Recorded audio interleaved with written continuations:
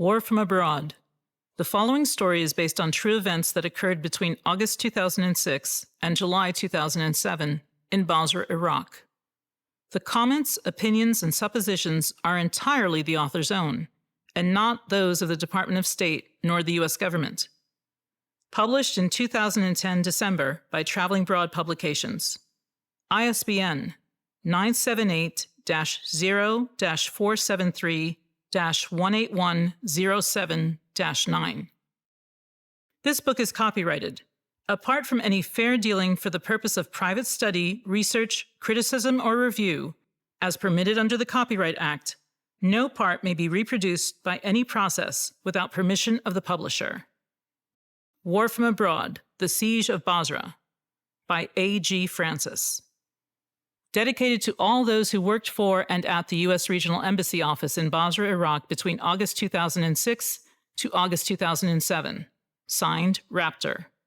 And to my girls, who knew me before, lost me during, and helped me get back after. I like you. I think I'll keep you. Love, Mommy. Trigger warning. Content includes graphic descriptions of war, including explosions, graphic violence on civilians and soldiers, trauma, and PTSD. This recording was engineered by Christopher Hoffey at Chaos Recorders.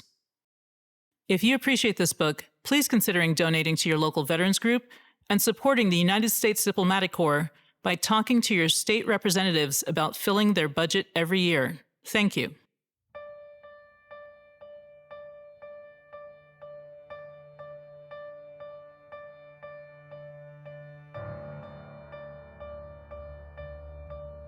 Perception is everything. They teach you that in the world of diplomacy, that it is not the fact that is paramount. It is the perception of the fact. By our government, by other governments, by the media, by the public. The same holds for war. In war, if you are the only one who sees and feels an attack and suffers through it, then it is the perception for the rest of the world that it never happened. After all, it's not in the press. No one is asking about it. No one knows how things slide from bad to hellish, and it fades into memory. Especially if no one is there anymore who can tell a different story. This time, though, there are too many of us who remember and who want to change that perception to truth. It makes me laugh, that word truth, as it never really is. It is always someone's perception. The truth of it was that in 2006, the U.S. government, through the State Department, along with the British military and British diplomats, tried to keep hold of a small piece of land, holding on to it so that no one else could walk in and take it and kick us out.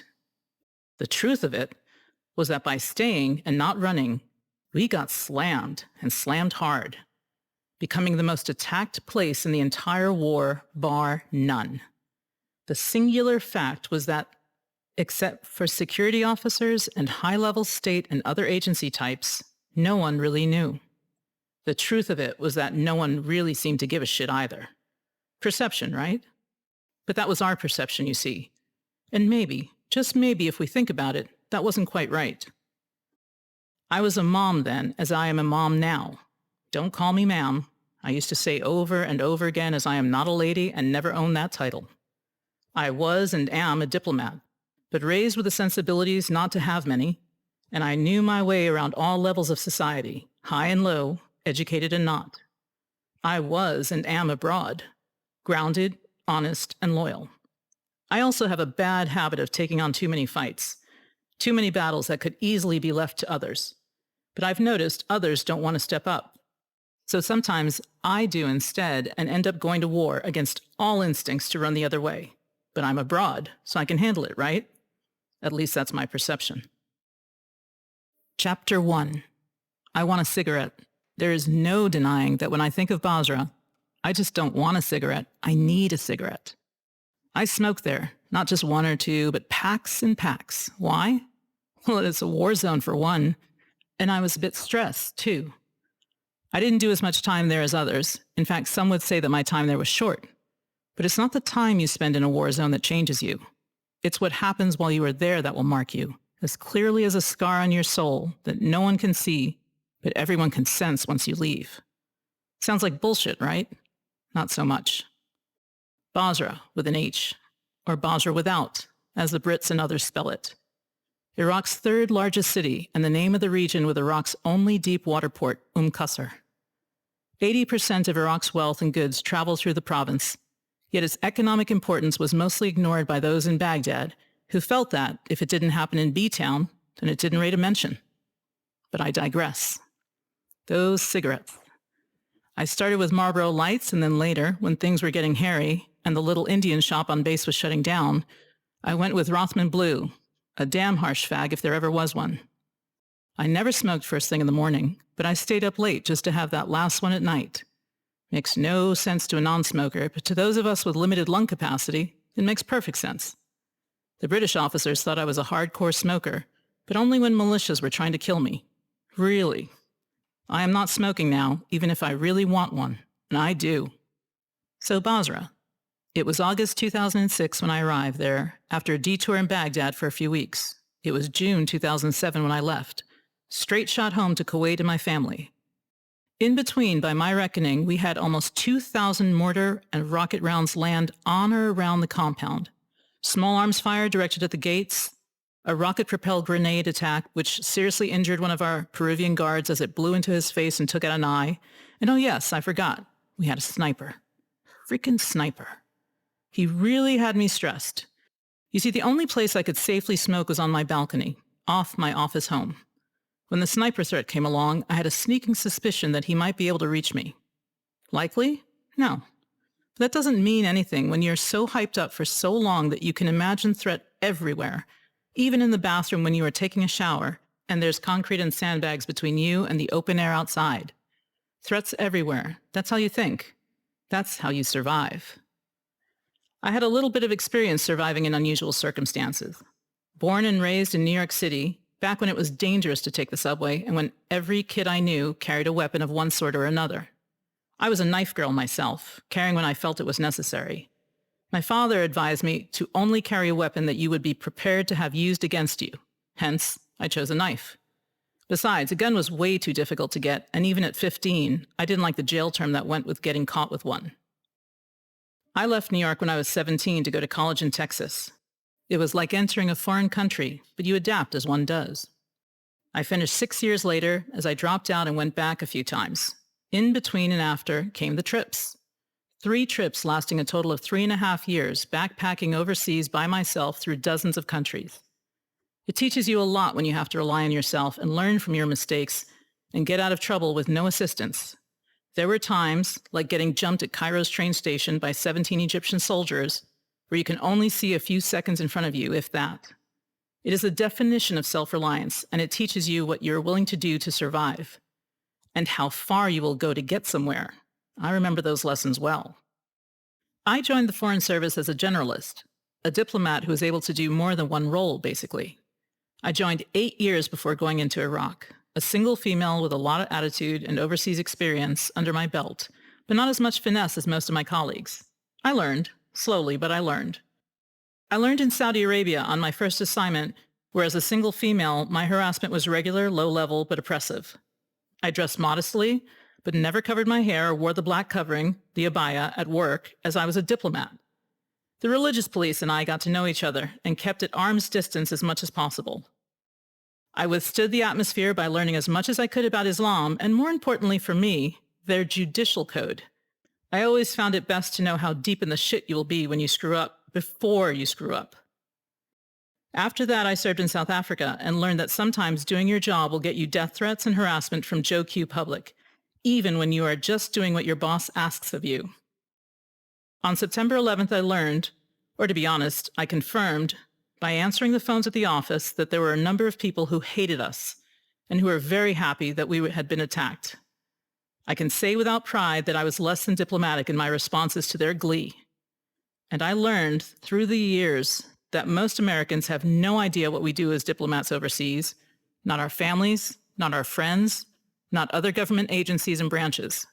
Because of this, the Department of State, or state as we call it, has a constant battle trying to educate others while managing expectations on what we can and cannot do. Managing expectations, it's a mantra in my world. We went to war in 2003 while I worked in D.C. at a small state office on 1800 G Street called The Future of Iraq. The office was so novel and so far-fetched that colleagues from the Consular Affairs office down the hall once knocked and asked if the office sign was a joke. This was in 2002, when we were gathering up Iraqis, both in Iraq and in exile, and having them meet in various locations around the globe to discuss what life would and could be like after Saddam was no longer in power.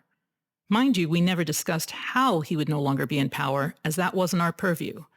The hundreds of Iraqis participating in one of 17 planning groups, defense, democracy, rule of law, oil, etc., were put to work creating documents which outlined what situations and problems Iraqis might face in a post-Saddam era.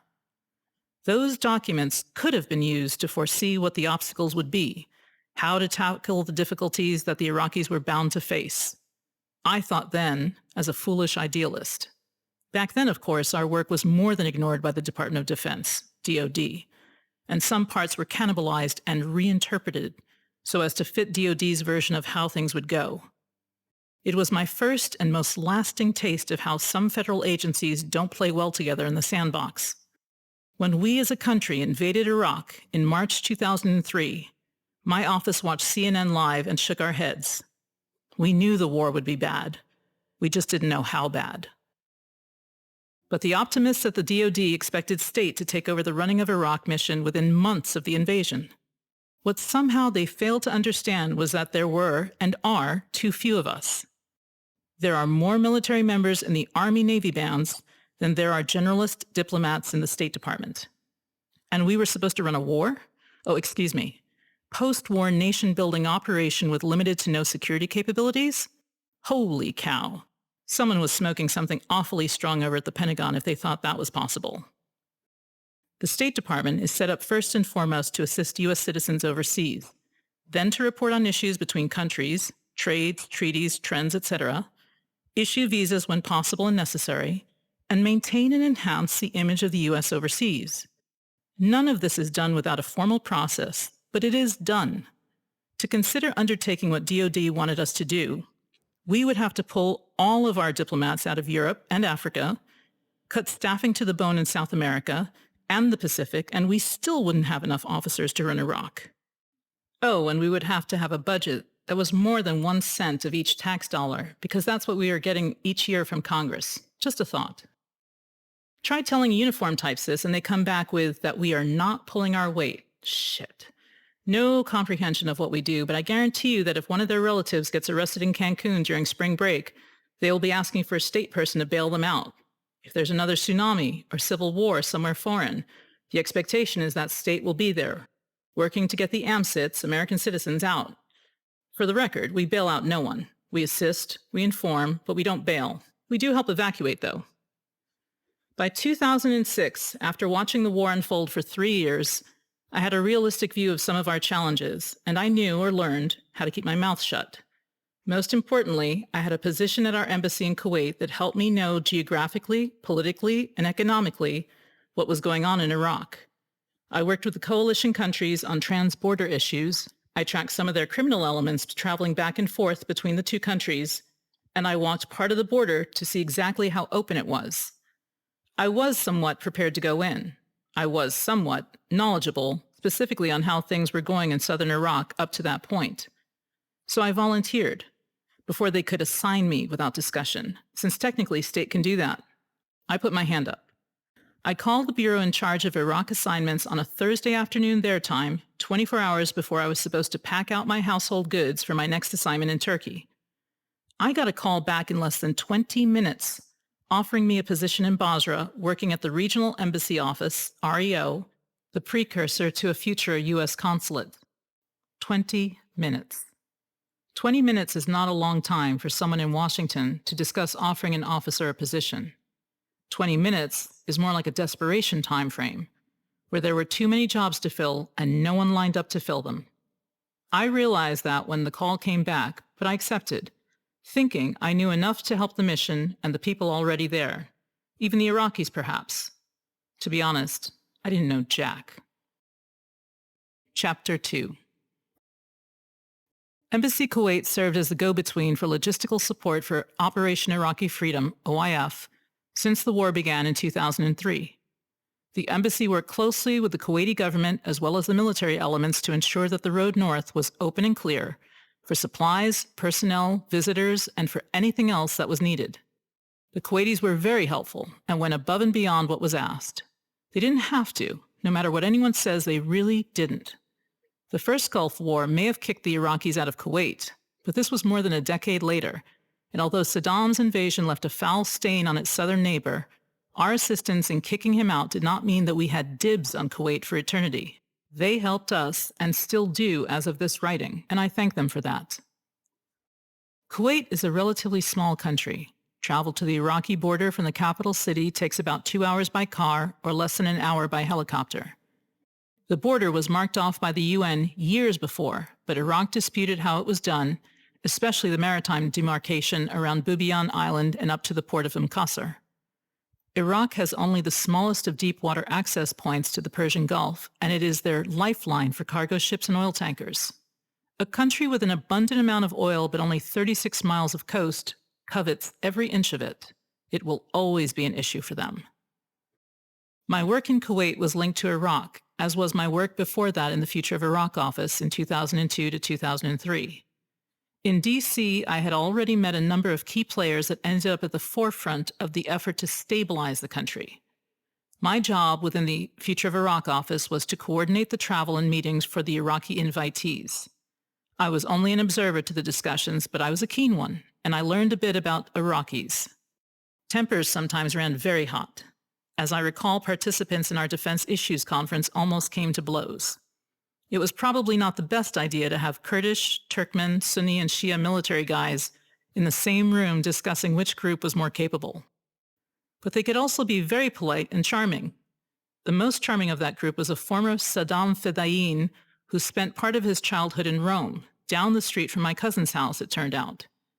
Fedayeen were those who did the most violent, wet work outside the regular military. There are no kindergarten teachers amongst them, and most Iraqis would never want to meet one at any time of day.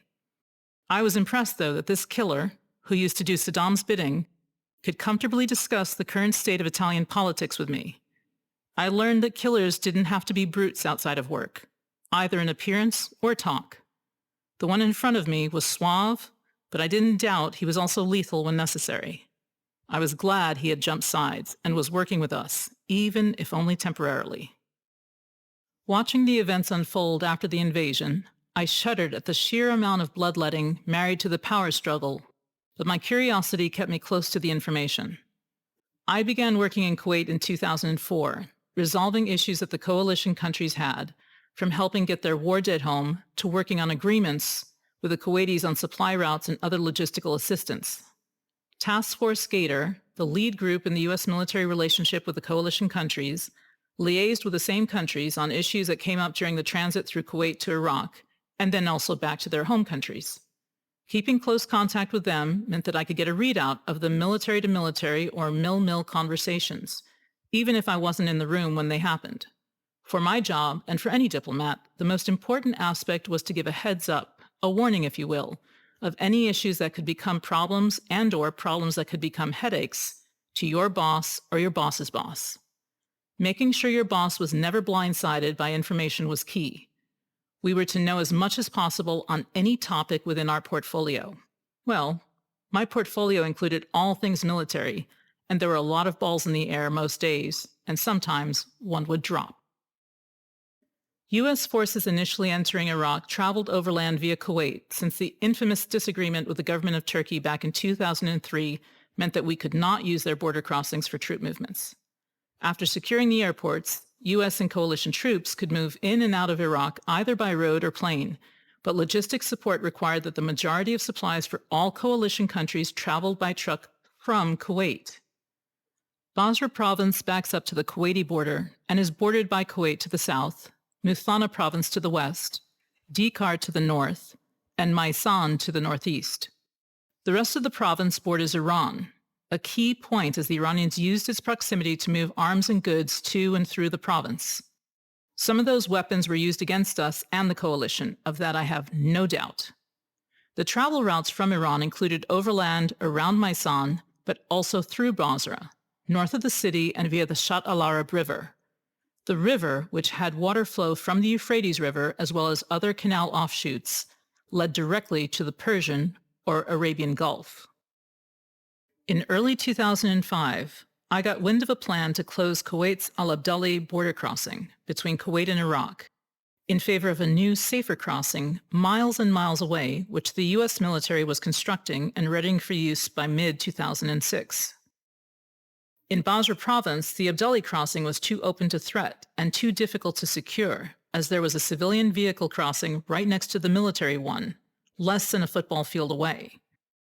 Hearing this from some transportation command or transcom guys, I asked if anyone had told the Brits, since they had been in charge of Basra province since 2003, and Abdali's Iraq side, Safwan, was under their control. No one knew the answer. A few weeks later, the answer came loud and clear as I went to the British embassy to meet with their defense attaché. He could not believe what he was hearing, and the fact that I was the first person to tell him. To be honest, he didn't believe me until I pulled out the coordinates and provided satellite imagery of the new border crossing area. It's always a good thing, I find, to check with your allies before you plan on hindering their ability to help you. Abdali wasn't just in their neck of the woods. The Brits used Abdali off of Route 80 to resupply their troops in Basra province, as well as the other areas of the south. At that time, they also had troops in Maysan, and the Brits also provided backup support for the other coalition countries within their area of responsibility. That would have included the Italians, the Australians, the Romanians, and the Danish. Decisions such as moving the border crossing had more than just military impact, but a political one as well. And it was hard at times to get our military folks to understand that. The U.S. military does what is best for them, but in a coalition war, this can seriously hamstring the Allies. Closing Abdali, I knew, would hasten the Brits' departure, but somehow the basic fact was apparently not considered when the talk of the new crossing began, without British or other coalition input as far as I could tell. The Brits had reason to be cross, and to see this as a serious obstacle to their mandate to hold and control their portion of Iraq, namely the southern provinces and especially Basra. The Brits had a history in Iraq and had controlled it, albeit temporarily, during World War I and in the 1920s. History has it that the Brits had a rough time back then and worked to pass off the authority to local Iraqis who were friendly to them. This precedent, as well as how they handled the Troubles in Northern Ireland, would play a huge role in how they saw the Basra Mandate and how they acted on it. Our closing of the Brits' main supply route, to be honest, it's their sole supply route, no matter how well-intentioned to make it safer for our own troops, would put Her Majesty's military's back to the wall. When the British took over coalition control of the southern provinces in 2003 and were lead for Multinational Division South, or MNDS, they were not welcomed with chocolates and flowers. They were welcomed with small arms fire, SAF, and a lot of guerrilla-style attacks. As with many of the battles farther north, the encounters in Basra tended to be hit-and-runs, where you didn't have an onslaught of the enemy coming over the hill or around the next building, but you did have a lot of angry young men with easy access to weapons who, if they lived long enough, became skilled at more than one method of attack. As my job in Kuwait required me to be briefed on the war weekly, as well as track any incidents where the coalition countries needed help, I kept a close eye on any attacks targeting them. In 2003 and 2004, Brit casualties, excluding aircraft crashes and friendly fire, were mostly due to SAF. In April, August, and November 2004, there were single fatalities from improvised explosive devices, IEDs. But by 2005, that number increased to 10, representing 100% of hostile on-the-ground fatalities for the Brits. By 2006, IEDs were used in over 65% of attacks, but there were also combined IED SAF attacks and fatalities from indirect fire, IDF, as well. IEDs take learned skill, time, and planning. It is not the same as picking up a gun and taking a pot shot at a passing patrol. The IDF from mortars or rockets, which can be so deadly, require some training for setup and launch. To me, IED use pointed to a more focused type of attack. By 2006, the weapon type and attack locations were demonstrating the evolution of the adversary. How this would impact the fight for us would soon be made clear. Chapter 3.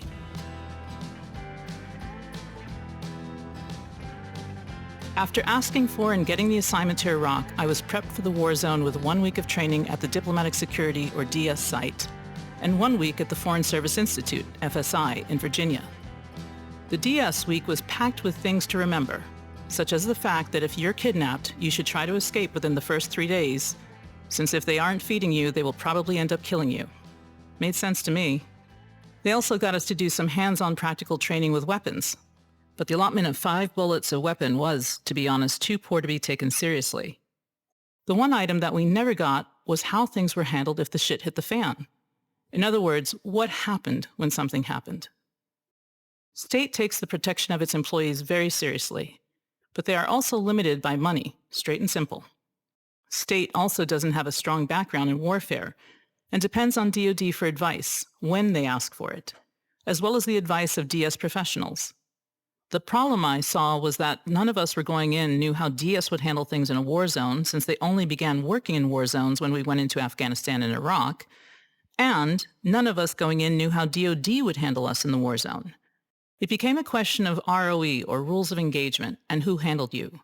For those in Baghdad and other areas where the U.S. military were lead, then the U.S. ROEs were in play. For those of us on the Brit side, well, that hadn't been made clear, and frankly, I think there was hope that the question wouldn't come up. DS did the very best they could with what they had. They tried to prepare us for an assignment where tripwires, those events that could normally cause someone to evacuate a post, had to be, in a sense, ignored. Their training was a hell of a lot better than the second week of FSI training, where the instructor basically told the females that they wouldn't be spoken to and that everyone should learn tribal names because that was key.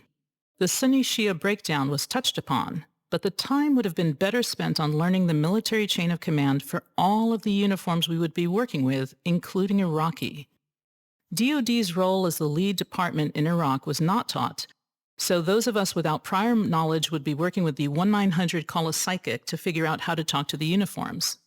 No discussion on what a chain of command was or how to address any problems that came up outside the state chain. State's chain of command is very loose, and its basic tenet is that the only person who rates a ma'am or a sir is the ambassador. All others are on first-name basis and can be approached as such. That's 180 degrees off on how DoD runs their organization. I don't say this lightly. In Baghdad, a female state colleague had a gun pulled on her by a U.S. Army soldier, and then was threatened by other soldiers in the first one's unit when she reported the incident.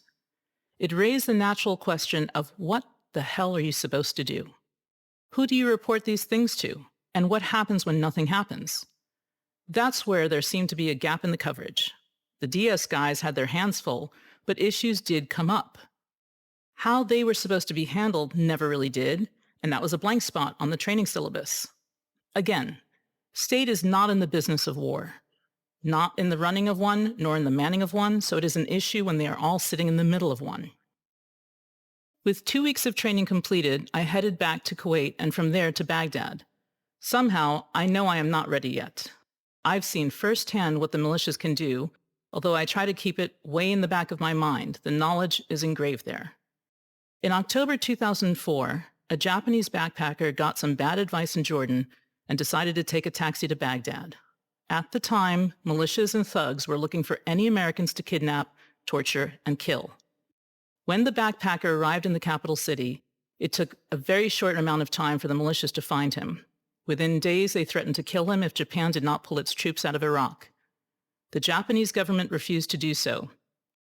Those of us who followed these things knew that he would likely turn up dead.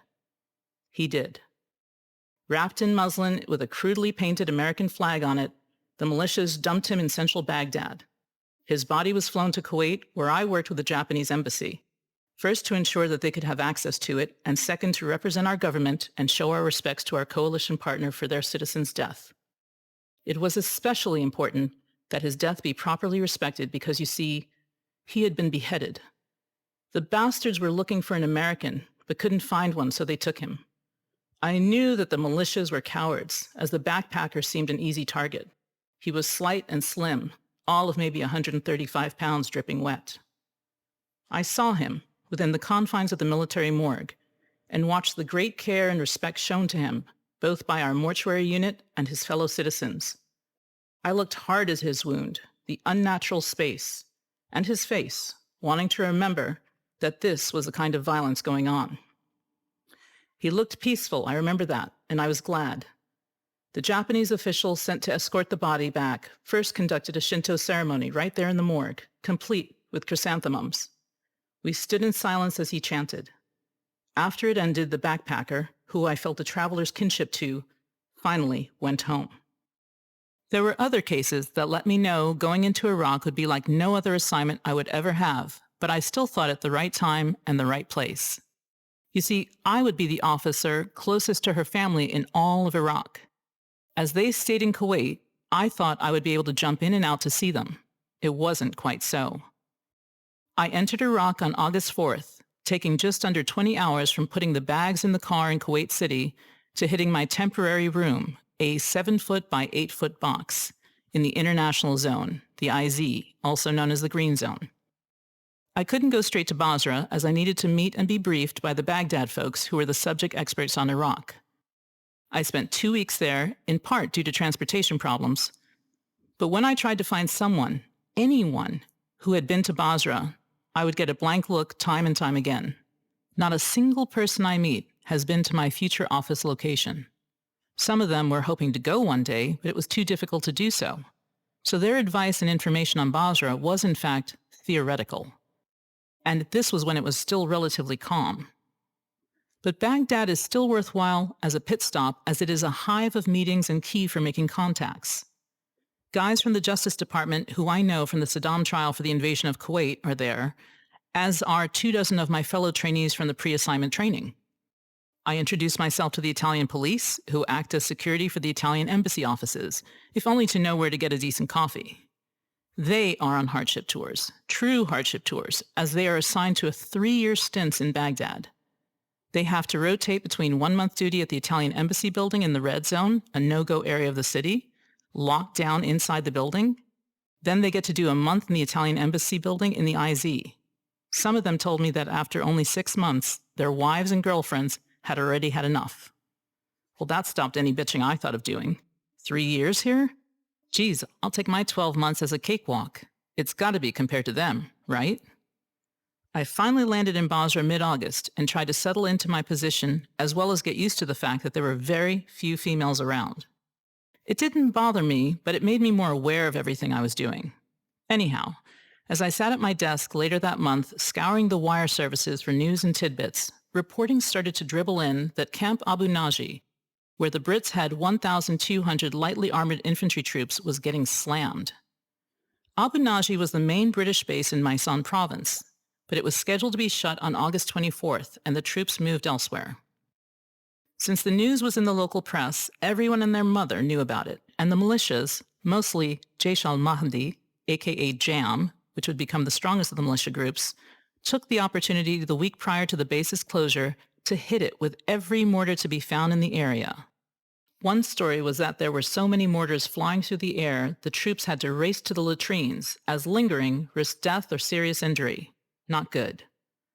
I read about the barrage and I thought about the stockpile of weapons that had to have been set up for that last week of attacks on the Brits. It became something of a method of operations, or MO, for the militias. Hit the coalition bases regularly, then just as they are about to go out the door, hit them with everything you've got. The militias knew that the Brits were leaving, yet in order to look good, they blitzed them. Not a bad strategy, as the militias came out looking well organized and efficient, which was not ordinarily the case.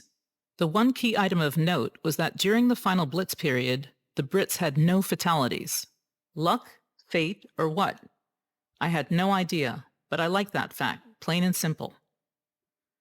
The Brits, in keeping with the emerging UK government, or Whitehall thinking, to be more discreet and go under the radar as the war was becoming more and more unpopular back home, then sent some troops home, but also moved others along the Iranian border in order to counter smuggling, or so the news reports stated. Those troops got very quiet out there, and so I assumed that no news is good news, and they did their job well. Back in Basra, though, there was no quiet to be had. The Abu Naji departure, which also resulted in the mass looting of the base within minutes of the Brits' early departure, Scheduled to leave past noon, the Brits left at 1000 hours and the looting began immediately, showed that information was readily available to any interested in finding it. British troop movements, while not quite on Google, were available to anyone within radio range of the British camps, as their military radio stations played dedication after dedication to uniformed individuals, identifying them by name, unit, specialty, and hometown, and announced that their girlfriend, boyfriend, other loved one was anxiously awaiting your return on the X of November or some such detail. I remember I was so shocked after hearing of the departure and long-awaited return of one unit on the car radio soon after arriving in Basra that I went and complained, politely, to the base commander at the time. He looked at me as if I was speaking Mandarin. Operational security, anyone?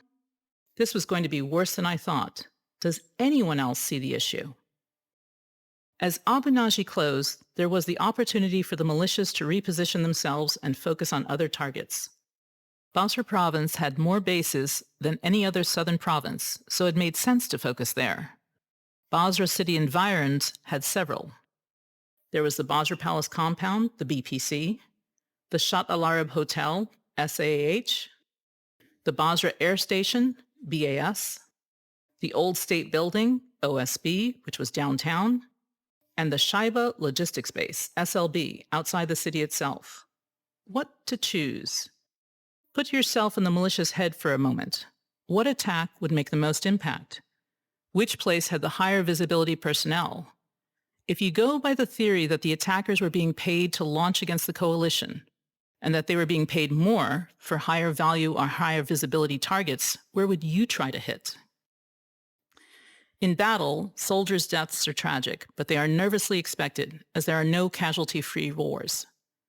But in this war, where State Department and other coalition country diplomats were supposed to be operating in the largest cities, working in and out of offices on provincial reconstruction teams or PRTs, it would be non-military, non-contractor civilians that would be the higher profile target. If a diplomat was killed, a coalition diplomat from one of the two biggest players in the war, the US and the UK, well, that would be a different type of front page news.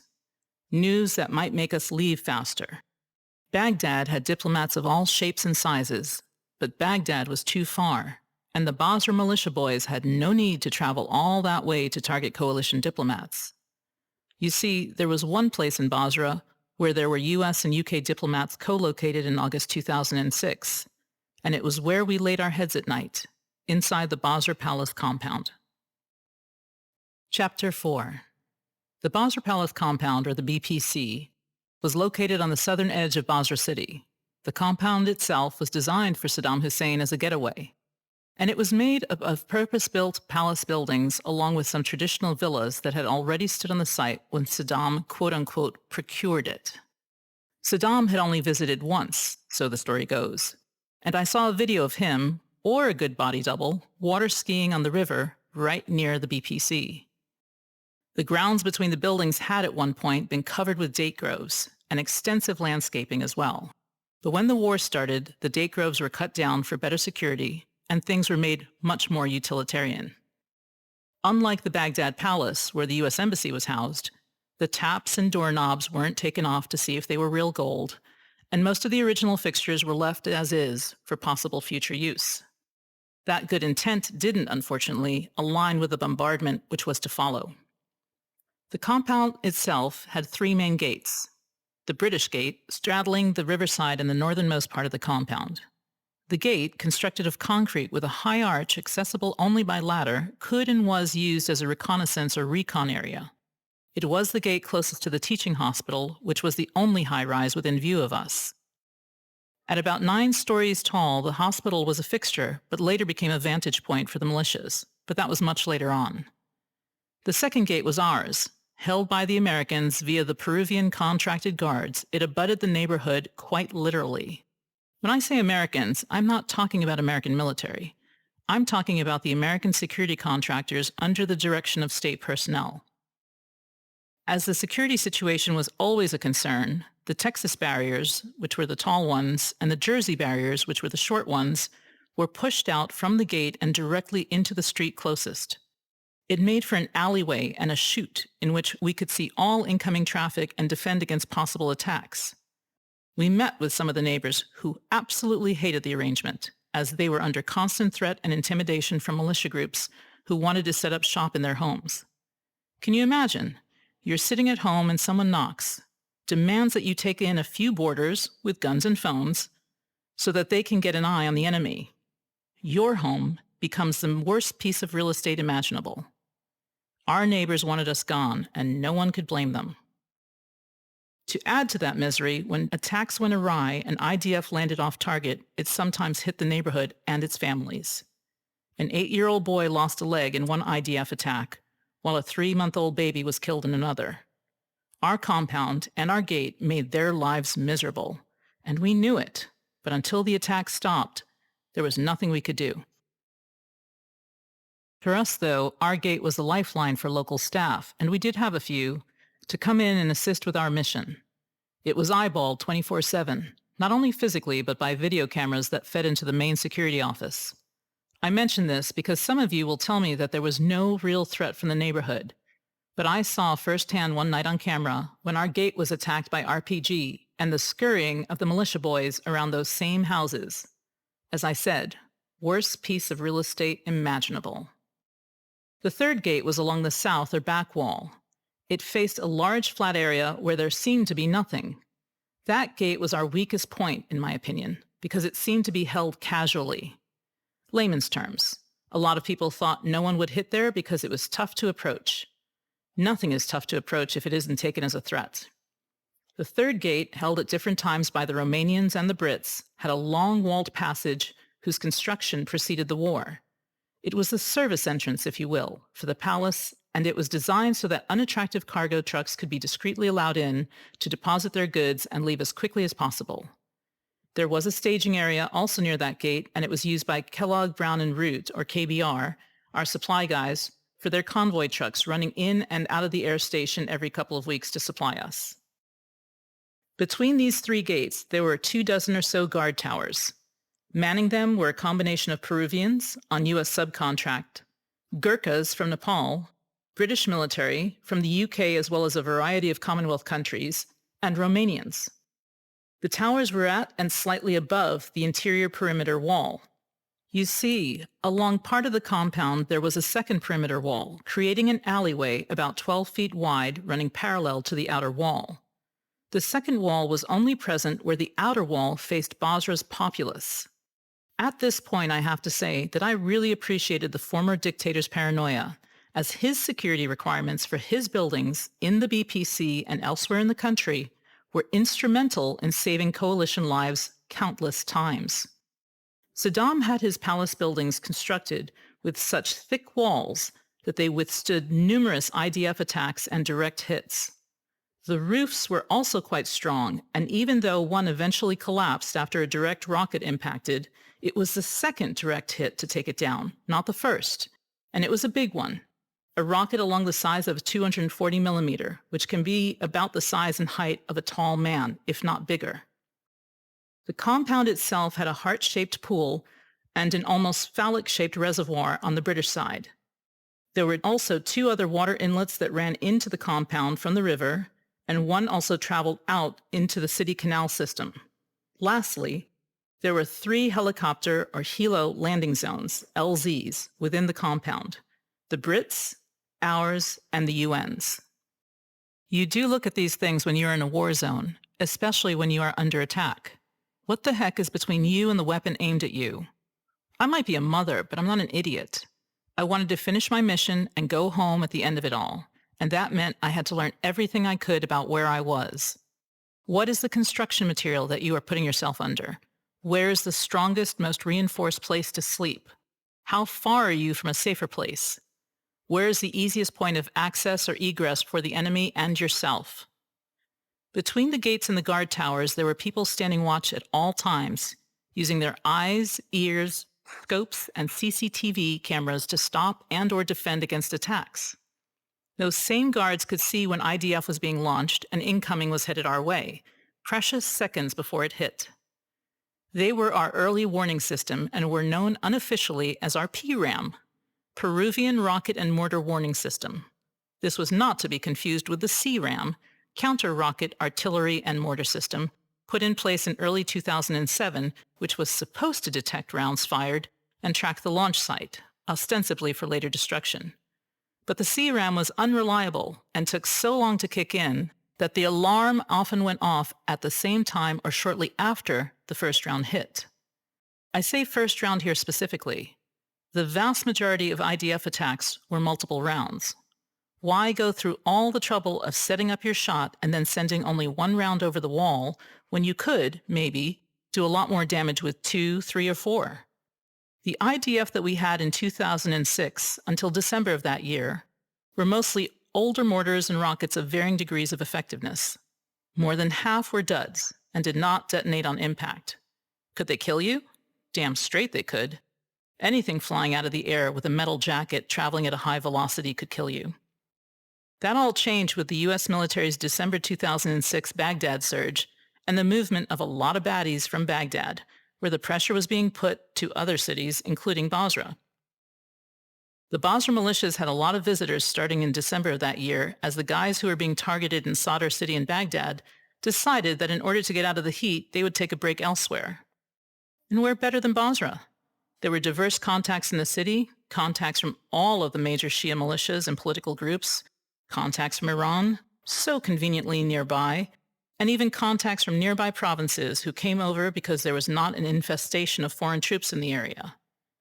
In late 2006, the number of coalition troops in the 4 southern provinces was less than 1/10 of the total number of U.S. troops in the country.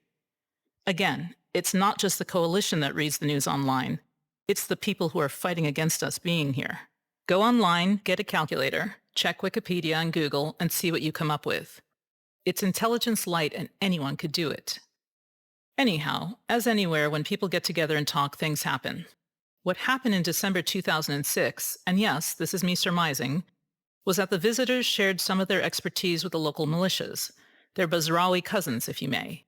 And they also brought down some of their equipment, which they didn't want to lose in the U.S. military's search and destroy mission that was going on in their hometown. How do I know this for a fact? I don't, but I would ask you this. If you have a group of guys who are all auto mechanics and you take away their garage, do they suddenly become school teachers? No, they take their expertise and move it elsewhere. A point about the militias at this juncture. The militias were not just some ragtag group of guys that came together every once in a while to stir up shit. They were, in the best comparison I have, akin to the gangs that ran Chicago in the 1920s. Power-hungry, violent, adaptable, and eager. That meant that the city was their playground and you had to know who ran which part of it, who was in control of checkpoints, and which groups were mortal enemies of which other groups. You also had to know that the traditional enemy strategy would not work, as these guys ran the streets. Information could and was traded fast, via cell phones and regular old conversations. The militias, at least 5 that could be named that I knew of, had one goal in mind: to control Basra and its wealth by getting rid of the coalition and each other. Each militia, by the way, was aligned with a political party. Sometimes they were considered the armed wing of a political party, the way that the IRA is the armed wing of the Sinn Féin. The reason I raise this is that most of the politicians we diplomats interacted with had a hand in that violence. No one in Basra wore white. The British plan to consolidate bases and decrease troop numbers, already on BBC and other news outlets, gave the militia leaders something to chew on.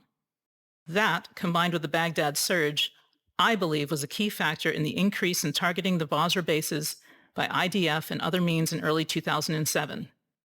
Conveniently, Google Earth also played a role, as the BPC in its entirety was, back in 2006, shown with the location of all of the living quarters laid out. Copies of this photo, a militia target map to be honest, were seized by British troops who found them for sale at the Basra markets. Yes, because who wouldn't want a copy for their wall art? Insert sarcasm here. In January 2007, some British press published a story about UK military soldiers threatening to sue Google if they didn't take the photo off the website, and lo and behold, a scrubbed version of the BPC then popped up instead.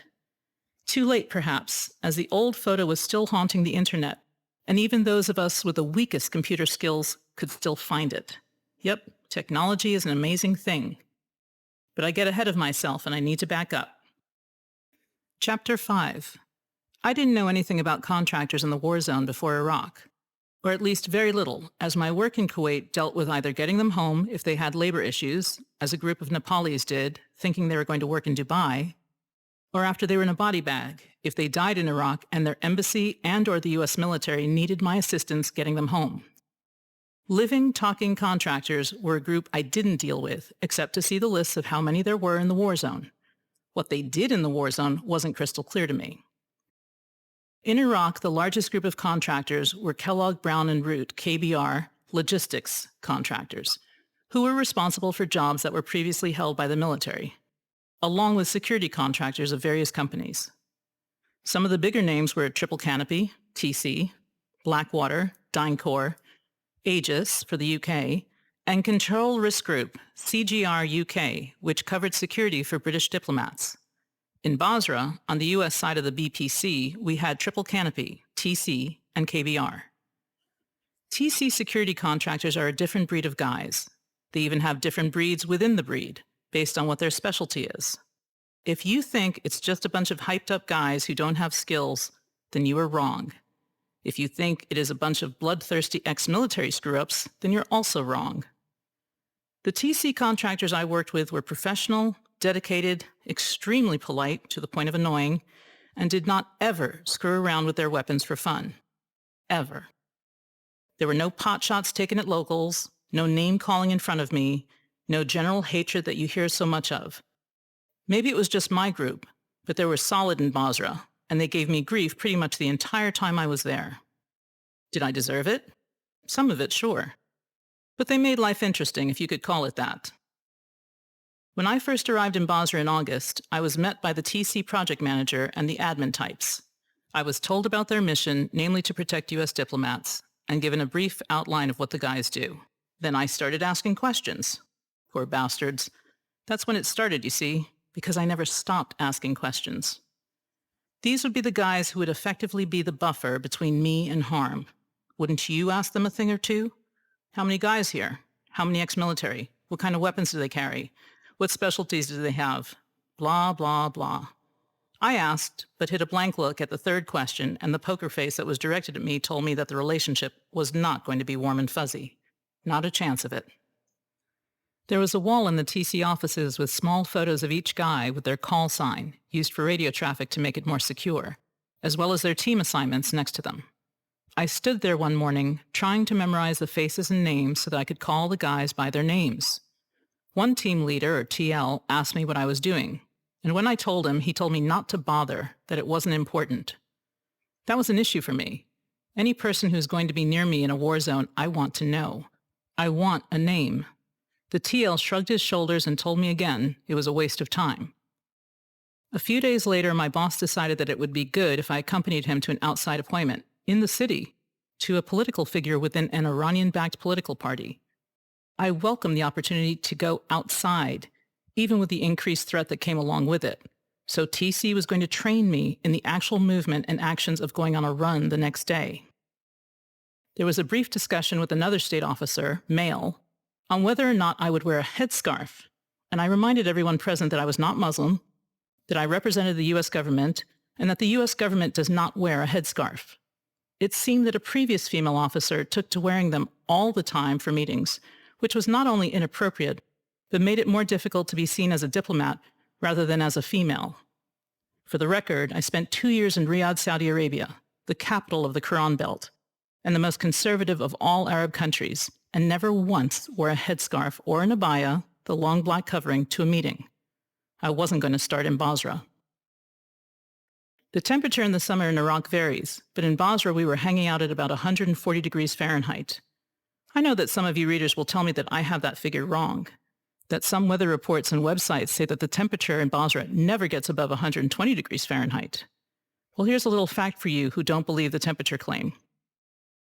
In the Middle East, especially the Gulf states, there are local labor laws that state that work outside must cease when the temperature rises above 50 degrees Celsius. Funnily enough, that is just over 120 degrees Fahrenheit. The U.S. government labor law also has restrictions on what kind of work can be done and for how long when the temperature hits 120 degrees Fahrenheit. So guess what?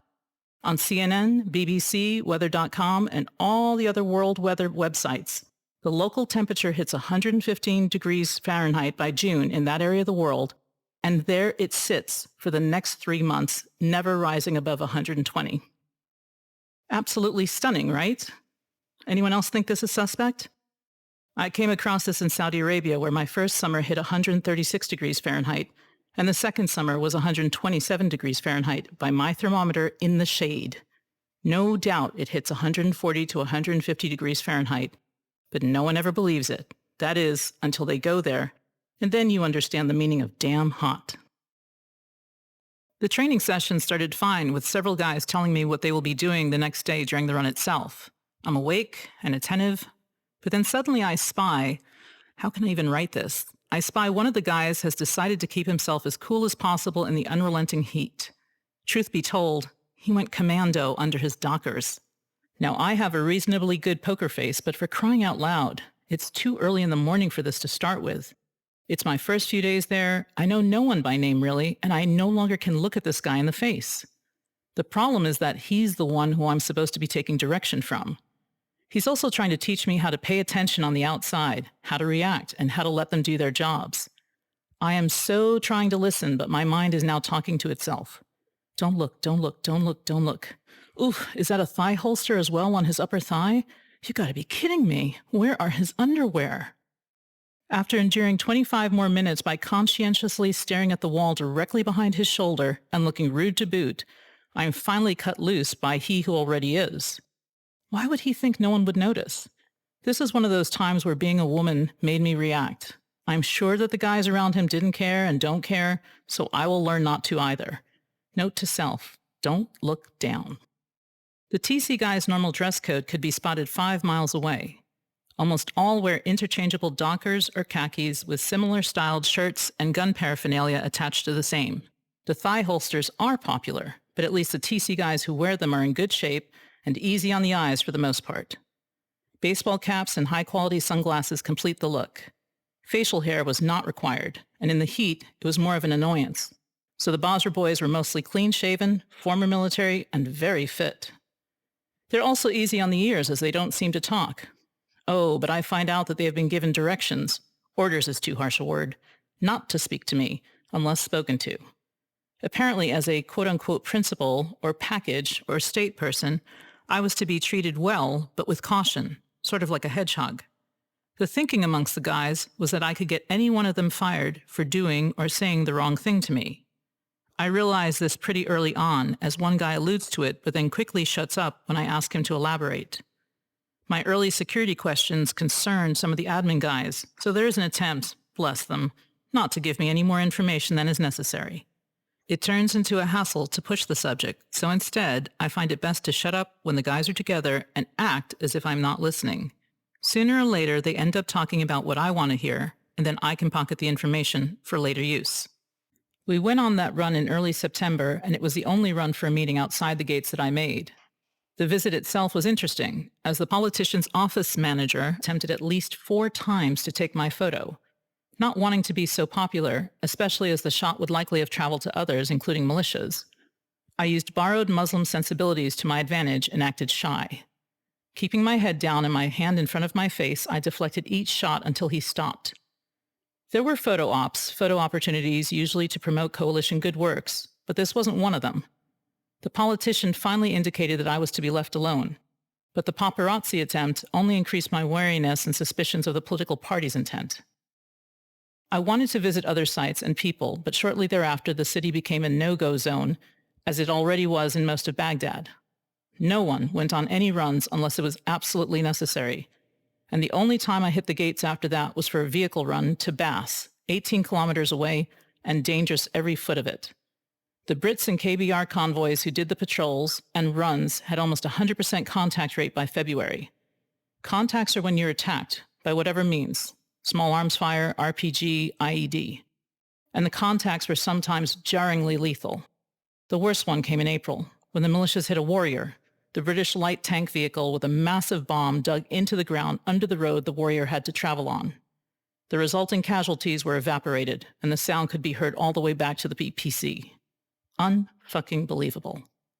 The point was that we respected the requirement to stay in and pay attention, especially after we lost Julio. Chapter 6. September 22, 2006, the regional embassy office came under IDF attack and suffered its sole IDF fatality. Julio Garcia, a State Department contractor who worked with the REO's Information IT office, took a break on that Friday and went back to his trailer, or hooch. He normally slept in his office in the embassy office building, the EOB, and only went back to his hooch to shower. But on this particular sunny day, a weekend day technically, Julio took a midday nap, sleeping less than 70 feet away from the dining facility, or DFAC. At approximately 12:20, a rocket hit his hooch directly, killing him instantly. He was 25 years old. I wasn't there when it happened. I was safely ensconced in Kuwait, hanging out with my 2 little children on a quick break from the war, completely ignorant of it all, until I received word a few hours later to delay my return to Basra, scheduled for the next day. No one would tell me who was hit, as the next of kin hadn't been notified, so it took another day for his name to reach me. I knew him, and I was in shock, but it was nothing compared to the reaction for those who had been there that day. I saw some of them within 48 hours of his death, as they had been scheduled to leave on break that same night. According to those I spoke with, when the rocket hit, the DFAC was completely full with the lunchtime crowd. Full of contractors, KBR and TC, State Department personnel, some Danes who ate with us as they were on site, and other agency personnel. The impact had everyone searching out their own personal piece of floor to grab. Pandemonium nearly struck, as most everyone thought the DFAC itself had been hit, and there was a push and a run for the exit. Most everyone went to the closest hard building, the EOB, to get somewhere safe and to do a roll call and see if anyone was missing. It took some time, but as Julio was normally the first one into an assembly area, his absence was almost immediately noted. As soon as TC identified the hooch number that had been hit, everyone realized that Julio was likely dead. There was a type of quiet panic that strikes when death comes close. One person told me that there was a rush of people who tried to get their names on the manifest for that night's helo ride out. But there was a problem with that ride. Central Command, or CENTCOM's arm that supported Basra and specifically the REO with air support and personnel movement, was Combined Forces Land Component Command, or CFLIC, based out of Camp Arifjan in Kuwait. Within CFLIC were some very fine people that I had worked with, but there were also 1 or 2 very dense officers, and I am being as polite as possible here, who did not understand state's mission or the AOR support issues that we had to deal with within Basra. These same leadheads, for lack of a better term, decided that they would interpret their mission in the most rigid terms possible in order to cover their asses. It is known as a CYA exercise, and it is more common than anyone wants to admit. In this particular case, the lieutenant colonel, or half-bird as I called him, who's in charge of setting up the helo flights that came from Camp Arifjan, which flew to the REO compound and returned right back to Arifjan, decided to institute a rule that there would be no flights within 24 hours of an IDF attack on the REO compound or within 5 kilometers of it. That meant, quite frankly, that there would never be another helo support flight out of Arifjan. What kind of air support is that? The situation on Friday, the 22nd of September, was extremely strained, and the decision was made not to inform Arifjan of the attack or the fatality, not right away. I fully support that decision, as the half-bird who was making policy did so with no realistic consideration for the other options available, or in fact, with the ramifications of what that meant for anyone on the ground in the war zone. He sat in Kuwait, collecting danger pay, while others suffered for his fear of engagement. That's how I saw it, and that's how I still see it. I know it wasn't about the helo pilots, as they will fly through anything. But 5 kilometers is 3.1 miles, which covered not just our base, but another base within the city. Attacks were sometimes haphazard, and some IDF landed in the river. So the decision to deny air support to us because we were in an active war zone, well, bullshit. That night the helo came in and was fully loaded with state and contractor personnel.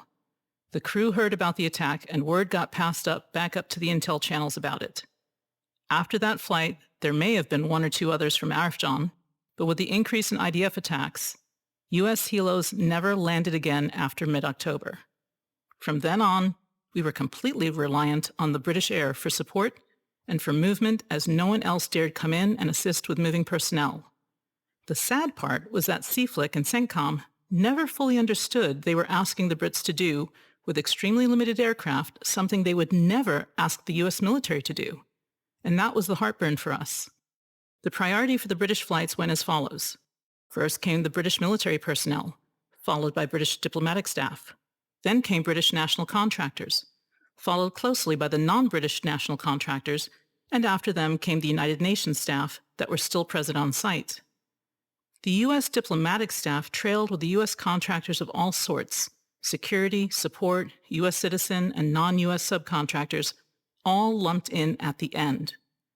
The result was immediate in that every single rotation of our security contractors, who were in for 90 days and out for 45 days, became a logistics nightmare. There were days when the KBR contractor in charge of pushing the flight manifests found himself pulling his hair out as TC changed their personnel order and priority, all the while as the Brits wanted a lockdown manifest 96 hours before departure. We were Space A, space available if there was any more room, on all helo and fixed-wing aircraft, with no dedicated movements at all, and we were at the mercy of the British movement control, which in turn was at the mercy of the battle needs on the ground. If there was a kinetic action going on, as in a gunfight, and a soldier was injured, then a helo which might be full of civilians would be emptied in order to medevac or medically evacuate that soldier. And that was the right thing to do, without a doubt. And it wasn't as if there were a lot of air assets or flights either. Helo flights only took off at night. That was a direct result of a surface-to-air missile that took out a Lynx helo on May 6, 2006, killing all 5 British military personnel aboard. That helo went down close enough to the compound that its impact smoke could be seen and its crash site readily identified by those inside the walls. When the British military went out to try and rescue or recover their personnel, they were met by a vitriolic mob of locals, which sent the message that the city was turning against them in a nastier way than they had ever seen before. The Lynx was based out of BAS, and even though it was considered a lucky shot by some, after that the only birds the Brits sent out in daylight were for medevacs. Nothing else was worth that risk, and no one blamed them. As for that half-bird, or lieutenant colonel, well, he taught me the ugly lesson that there are some in the war zone and outside supporting it who are there to pick up a paycheck and take no chances. You cannot go into a war zone with that attitude, as it will come up hard and fast against the reality of being somewhere where people get killed and injured on a daily, sometimes hourly basis. You have to be able to put your balls on the line, so to speak. Even though I wish that the officer with the CYA complex could have seen the bigger picture and let the decision be made with some foresight, I will refrain from saying more, as my children might be reading this one day. Our lockdown began after Julio's death, as all staff, state and contractor, were reduced due to the higher risk that Basra was facing. It meant that all of our interaction with the Iraqis occurred on the BPC, or rarely at BAS. Communication with them continued, but mostly by phone, which was risky, since our phones were being monitored and hacked. What we said, others could hear. That put the threat on our contacts much more than on us, and the Iraqis who meet with us are putting their lives on the line to talk. For the record, I personally witnessed a remote download of a U.S. Army officer's cell phone in Baghdad at the Embassy Palace, on the smoking balcony above the front entrance. The person in question was a military intelligence officer, and we were talking when his phone suddenly lit up to his contact list. The names were being deleted, one by one, line by line. I ripped out my own 3 cell phones' batteries, threw them to the ground, and stepped away from him. He had the presence of mind to do that only when the download got to the letter J. Damn Aggie. By October, the word is out on the street that we are still at the BPC, but we can't leave. For all intents and purposes, that is when the siege state begins, and that starts the season of hell, as we receive visitors and do our work, but we go nowhere. The militias know this and respond the best way they know how. Chapter 7. I need a cigarette. All of this takes me back. I'm here, sitting in a safe house, in a safe country, but writing this and thinking of it takes me back there. I'm not afraid anymore, but my memories are. They are filled with fear and dread. It is not shameful to say this, as I went willingly and eventually accepted that I would not make it out. That's not the memory talking. That's the experience. While I was there, I saw a lot and I did a lot, but I felt a whole lot more. That is the part that is so hard to describe. The war gets in under your skin and you adapt. You adapt so well that you don't know how to unadapt when you leave. It becomes you and you become it.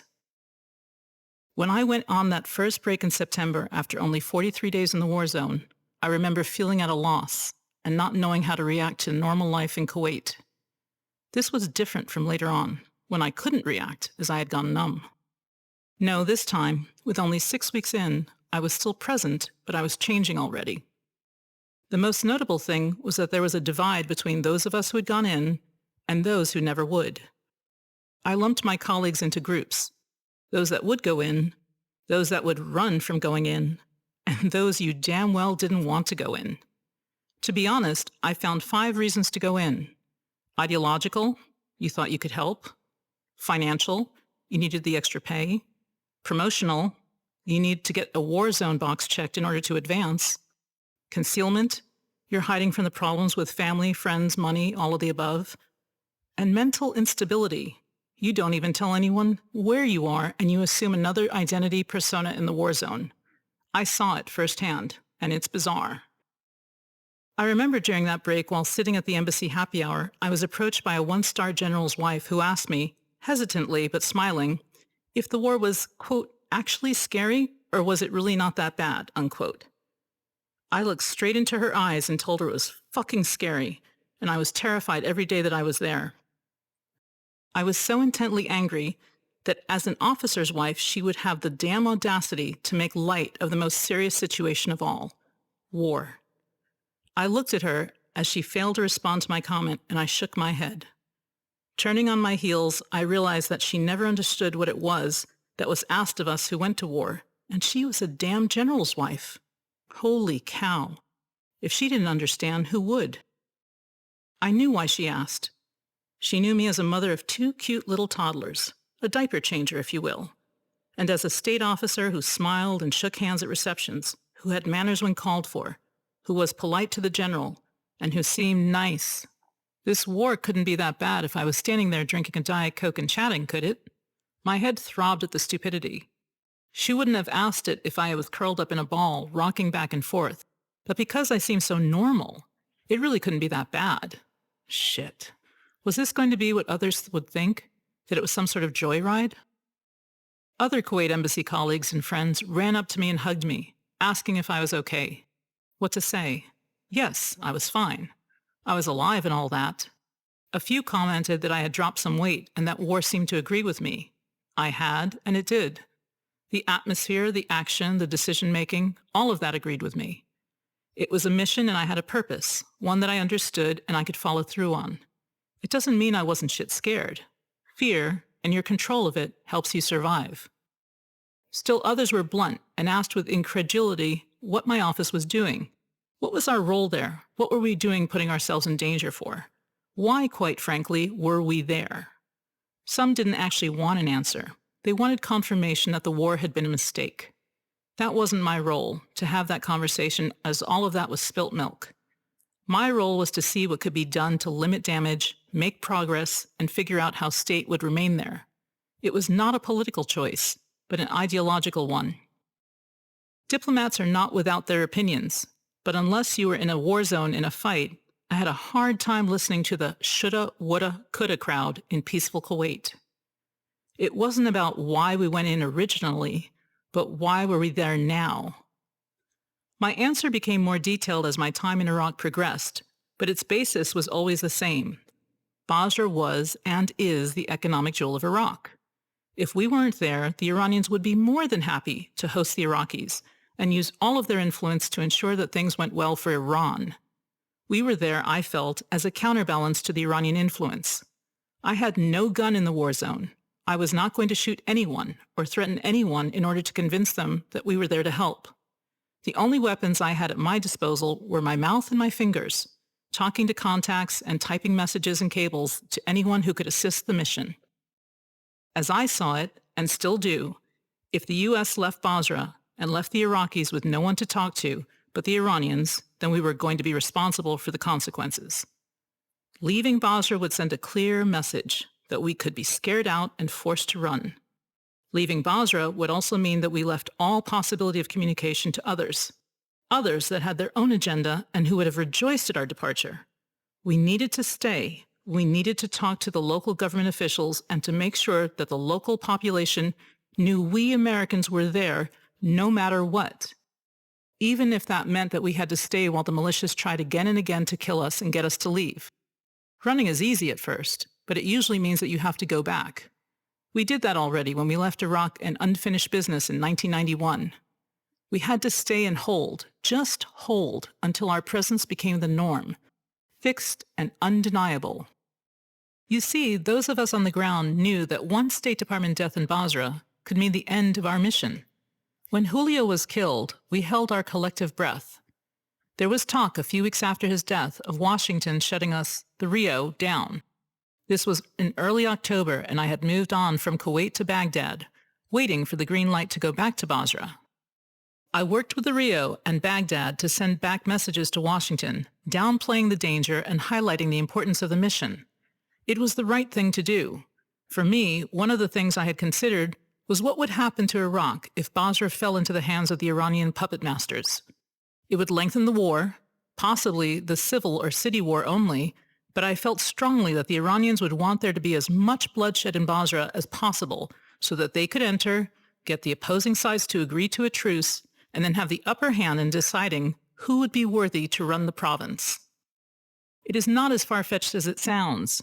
Thousands of Basrawis had spent time in Iran after the first Gulf War and Saddam's crackdown after the 1991 Shia uprising that we had urged them to undertake.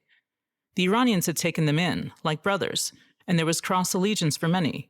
I understood that. There was talk amongst some Iraqi contacts that Iran was arming a mixed group of militias and thugs, arming them to take up arms against each other. A brilliant plan to set the city on self-destruct and to walk in, as the peacemakers, and set it straight after the fact. I didn't underestimate Iran's ability to make up such a plan, nor to put it into action. So one death could stop the mission. We all looked at security in a different light after Julio. The hooches we occupied were constructed of sheet aluminum, with sandbags piled up outside to the 6-foot level, but were completely unprotected from the top. The roofs could not take the weight of the sandbags, so they were left bare, naked and exposed. The feeling was that it was just too dangerous to keep sleeping in them all the time, so people began looking at offices within hard buildings made of brick, stone, and mortar as alternatives. Chapter 8. The UN had possession of 3 very fine buildings on the BPC, which they were doing almost nothing with. The largest was Uday's palace, which stood on the banks of the river, and which even had an elevator and a marble bar inside. It was at least 2,500 square feet, and had 2 main levels with 12-foot ceilings. The second largest was a stylish cafeteria building, over 1,300 square feet, complete with a nearby toilet block with women and men's separate areas. The third was a small office building which could fit 30 sleeping, but which had the 3 UN security folk in it working on who knows what and employing local Iraqis to assist in their vague labor. I state it that way as the UN at one point had a flourishing and enthusiastic program of engagement in Basra. That all ended abruptly in July of 2006, when a young, homesick UN officer allegedly heard some alarming information in a British intel briefing and decided to tell New York and Geneva that the Basra compound was about to be overrun by militia groups. Really great supposition on his part with no hard evidence, like the fact that no one was really coming over the walls. With apparently the barest of discussions, the UN diplomatic entourage cleared out the compound so quickly that they allegedly fought over the helo seats, and UN dips were never seen in the compound again. I had no idea of their recent history since I tracked military moves, not diplomatic, but I was given an edited brief by the deputy UN chief in Baghdad when I returned there shortly after Julio's death. During the brief, the deputy demanded to know what I was going to do about his diplomat's exit, and by the way, how would the Rio take care of the UN property they left behind? I was gracious but stunned by the greater concern for material goods, and not the fact that the UN had effectively and completely abandoned their mission, making ours all the more difficult. I recall promising to look after his containers filled with refrigerators and other appliances to make sure no one walked off with them. I couldn't do anything about the fact that his staff had taken a runner out the door. That was their call and theirs alone. Thank you, UN. The one saving grace is that the UN had a ring of security provided by the Romanian military. The Romanians, technically under the direction of Multinational Force Iraq, or MNFI, numbered 99. They inhabited a 3-store villa situated between the bridge closest to the river and the Italian consulate building, so named because the Italians had been expected to come in and set up a consulate back in 2004 or 2005. It never happened, but the name stuck. The Romanians' building was pretty bare, but the guys tried to make it homey with posters on the wall, backgammon games in the hallways, and bad radio on 24/7. Since the UN diplomatic staff left and only 3 UN security officers were on site, we were able to direct the takeover of 2 of the 3 buildings as protected sleeping quarters for our people. As I later explained to one UN diplomat, how would it look if there were lives lost because the UN's refrigerators and other appliances were under safer shelter than living, breathing people? It would have failed the front page test. The front page test basically is to ask whether or not the American public will be outraged if they read about what you did on the front page of their newspaper. It's something to keep in mind when you're doing something that is risky and/or stupid. Anyhow, we badly needed the hard space, and I call any building with concrete walls hard, as we had at one point over 700 staff supporting the REO. By the time new security measures were introduced in early October, bare weeks after Julio's death, we drew down to less than 400 and then moved to under 300. We held at that number until July 2007. The majority of them were Peruvian nationals who were subcontracted with TC to provide perimeter security to the guard towers and our gate. The second largest group was the TC American contractors who provided close security to the diplomatic staff, as well as oversight to the Peruvians, and who also coordinated security with the British military element on compound. After that were the KBR contractors and subcontractors who fed us, housed us, kept the electricity going, the washing machines humming, and all the niceties of modern life in what was becoming a siege state. They were an eclectic bunch, but loyal to their jobs. After September and Julio's death, all of our work hinged on a very specific fact. No one else could die. Washington knew from brief after brief that it was heating up and there would be political fallout if one of us died, especially if it was a diplomat. Contractors were vital to the mission in all of Iraq, but there were so many of them that their deaths were not headline news. Contractor deaths were run on the banner under the news broadcasters, a sad and telling reminder as to the hierarchy within the war. But if a militia could kill a diplomat, that would be a success for them and seriously grave news for us. Our job, one that was never verbalized, was to stay alive. Our contractor's job was to help make sure that happened. With that, when I finally returned to Basra in November after another stint in Baghdad, there was a PSD, or personal security detail, also known as a bodyguard, assigned to me. A bodyguard? As if I couldn't take care of myself on a compound that I couldn't leave? Like I said, it was going to get bad. And if you think it was only going to get bad for me, think of my bodyguard. Poor bastard. Chapter 9. My return to Basra after Julio's death was delayed and rerouted due to the increase in IDF attacks, so that I had to go to Baghdad and see if the US government could use me in another way. I arrived back at Baghdad International Airport, or BIAP, on October 3rd and made my way to the embassy, only to find out that I was assigned to the Baghdad Provincial Reconstruction Team, or PRT. What that means, I honestly don't know, as after a few days I got pulled out to work alongside the political section within the embassy's secure area. At this point, I became an IT nightmare. I had 5 working email addresses, 7 identification cards, and 3 cell phones for use in Basra, Baghdad, and Kuwait. I felt like a walking, talking microchip, yet find that the best way to get any real information was to shut up and listen. Best place to listen in a war zone? The cafe. Baghdad Palace was built for opulence and had several grand rooms, the kind of rooms that could host 200 couples dancing a waltz with no one touching the walls. When we took over, initially these rooms were used for sleeping quarters, but as the hooches were set up and leisure time, 5 minutes here and there, became standard, a cafe was set up on one side of a grand room. The Green Bean Cafe at the palace had to be one of the best places to pass, share, and listen in on information in the whole IZ. Not only were there U.S. military there were coalition troops, U.S. diplomats, or DIPs, journalists, known as journos, security contractors, non-governmental organizations, the NGOs, third country nationals, the TCNs, from KBR and other contractors, other U.S. government agencies like Treasury, Justice, ATF, FBI, Energy, etc.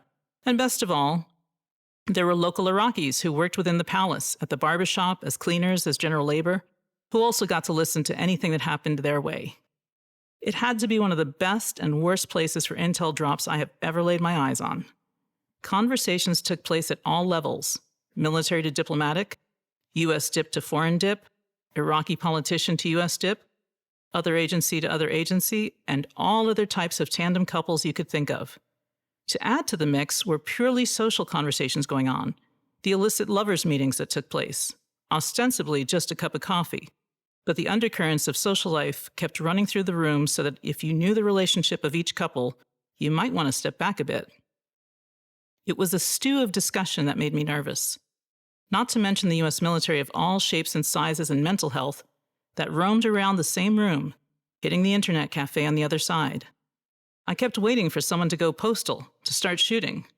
If you saw the sheer number of people with guns in this room, you would understand what I mean. The unarmed dips of all countries were pretty much in the same category as the journos and the NGOs, as we carried nothing on our person more threatening than a notebook and pen. One day in mid-October, while in line for a cappuccino, I caught a snatch of a conversation about the British pulling their dips out of Basra. Breaking my usual silence, I asked the speaker where they got that tidbit, and they told me, after seeing one of my Basra IDs, that they heard it from the UK military. I left the line immediately and chased up the information. It was good, but not entirely accurate. It was the British PRT that was leaving the BPC, but it turned out later the British dips refused to leave as their Basrah Consulate was too vital to efforts in stabilizing the area. And to be dead honest, the British government had spent a good penny on getting the consulate building up to standard, to the tune of several £million. The PRT, or should I say someone in London, made the decision to leave Basra City and work out of the air station as well as out of Kuwait. There was some thinking that the PRT could get Iraqis to go to meetings in Kuwait. Kuwait? Seriously? Apparently no one had checked with the Kuwaitis, and no one recalled that Iraqis were quite hated in the country. They had invaded back in 1990, and Kuwaitis don't issue Iraqi visas, not for transit, not for any reason, with extremely few exceptions. And the British PRT decided to move their office to Kuwait and regroup, but quote-unquote only temporarily. It was a headshaker. I just could not believe it. Coming out of Kuwait after 2 years of working some joint Kuwait-Iraq issues, such as the Saddam Hussein trial for the 1990 invasion, I could not freaking believe that no one had checked with the Kuwaitis. No shit, Sherlock, seriously? There was an urgent meeting called by the executive office at the embassy over word of the PRT's move, which I was asked to attend. At the meeting, I was asked by a 2-star general if the move made sense. Considering the PRT had the most hardened living quarters within the entire BPC, and that they were safer there than anywhere else, I said no. I also explained to the general audience that there was no way the Kuwaitis would allow Iraqis to come into country for meetings for the PRT. The PRT work did not override Kuwait's historic issues with Iraqis. The 2-star went red in the face and blue in his response. But the move went ahead anyway, as it was regarded as temporary but necessary due to the increase in attacks. We never saw the PRT work out of the palace compound again. The PRT cleared out of the BPC within 10 days. The UK papers, having no one on site but a vivid imagination, actually likened the PRT departure to the evacuation of Embassy Saigon in 1975. That was the term they used in print. Crying out loud, the PRT had the most orderly and tidy removal of any team in the field. It was difficult to see them go, though, as it shifted attention to BAS and to the likelihood that we, too, might end up there one day. The likelihood of that was confirmed by the same 2-star who, at an impromptu lunch conversation a few weeks later, candidly admitted to me that he had limited investment in Basra, as he was only here 6 months. If that was his take, and I appreciated his honest opinion, then we were in for more of a battle than I expected. You see, he was a British 2-star, and the highest-ranking officer from their side. We would be battling with British military plans for their eventual drawdown much faster than we expected. Chapter 10. Life in Baghdad was entirely different than Basra. Where Basra felt the attacks in a literal sense, ground shaking with impacts, glass rattling or breaking, people hitting the deck when the alarm sounded, for Baghdadis, or at least the ones in the IZ, it was almost all detached, reverberated sound. Baghdad had a lot of anti-coalition forces, some independent, but most aligned in groups, both Sunni and Shia, all ready to do damage in order to upset, disrupt, or terminate our effectiveness in country. What many of them used, especially the Sunni, as their weapon of choice was the car bomb. It's a nasty piece of work, as even if you don't see the bomb explode, you hear the immediate death it delivers, no matter where you are. My 5-week exile in Baghdad had me stopping every few days in my tracks as that sound, instant after a car bomb detonated, froze me to the core. I thought of the dead, newly dead, just then, just alive, 10 steps before, and had a hard time understanding how one could do it. War is about stopping life. I just couldn't contemplate doing it on a large scale. One-on-one made sense, still brutally ugly, but it made sense if absolutely necessary for the preservation of your own life. 1-on-20, that was insane. The car bombs were like that, and still mostly suicide bombs, not remote activated. It was something that we didn't have in Basra, where death was still mostly an individual affair. But in Baghdad at the embassy, car bombs aside, the ambiance was as close to normal as you could get, almost.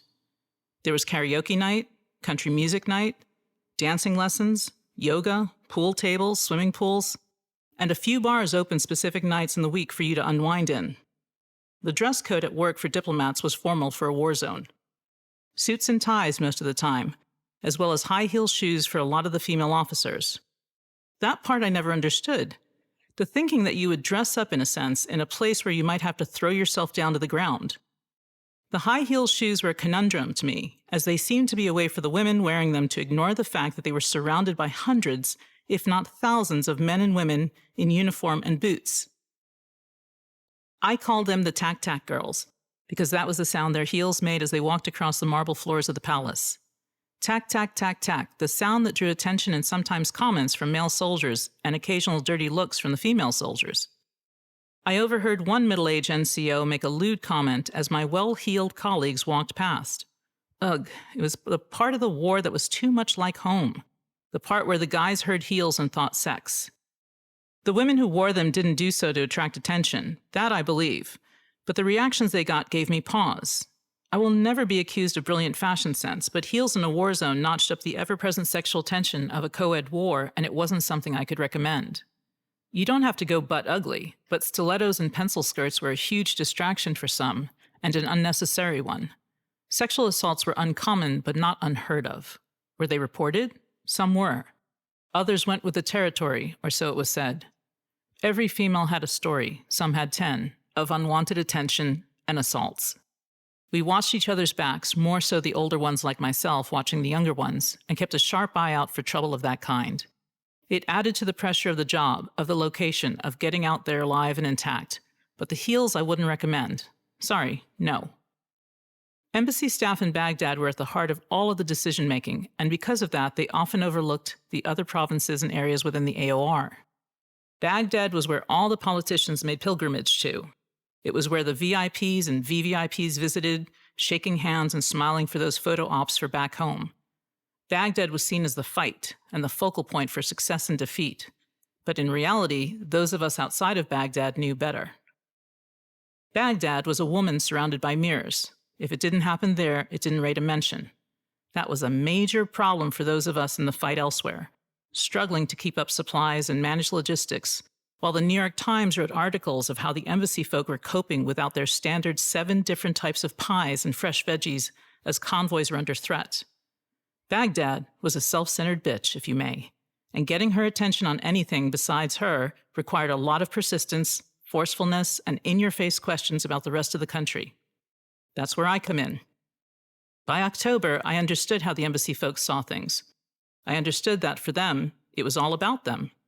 That is the same self-centered thinking that will allow you to survive by putting yourself first.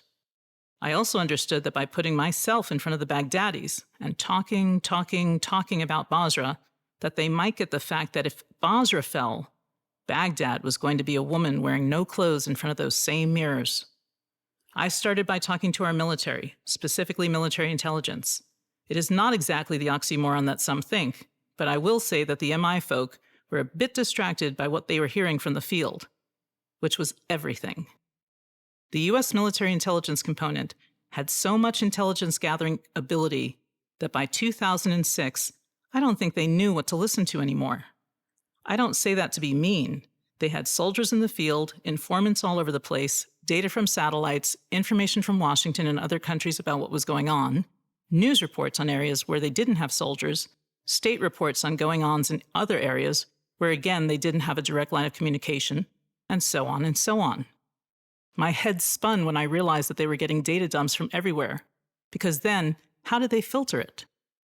The way I saw it was that if an officer of a certain rank, normally colonel or above, took an interest in an issue, then that issue became the issue of import. Lower-ranking officers could definitely have some influence, as well as the NCOs or non-commissioned officers, but it was at the full bird level that the eye of focus seemed to take hold. There were a lot of colonels in the field, but there were hundreds of issues for each colonel easily to pay attention to if they so wished. So for me, for Basra, I needed to find the right colonel and get his or her ear and start talking. Well, I didn't quite find a colonel. I found a major and a captain and a lieutenant colonel and a whole lot of other folk who were more than willing to listen. I made it easy for them to do so, buying each of them a coffee or two at the same Green Bean Cafe I mentioned earlier. I bought and paid for their time, and it was the best investment I ever made, because no matter what, I had at least 7 to 10 minutes of uninterrupted attention, as that is how long it took for their coffees to cool down enough to drink. I invited them and they accepted, each and every one, because I was a female, which put me in the minority, and because I wasn't from Baghdad.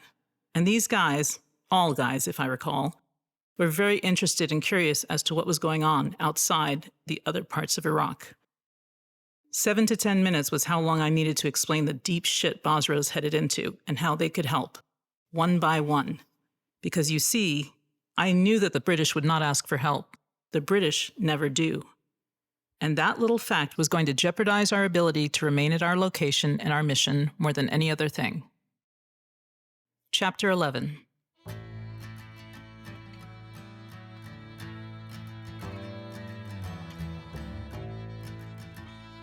As I mentioned, the British had been in Basra before.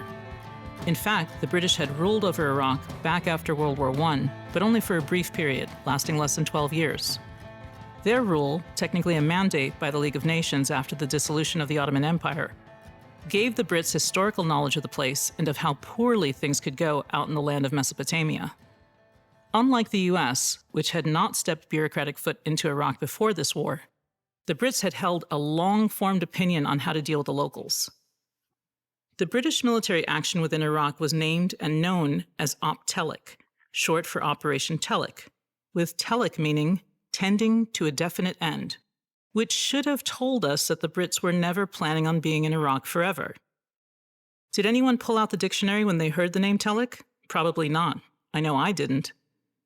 The British troops were given control of the 4 southern provinces, as I mentioned before. What I want to reiterate is that they were given the control even though we were fully aware that they had less than 10% of the troops we had in country. In fact, by 2006, they were down to less than 6% of the U.S. troop numbers.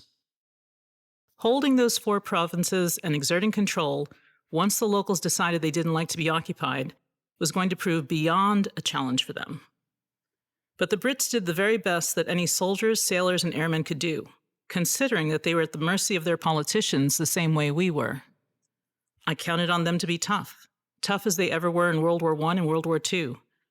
I counted on them to be steady and stoic. They were.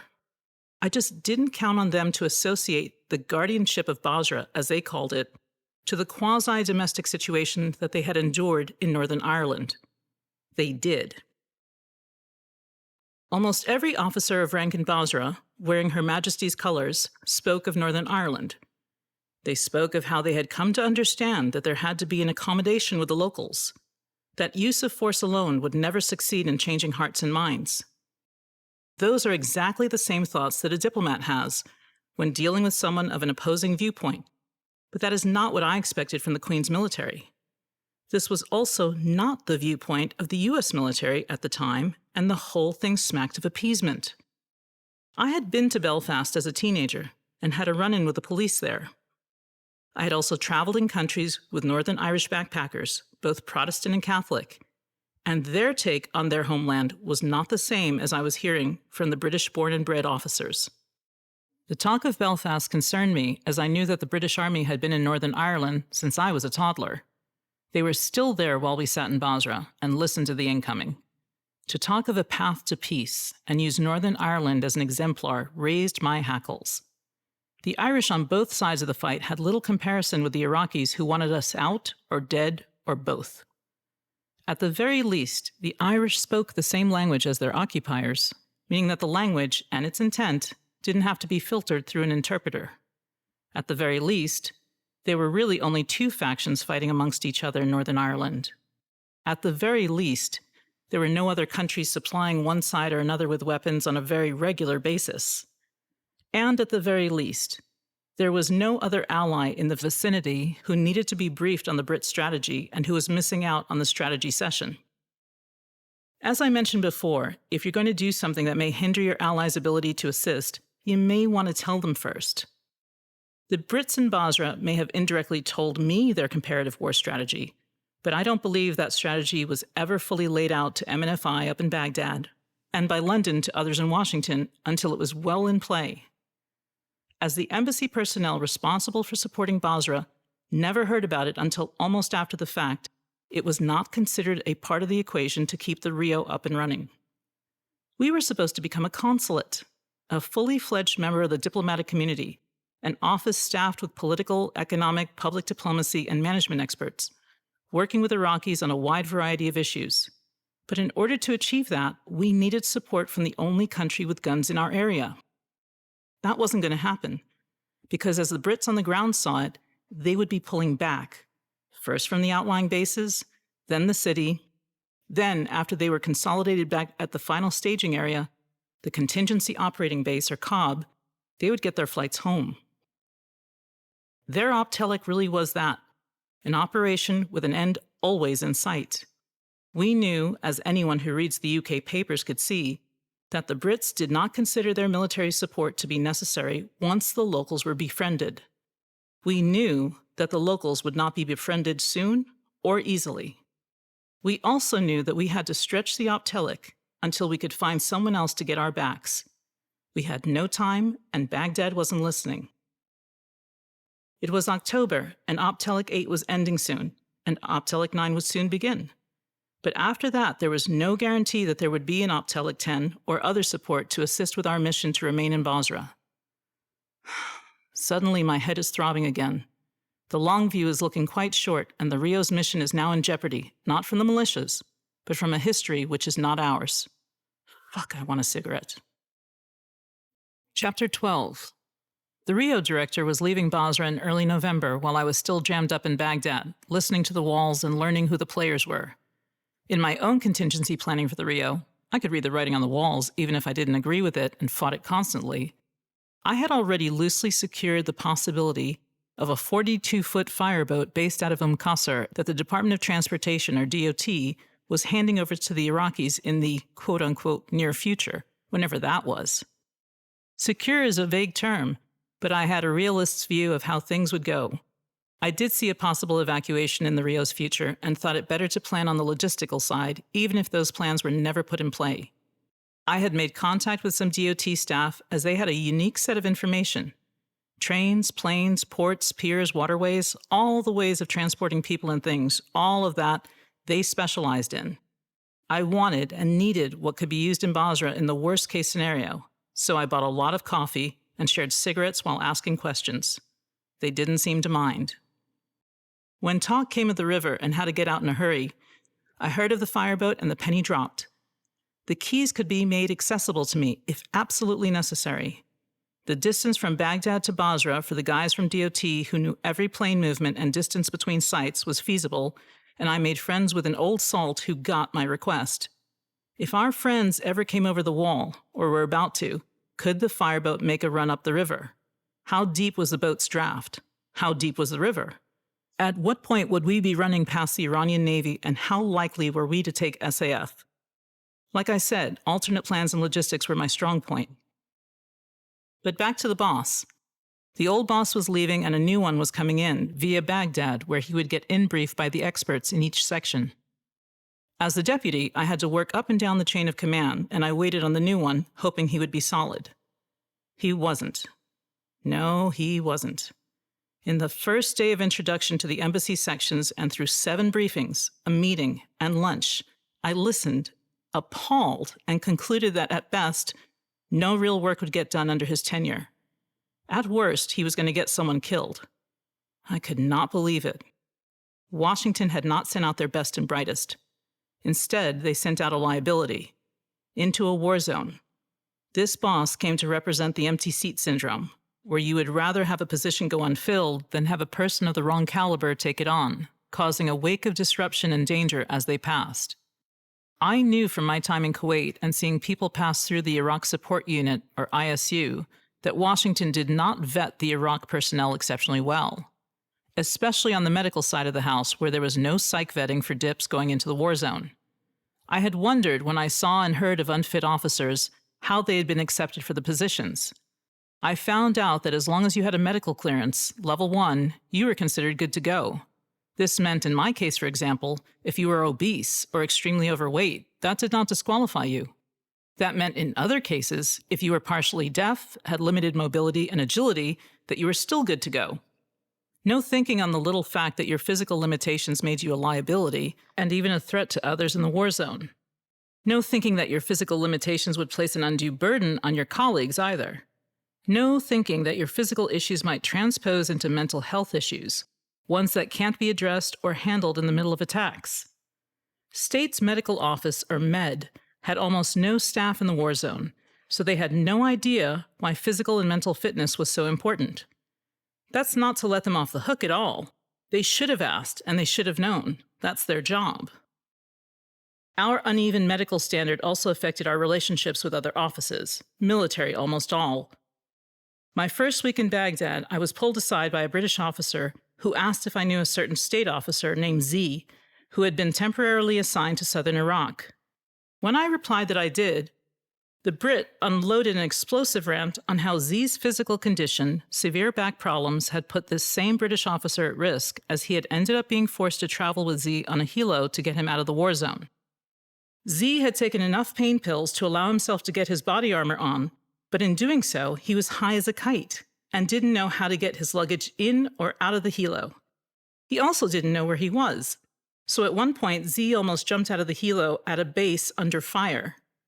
The Brit officer was rightly angry and upset, and wanted to know if Z was headed back our way. I honestly didn't know the answer, but I did know that Z was one of the many officers who should have been considered unfit for service in that war zone. He wasn't, but his service down south was considered such a detriment that a large number of Brits heard about him, and word spread that the U.S. dips were unfit for service. Resentment builds in a war zone faster than a sandbag spilling out after it's been cut, a point of fact that state needs to remember. Other officers who should have had their assignments reviewed included state officers so large and unwieldy that they could not walk up a flight of 20 steps without taking a breather at the 10-step landing. Still others needed help in making it up the back step of the embassy, as their knee operations had rendered them incapable of bending their joints. And lastly, the officer who asked to be housed closer to the embassy building, as the 4-block walk was too taxing on her body. We were asking security personnel to look after and protect these people? How could they? But back to the new boss. He looked physically fit, he did. But he couldn't hear well. Not at all. And when he arrived in Basra, he couldn't hear the attacks and couldn't react to them. Worse still, he laughed at the reactions of others, making comments that they looked scared. He was going to get fragged, or shot by one of his own staff, if he didn't watch it. That much I saw coming. But worse, as his hearing wasn't the best, he was a yeller. That's just what you need in a war zone. A boss who treats you like a fool and who yells at you. It wasn't me he did this to. It was everyone, including the Brits. Within 24 hours of his arrival in Basra, the British sent word through back channels that they needed to speak to me about him. Within 48 hours, some of my staff sent word that they could not work with him, that he was threatening their sanity. Within 96 hours, the new boss drew up a plan to remove me and my staff to other areas in the south so that he could rule Basra on his own. Just what we need.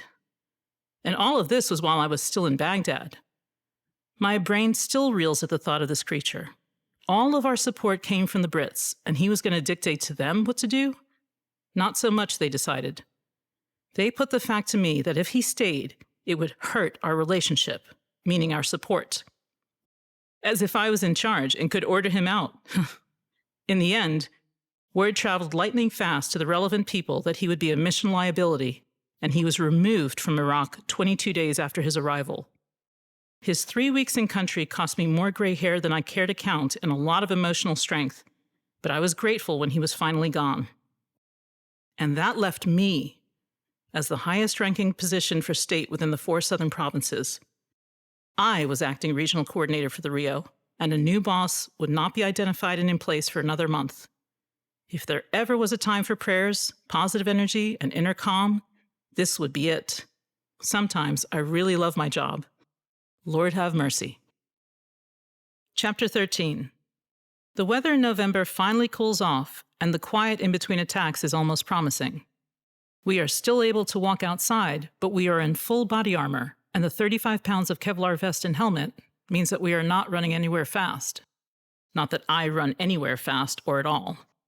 The British began Op Telic 9 as of late October, and the troop rotation is now complete. They are still fresh, these troops, and they haven't had to go through patrols in the 50 degrees Celsius or 122 degrees Fahrenheit that turns their vehicles into a furnace. This Op Telic ends up having the most hostile casualties since 2003, as the increase in violence is steepest during their tour, which ends in May, but their start seems promising, or maybe that's just my memory of it. The troops I see the most of are the Green Jackets. This group, who were farewelled by no less than the Queen herself, is required to change names to the 2nd Battalion, the Rifles, in the middle of their tour. I don't get it. Well, since I don't get it, maybe it will confuse the guys listening to the British military radio station as well, and maybe their rotation details won't be aired by the radio DJs. Like I said, I'm an optimist at heart. Anyhow, there are the Green Jackets, aka the Rifles, the Duke of Lancaster's Regiment, the Queen's Royal Lancers, the Yorkshire Regiment, the Staffordshire Regiment, the Royal Marines, and a number of others whose names I don't recall. They are not only fresh, this group, but I am impressed because I would say over 10% of them are female. Impressed because, seeing the ratio in Baghdad of U.S. military, I don't think we had more than 5% female, and I don't think most of those were in the most active of attack areas. The BPC was not a rear position. It was, in fact, a front-line position with troops patrolling every day or night. Now, in the war zone, if you haven't guessed it already, most females are a 10. What does that mean? Well, if you are a plain Jane in New Jersey, when you get to a war zone, due to the sheer scarcity of other females, your appeal increases in direct proportion to how many other females are around. In Baghdad, every female was a 10. In Basra, there are so few of us that I would say that most of us were treated as if we were a 15. Kind of strange, since it was actually personality-based, much more than on aesthetics. If you were a stunner and a bitch and wouldn't talk to anyone, well, you never got past the obligatory 10. But if you were fair to middling on looks, but you had a smile and a laugh in a war zone, there wasn't anything that guys wouldn't do for you. The smart girls learned this right away. The others couldn't understand the bare civility that they got, and they never would. Anyhow, there were about 700 Brit soldiers housed on the BPC. That, combined with about 300 REO staff and support, the Romanians' 99, the British Consulate's guesstimated 20 staff plus support, the UN's 3, plus random intelligence or intel guys who didn't fall into anyone's official count, and our population hung at 1140 or so. The feeling in early November was still hopeful, on alert but hopeful. We had our management issue at the Rio, but we could deal with anything when the weather was good and the IDF, although getting regular, was coming up short. The 12th of November changed some of that for good. It was a Sunday, and sunny, with almost no wind that day. I think we had a meeting that morning with an Iraqi contact, but at lunchtime it was so nice that I decided, along with other staff, to walk to the UN building, which was now our DFAC, or Chow Hall. Along the way, on the right-hand side before the bridge, we could see the Royal Marines checking their boats and putting supplies and whatnot on them. I mentioned to another officer that I would love to go on the river, because water is my element, and it's good to see the boats and the guys using them. Lunch was an ordinary affair, and I can't tell you what I ate, as I don't remember. After returning to the office, a short time later there was a sound. A new sound, and not a good one. Somewhere not far away, a bomb of some sort had gone off. The day was no longer sunny, but I had no inkling of what it might be, as we didn't normally have car bombs in the south. That was more of a Sunni thing, not Shia. The sound was death, again. I should have recognized it by then, but I didn't. Those same Royal Marines, and others with them, had gone up the river. They went by the pontoon bridge that most of us could see from a riverside outlook. 3 boats went out. 1 made it through. The other 2 were hit, the middle one most grievously, by a claymore split in 2 and detonated remotely. The fucking bastards had blown them up and videotaped it. It was a Sunday afternoon, not even 3 o'clock when the mood changed. The freshness left the troops, as the deaths of the 2 Royal Marines and 2 British Army in the boat were felt throughout the compound. Almost all of us who went to lunch that day had seen them. Many of us who saw the launches thought what a great day for a boat ride. None of us thought that after we heard the news. The deaths of the 4 and the injuries of 3 others hung heavily in the air, but there was nothing to say. A few days later, the Romanians held a ceremony directly across the river inlet from where the Brits had tied up. It was touching, as they placed a cross that they had made in memory of the 4. Those deaths, for me and perhaps for others, created the sense that we were now one group. Death of any who live within the walls rippled across to the rest of us now and seemed to linger nearby. The incoming is almost daily now. If we miss a day without alarm sounding, we feel like we've missed out on something. November's IDF came in on the 1st, 3rd, 4th, 5th, 7th, 9th, 10th, 11th, 12th, 13th, 14th, 15th, 16th, 17th, 18th, 21st, 23rd, 25th, 29th, 28th, and 30th. We were hoping that they would give us a break for Thanksgiving on the 23rd, but the militias were nothing if not religious about hitting us on our holidays. We had 2 over the wall during Thanksgiving dinner. Thank you very much. My PSD moved me to an area farther away from the windows when it happened, but just as suddenly as the attack occurred, my appetite left. Acting director is a position I didn't expect to have so soon. As the deputy, it is normal to serve as a backup, but with the sudden departure of the assigned boss, all eyes are on me. There is one, though, who has even greater responsibility in a sense. The Regional Security Officer, or RSO, is the one who directs what measures we will take to ensure our personal safety. He has to make the call as to whether or not we have to be even more restrictive in our movements, and he is responsible for how the security contractors respond to threats as they occur. In reality, the RSO is much more responsible for the Rio, but the acting director is the one responsible for the staff as far as their welfare and safety outside the RSO's portfolio. It is on my shoulders if the IDF, which we cannot counter at all, succeeds in touching anyone. Every IDF attack increases that likelihood. There are just over 300 souls on my watch when I think about that. 300 that have family and friends waiting for them to go home to. I thought about it a lot as the boss, no matter how temporary. It wasn't that I wasn't prepared for a position of leadership. No one in the field is, until it's thrust upon them. It was more a matter of the other part of being boss that I didn't care for. The knowledge that some of the guys questioned my methods, my qualifications, my base desire to keep them safe. This was amongst the TC guys, as the KBR ones may have been more accustomed to a female in charge. TC were testosterone boys who had left the military for one reason, only to find that they couldn't stay in the civilian world without some sort of gun or thrill hanging by their side. A number of the older ones became cops after the first Gulf War, but they shifted over to private security once they heard that they could get back in the fight with a hell of a lot more pay and toys to play with. The younger ones came over right after their enlistment was finished. It was a guy's world, and although I had heard that TC actually had a female or two as PSD, I never saw one in Basra. This war work was a way to keep the adrenaline rushing for some TC guys. The pay, basically $500 a day, made the decision easy for those who needed it. I watched them, considering that they didn't know me from Eve, and just kept working. There was nothing I could do to change their minds, except to do my job as best as I knew how. Mind you, none of them ever said I couldn't do the job. They wouldn't dare. They were paid to hold their opinions close to their chest, and for the most part they did.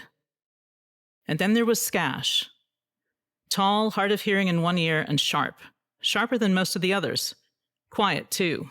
So quiet that you had to pay attention to see if what you were saying was so annoying to him that he didn't bother responding, or maybe he just didn't hear you. We didn't have many conversations, but the ones we did have, I remember. It was the second half of November, the first conversation, a couple of weeks after the boats were blown up, and I was getting physically ill with worry about the likelihood of more loss of life. That afternoon, like every other afternoon, I had eaten my lunch at the DFAC. Skash was my watch for the next few hours, and I didn't want to go back to the office, as I couldn't stay still. When I returned to the BPC from Baghdad back in earlier November, we had moved into our offices for living, working, sleeping, and relaxing, all in the same place. I was sick of the 24/7 responsibility, and tired of the situation, and needed to clear my head somehow. I had Skash pull the armored Suburban over to the left as soon as we crossed the bridge to the side of our compound. I told him that I needed a cigarette. He knew that I smoked, as all the PSD did, since they had to watch me and know my habits. I went down the dozen or so stone steps to the carved-out section under the bridge and crawled in there. He came down and stayed by the steps, keeping a respectable distance as he knew that I hated having a watch over me, hated more the inability to do as I pleased by myself without having an escort to follow me around. The alarm sounded. I was in one of the most safe places you could be, under that bridge, which saw all of the warrior traffic, and their thousands of pounds of weight on it every single day, but this time I started to get upset. The possibility that people would be killed hung over me at that moment. They were under my watch, and I was responsible. I told Skash that I didn't want anyone killed. He called in our position, and we waited. The IDF was way off target, thank God, but I just didn't want to be there anymore. I started to cry. In your everyday world at home where there's peace, that's not a big deal. But this is a war zone, and I'm the boss, and the boss is not supposed to cry. Never, ever, ever. Skash quietly ignored me. Of course, I couldn't tell if he was being polite or just plain deaf. I decided to push him on it and asked him if he was ever worried about being there in Basra. He looked at me for a brief second and said that he made the decision to be there, not me. He was responsible for anything that happened to him, not me. It was a wake-up call, and I needed it. I finished the cigarette, and we started up the steps. Before we made it into the sub, the alarm sounded again. This time, Skash moved me between two T-walls that were next to the ROPU, or reverse osmosis water purification unit. We stayed hunched over as the IDF landed somewhere, not on us. And he said again how all of the guys chose to be there, and I had nothing to do with that. I couldn't send them all home, and even if I sent them out of Basra, they could go elsewhere in Iraq or another hotspot in the world. It wasn't up to me. Truer words were never spoken by a PSD. The second alarm finally ended, and we went back to the office where Skash dropped me off and another PSD took over. To the best of my knowledge, Skash never let on that I cried. I appreciated that fact, as a weak leader is no leader at all, and that is what I would have been seen as, weak. No question about it. Chapter 14. It is the week before Thanksgiving, and we are still meeting with Iraqis on the compound. We are down to half staff on the state side, missing the new director who will be here in a few weeks, missing one of the IPAOs, or Iraqi Provincial Action Officers, who write up cables on economic and political issues, missing any admin staff that might support the management officer, and missing a replacement for Julio, but there is none to be had. For those of us here, though, it's all good till it's not. The RSO is also on leave, but his temporary replacement is a woman from Texas who went to Texas A&M. She's an Aggie, my university's arch rival. We get along like a house on fire, and it's a different dynamic when you have the top 3 positions on compound on the civilian side filled by females. There was myself, the acting RSO, and on the British consulate side, an ambassador-ranked diplomat heading up the office there. Unlike the PRT folks, she has no intention of departing her building and living quarters anytime soon. A veteran of Afghanistan, the UK Consul General, as that was her title, stood her ground and made it that much easier to argue that we should too. After all, wasn't she just a diplomat like the rest of our office? She was the best type of diplomat, the kind you could learn from, and I hoped that she would extend, as the Brits only did 6-month tours in the war zone. She had extended in Afghanistan, very hardcore, to make a year, but she couldn't extend in Basra as she was headed to Sudan next. Again, that's the kind of diplomat you could take inspiration from, and she had a sense of humor to boot. One day we met for tea, and she told me that it was a shame I could not meet with the Iranians. I agreed, as I always felt that we should talk to our enemies, not just make faces across a table. She then recounted how, a short while back, the Iranian consulate had come under attack from, of all people, Shia fundamentalists who had been offended that an Iranian newspaper had made fun of something they held sacred. The Iranian consul had been so distressed that he had tried to call the British consulate's office so that they could send the British military out to quell the protest and violence. I could not stop laughing. It was the best story ever. Let me get this straight. The Iranian consul, whose countrymen sometimes armed the militias in Basra, came under attack by Basrawis, some of whom may have been those same militia types, and he wanted the occupying force to help him? That was too rich. I'm still laughing now to think how desperate he must have felt. Son of a bitch. The Iranian government was none too impressed by its diplomat's reaction, and he was replaced by a diplomat with Iranian intelligence credentials. It was a shame, as the old consul was a businessman type, whereas the new one decided he should take a proactive role in meetings with contacts all over the city and make new ones, a stance which I believe increased his country's influence, as well as secured better and more efficient weapon supply routing throughout the city. It made our location all the more dangerous. But what do I know, since some of this is hearsay? I say it for you, dear reader, knowing full well that you may say that I'm stirring up the hornet's nest. For the record, it's not a hornet's nest when you're in the middle of it. It's survival. Listen, learn, and see the next step. If I could have met with him, I would have, but it was a no-go. Not then, not now, but hopefully one day. You'll never make an enemy a friend from a distance. Anyhow, I am sure that the militias knew it was just females during that time frame, and I'm just as sure that they kept hitting us just as hard because they were equal opportunity attackers. I wish that they would go easy because I was somebody's mother, but it's war, and they didn't give a rat's ass. I mean, look what happened to the French. The French government had set up a consulate in Basra City in a villa on a residential street earlier on in the war. It was described to me as a nice-looking place, not ostentatious, but too far away from any coalition forces that might be needed to assist if it was ever attacked. By early 2006 and the Samarra shrine bombings, the only Basra consulates in the red zone were the French and the Iranian.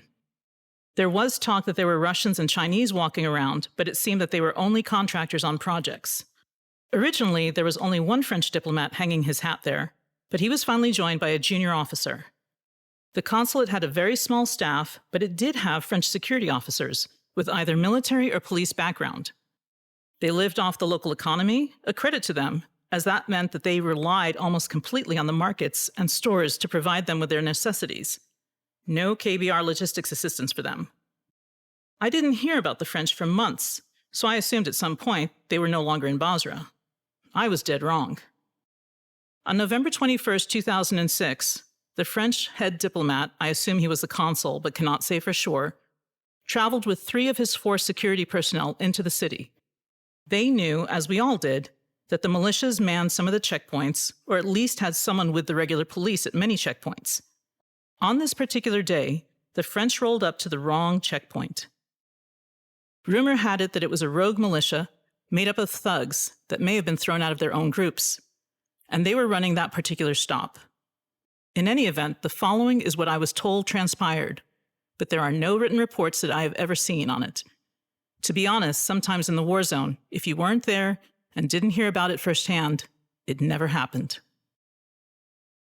The French consulate's armored vehicle stopped at the roadblock or checkpoint at the request of the police or police look-alike. The occupants were asked for their documents through the bulletproof glass. They flashed their diplomatic passports up to the glass, but the quote-unquote police demanded that they roll down their window and pass the documents for review. The French did so. Either they rolled down the window or they opened the door a crack to pass the passports. On this point, no one was clear. Upon rolling down their window, on the driver's side, I believe, the policeman closest shoved his weapon into the car and began firing. He hit one security officer in the head and another in the leg before the driver was able to hit the gas and flee the scene. The vehicle contacted the British military, having been able to make an emergency call to them while in transit, and they drove directly to and through the British gate and to relative safety. Although medical treatment was given immediately upon arrival, the French security officer who was shot in the head died on or shortly after arrival. The wounded security officer was attended to and medevac to BAS, while the remaining security officer traveled with the British military back to the French consulate villa and collected the junior officer and last security officer on post there and returned with them to the BPC. What was sad is that the death of the French security officer almost didn't make the news at all. Le Monde and the other French dailies had almost no information, and they didn't seem to want to ask. A diplomat's car is attacked, a French government employee is killed, and not a word to be said. My theory, for what it's worth, is that the French, in order to do business within the city and to travel unmolested throughout the area, were paying for protection to one or more militia groups. There had to be a change in the arrangement, where a militia group took over an area or a neighborhood from another, and no one told the French. As I saw it, there was no way that the French could do business, and business is their strong suit, without having someone to cover their back. No matter how professional or efficient the 4 security officers were, I don't see the possibility of them being able to strong-arm their way through the city without a prior agreement with the militias and gangs. As for the French diplomat in the car, he was unhurt but extremely shaken. He chain-smoked his way through the next 2 days until his government was able to fly a plane over to Basra International Airport and pick him, his colleagues, and the deceased up. There was no talk of the French consulate ever having existed, and the wire services never picked up the full story. The most that was written, by Reuters, was that a French Secret Service agent had been killed in Basra at a checkpoint, but the only reason even that information was given was because the French defense minister showed up at his funeral. The absence of the story on the newswire was a telling reminder that if the journalists don't say anything, and it isn't reported, then quite frankly, it never happened. That's life in the war zone. And in Basra, by Thanksgiving, there wasn't a journalist in sight. Chapter 15. December arrived, and with it, the new extremely competent boss. I breathed a sigh of relief, not just at his presence, but at his capability. Finally, Washington got it. The new boss had army experience, and even though he wasn't an area expert, he had the military training and background to understand his situation quite rapidly. I was the deputy once again, and I finally let my shoulders drop a bit. December saw another banner month of attacks, but the number I give is a guesstimate, as I don't have the final tally. I know that December saw the one event that stuck with me, even now. It was one of those events that could have gone the other way so very easily. There will be those of you who will tell me to forget that part.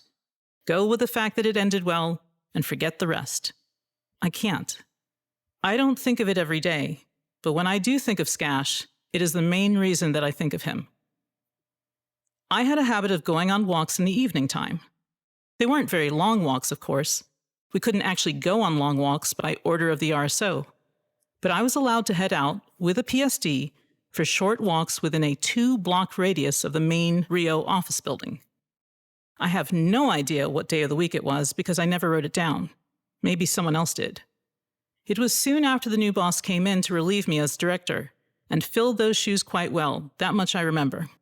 It was also about 2000 hours at night, and it was definitely cooler that evening as I went out for a walk. Skash was point for PSD that night and walked next to me, silent as ever. We walked down the street towards the gate separating the British from us. It had a name, but I don't recall it. Maybe Papa 1? There were T-walls up all around the waterline by then, and the wooden Saddam-era guard towers still overlooked the water. I had my CD Walkman, and I brought my Evanescence to listen to once again. I also had a Diet Sprite, spirited out of the DFAC so that I had something to drink while I smoked. We walked in step. As we got near the gate, the Peruvian guard called out. He could see us clearly as we could see him, as there was enough ambient starlight, but we were on light discipline, no outside lights at all. But you get used to people's way of walking so that even a silhouette can give you enough information to identify people at night. We turned right and across the sand to the curb, across the road, and then to the T-wall with the steps up to the guard tower directly behind it. I went up, but as I did, Skash stopped me and told me that if we had incoming, he wanted me to come down to the halfway point on the steps where the T-walls provided the most cover and sit on those steps. In other words, make myself as small as possible. Skash had a habit of doing this, giving me the best location for when the shit hit the fan. This was the part about him that I thought was better than the other guys, since he didn't wait for the IDF but told me before it became a reality. He didn't follow me up, but waited at the foot of the stairs since there was no place for me to run or to escape from him. I went up, cracked my soda, and found a spot on the rocks right next to the guard tower to rest the can. I pushed play and got about 20 seconds into the song when I heard it. It was the sound of a launch. Some people will tell you that you can't hear a rocket or mortar launch from far away. I call bullshit. This one was clear as day, and as soon as I heard it, I shut the music off and heard Skash coming up the stairs, barking directions at me. I grabbed my soda since it was full, and this could be a dud attack, and went down the steps to where Skash was waiting for me. He stood over me as I sat on a pre-designated spot and jammed my Walkman into my Kevlar vest. As the first round landed, I thought, oh shit, this is not worth the smoke and music. It was close. How close? Everything is relative, but that wasn't the concern. There had been more than one launch, so we knew there was going to be more than one chance to kill us. As soon as the first round landed, Skash had me tuck my head into the Kevlar vest as far as it would go, and he positioned himself on top of me. If you can imagine this, he is well over 6'4" and in full body armor. He has now put his body over mine so that his chest is over my head and he is covering me with his arms and I am trying to hold on to him. The second round lands even closer, and I feel the reverberation pass through his body. He also reacts, and I can feel him forcing his body to stay in position. The instinct is to run, but not when your job is covering a principal as a bodyguard literally is. I'm wondering what he thought of me at that moment. I hoped he didn't hate me, because I was about to get him killed. The second round was closer, and worse than that, it was heading in our direction. Skash asks if I'm okay, and I say yeah, even though I'm not sure he can even hear me with the alarm going off and the radio screaming out, everyone looking for us and others caught outside. The third round approaches. At this point, I'm hoping that death is swift, but I feel so stupid that Skash is going to die because of me, because I couldn't get permission to go smoke on my own. I know he has a daughter, and I can't figure out how anyone is going to explain this to her. Stupid ass shit. That's what I'm thinking when it lands, and it hits the earth 60 feet away from us, close enough and with enough force that the sand and debris dislodges and flies past the bottom of the stairs where Skash has been waiting for me less than a minute before. The violence of the round goes through both of us at once, and I just think, that's it. This is the last minute I'm on Earth. Skash is yelling through the radio for an armored Suburban to get over to us so that he can try to get some heavy armor between me and the next round. We have almost no time as the last one was lined up, so that the next one would be directly on top of us. T-walls be damned. The radio calls back that the sub is on its way, but no one understands where we are, so 2 blocks might as well be 20, as the sub stops at the Peruvian gate to ask for our location. Skash is back on the radio, being forcefully loud. The sub comes round and Skash tells me he's going to throw me in the back seat and throw himself on top of me, and then we're off. I still have the soda. Through all of this, for some illogical reason, still not revealed to me, I still have that damn soda on the wood step next to me between me and the 12-foot drop to the back of the T-walls. The sub pulls up and it's captain in the driver's seat. Skash gets Captain to open the back door and gives me the word to move. I pick up my soda and break for the sub, but instead of throwing myself in the back seat as directed, I decide to slide over and be polite about it. I have no idea why I'm doing this, but I do. And as Skash throws himself in the vehicle, a look of confusion and disgust comes over his face for a second. I couldn't even get the simplest request right, as he's yelling at Captain to go, go, go. As we pull up on the side of the building, literally on the top of the stairs, I know that my mouth took some sort of hit. I can't figure out why, and I don't care. The door is yanked open, and I'm pushed out and run into the Rio building. I go straight to the conference room, our muster point, and have a seat. I am in shock and confused. I still have that stupid Diet Sprite, some of which I spilled when I threw myself in the sub, but there it is, still glued to my hand. My lip is bleeding, and I realize that my neck is sore. It was Skash. When he put himself on top of me during the second and third rounds, he pushed down to make his body more effective at protecting me. His 225-pound-plus frame on my neck and shoulders pushed my chin into my Kevlar vest and cut my lip on the edge. It hurt, but there was nothing to complain about. He had, in fact, done everything he knew to save my life, and he didn't run. No amount of money could buy that, so I am grateful for him for doing it and always will be. He passed by the room less than a minute later to ask if I was okay. He looked a bit stunned to see that we had made it out. I didn't think we would, quite honestly. I didn't think for a minute we would. But there is no outrunning a rocket or mortar, especially if you're built like me and would rather chance the hit than run. It's just not going to happen. The delayed fourth round did land, but someone decided to shift their launching position slightly, and it went wide. The difference between the third round and our location would have been less than 1 millimeter or 2 on the launcher. Minuscule, in fact. I didn't know that, and I didn't need to know that, but one of the KBR guys pointed that fact out to me less than 2 weeks before my final departure from Basra. I was sick when I thought about it. Luck of the draw, or all those prayers expended in our general direction? I don't know, but I do know that there was no better person to have been with on that close call than Skash. I never doubted that. Not surprisingly, the guys, all of the guys, are now a bit hesitant about my walks. I know that that close call made them all nervous, and I make a point of smoking on my balcony more, even smoking behind the T-walls next to the EOB entrance. I don't want anyone else at risk, so I adjust. One more time. Chapter 16.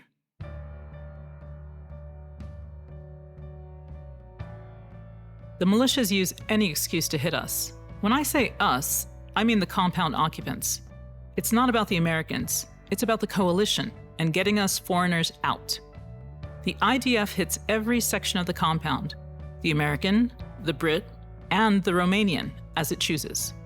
Sometimes it seemed to love the Romanian side, and I think it was due to the trajectory of where the guys launched from. Again, you look at these things. We had one strip of road that we called IDF Alley, because it always seemed to hit there at least once every few days. Luckily, we only had to drive on it, but we drove, and drove fast. Attacks occur at almost all hours, and we fall into a routine at the EOB of getting to our muster point, also known as our safe haven, also known as our conference room area, within a minute or two of the alarm going off. The one concession is that the very late and early morning alarms see us patently ignoring the poor condition of our clothes, hair, breath, and attitude. Some people do not wake up pretty, and when the impacts interrupt their sleep, it's not a nice thing to see. But what are you going to do, eh? Christmas was a banner day. I had planned on going to Christmas Eve Mass, until I read that morning on BBC that the chaplains in Basra, quote, would hold midnight masses and carol services in every unit for those who wished to attend, unquote.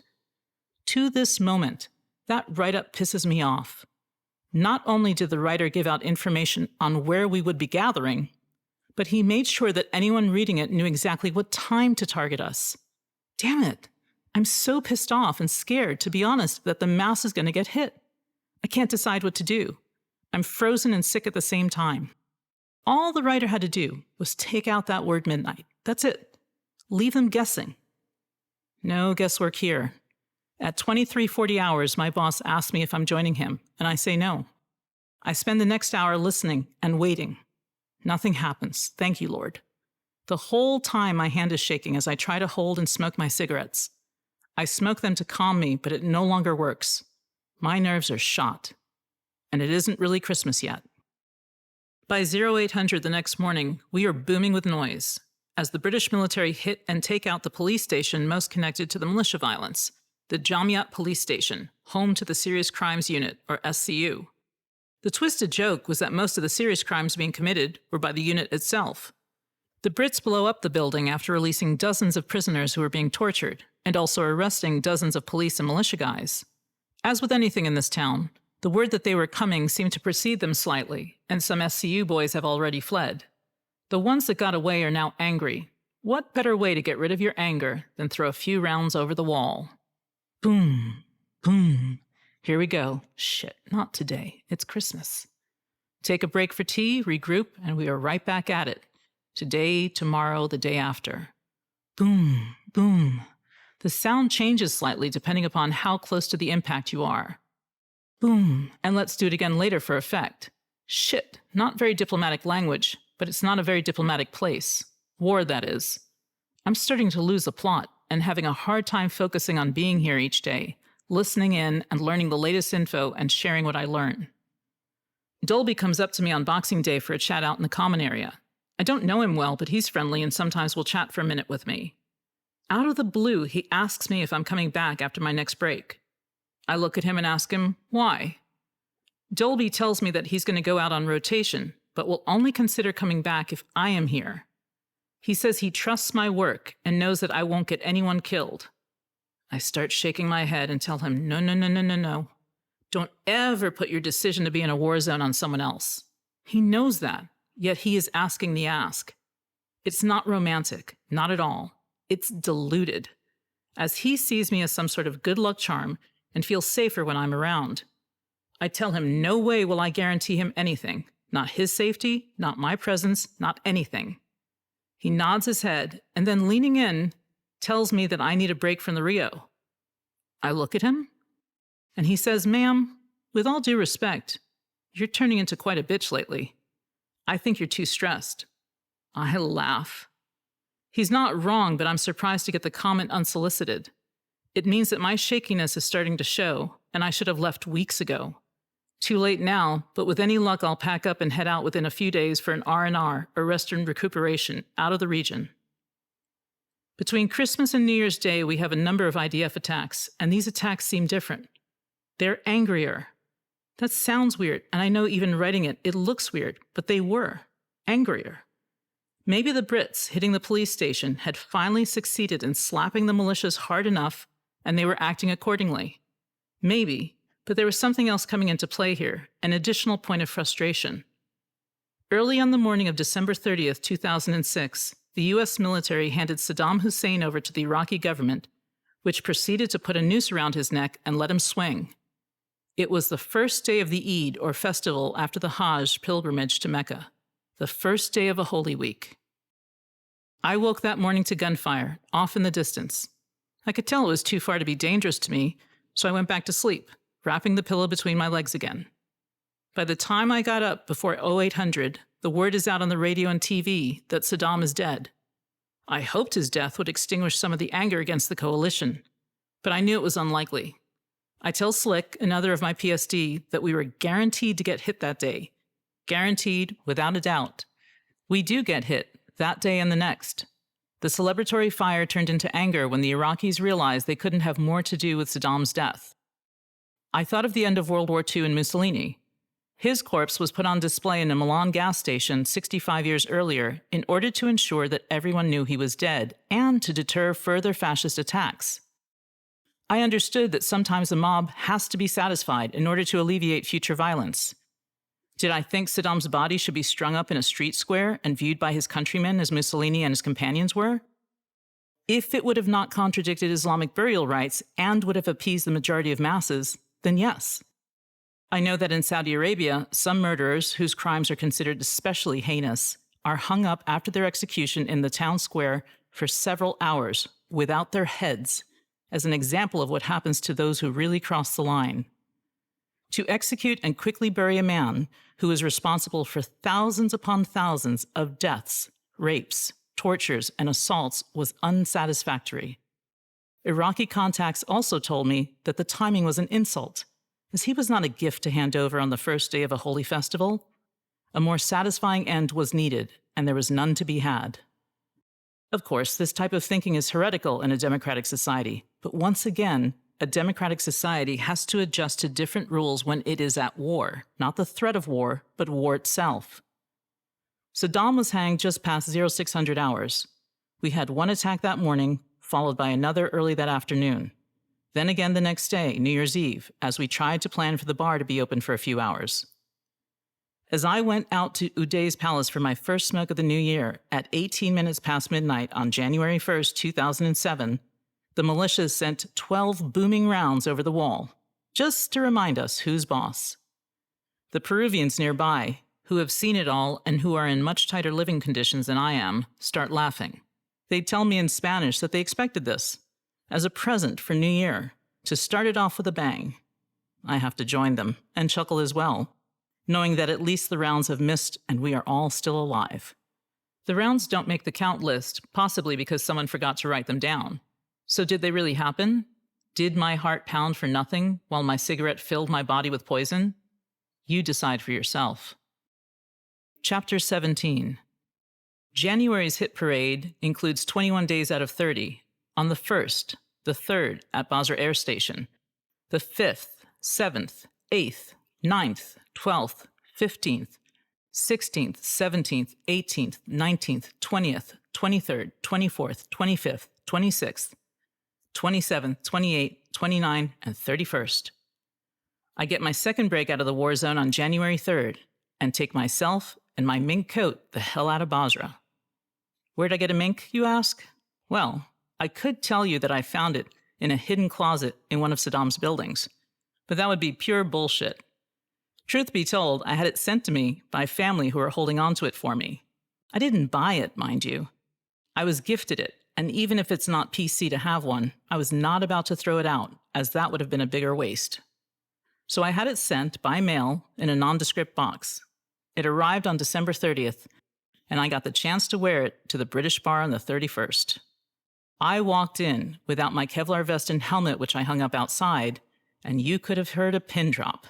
It was completely worth the slack jaws and bug-out eyes of the revelers. I laughed then and I laugh now. Why did I do it? Why did I have it sent? Because I knew it would cause a distraction, a diversion, and some lightheartedness, something we all needed. The mink got passed around from person to person, some trying it on, both men and women, some just stroking the fur and admiring the dead animal's softness. In a war zone where touching of any sort is frowned upon, the mink provided some tactile enjoyment. There are no PETA people out here. Death is everywhere, so anyone who has an issue with dead anything doesn't admit it. How the hell could they? That's war. War is death, hurt, and pain. Surviving means that you walk out with only the second or third. 48 hours later, I wear the mink under my body armor when I board the helo at dark 30 out to BAS. The Brit soldiers on board don't even look once. It's a full moon, the third one I have traveled on since starting this job. Maybe it's a sign of lunacy, but I'm hoping it's just good luck. I'll take that in any form it comes. I hit Kuwait the next day and enter my house on the embassy compound, empty of family who are on vacation elsewhere. As I walk through the rooms, I feel internally jarred. This time, I am shaking on the inside and out. I am S&T, sick and tired, of the call to prayer, of the region, of the war. I need to get the hell out, even if the US government will not pay for it because they consider Kuwait to be an R&R spot. Huh, that is the sound of a nasty, ugly laugh coming out of my throat. No, I can't stand it, not a bit. I need to leave and fast. I jump on a flight to where of all places? The UK. I end up in Scotland. I've been there before, years before, in the Highlands. I backpacked a while there and then traveled as far north as the Orkney Isles. This time I make it to someplace new, St. Andrews to be exact, where the game of golf was born. I don't play golf, and the weather is rain coming down in buckets thrown sideways with gale force winds to boot. I love it. No one is talking about war here. No one says anything that reminds me in the least of Iraq. I get there, get quiet, and get some sleep. Not much, but a lot better than what I was getting. It's a real bed, not an army cot with a mattress thrown on top. No one talks to me, and better, no one knows where I am. No bodyguards, no militias, no politicians, no contacts, no phone calls, nothing. That offers relief somehow, the disappearing. I wish it could last. My return to Kuwait this time after the Scottish break was difficult, disjointed, and involuntary. Even though I miss my family, I very much want to be somewhere else where no one has any claim on me, where no one can ask me for anything and no one will expect anything from me. Just a little while longer. Home was not where that was going to happen. Shit. How to pretend it's all good. The little ones, just 4 and 2.5 years old, are looking for the mommy that left them in October. She no longer exists. They are looking for someone to play with them, to be silly with them, to drink tea with their dollies. I can't. I try. I do. But I can't. I'm still wound way too tight. I try sleeping, but now my dreams are filled with noise that doesn't exist in Kuwait. I wake up with nightmares, my husband shaking me to get me out of them. I no longer feel connected to my home, to my children, or the man I married. My concerns run back to those in Basra, and I scour the news for information. My colleagues at the embassy in Kuwait tell me to relax, enjoy, take a chill pill from the war. What? What? Are they serious? I don't know how to do that anymore. I go and have a manicure, but almost walk out as I can't take sitting in a chair for 30 minutes. I try walking, but it doesn't do anything. I drink coffee. Lots of Starbucks coffee, which is probably not the best idea, but I figure it's better than drinking alcohol. I can't do that as I'm still trying to stay in control. Why? Because now I have half a body in the war. The other half is with the family, but it's useless. My U.S. military contacts ask me how things are going, and I tell them, blast them, I should actually say, with more information and forecasting than they could have ever wanted. Their eyebrows go up, and I realize that I'm overplaying my hand. Calm down, girl. Chill the hell out. You're safe. Calm down. I tell myself. The only thing that does stop me cold is that my daughters, first one and then both, come down sick with fevers and flu, and there is no one else who is mommy. Just me. So I have no choice but to get back into that role, the normal way. I stay up all night and keep their medicine going and bathe them in cool water and sleep in a chair upright with the little one on my chest to ease her breathing. They need me and that's it. No opting out. Not a chance. But Basra needs me too, and the new boss is wondering what happened to my return. I feel torn in two, quite frankly, as I have to stay with them until they are better. That's the job. That's in my blood. But I also have to get back to Basra. As soon as their temperatures return close to normal, I am back on a C-130 Hercules, the British ride, to Bayat and Baghdad's international airport once again. I can't get back to Basra directly as our staff drawdown or reduction is still in play, so once again, I head to Baghdad and to the embassy. Bayat, the one place that almost everyone touches if they go into Iraq, is a beehive of activity. I just want to get a ride to the IZ and rack out at my hooch. I have one in Baghdad. L155 poolside is the number. It's courtesy of a friend with housing connections inside the embassy. I am grateful, but have no idea how long I will be here this time around. I head to a transit area to try and relax between flights. Exhaustion sets in, and I just want to shut my eyes and sleep just for a moment. No such luck, as suddenly there is small arms fire nearby. It's over the wall, but I can't tell that from where I am. Finally, I hit the sleep of the dead. It's not relaxing, but at least it feels like the brain powered down to nothing for a while. The first time I was in Baghdad, it took 2 weeks for me to get out. The second time, 5 weeks. This doesn't bode well for this third time, but as I need to touch base with my contacts, I'll just keep my head down and keep working. Grabbing a ride from Bayat to the palace on a British Puma that evening, I arrive late and head to the UNAMI, or United Nations Assistance Mission to Iraq military office. I know that the guys there are late eaters. Might as well have that first meeting over dinner, so I grab them and get the latest on the UN's military security support. The New Zealand officer and I are tight, as he has been to Basra, and he travels around the country to all of the UN offices. I nicknamed him the Skanzi, the Supreme Commander of New Zealand Forces Iraq, on an earlier Baghdad stopover, seeing as he is the only Kiwi in a military uniform. He is one of very few I trust, and I'm glad to see him, along with his Aussie, UK, and Danish office colleagues. As we walk to the DFAC, I spot other contacts so surprised to see me that they run up and hug me, telling me that they are so glad I'm not in Basra anymore. Some of them think I'm staying, for good this time, with them in the IZ. I appreciate the hugs and good wishes, but I have no wish to stay here. For me, Baghdad is too insular, too out of touch, and too self-centered. Not like Basra, of course, where we worry about everyone, right? Okay, maybe I'm being too harsh on the embassy guys, but I know how bad Basra is, and I think I can handle it, so I want to go back. Besides, no one else will go, so I have to go back. I won't leave them in a lurch, not me.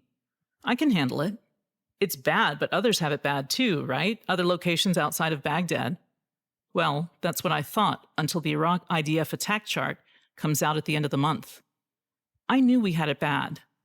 I just didn't know how bad compared to others. Now I understand why everyone is concerned. They've seen the numbers and the word is out. Basra province has hit the charts in a big way, and we lucky ones at the palace are now in the #1 spot for IDF attacks in the country. If it wasn't hectic before, it will be now. Where the hell are my smokes? Chapter 18. February's volleys cover 17 of 28 days. I'll spare you the number count, but it wasn't good. I work out of Baghdad for 3 weeks as I catch up on the latest thinking of how the war is going. Some military are crowing about the surge and how great the decline in baddies has been. They honestly think that the militia boys have all turned tail and run? Run where? I listen and watch to see what the next great idea will be and how it might hit us down south. In the meanwhile, the decision has been made about the REO leaving the palace. The discussion started slowly back in October when we had a temporary stop on our construction of a purpose-built REO building with hardcover within the BPC walls. The plan to build an office building with housing on part of the BPC that had nothing but old Date Grove remnants on it was State's long-term vision for Basra. But as time dragged on and the attacks continued, eyes turned away from the BPC and to the next logical choice, BAS, the air station, 18 kilometers away.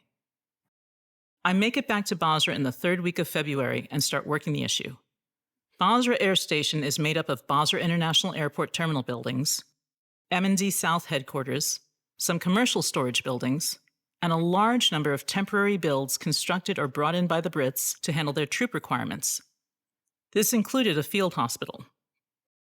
This is all on a large piece of real estate, about 85 times larger than our BPC, located on the north side of Basra City.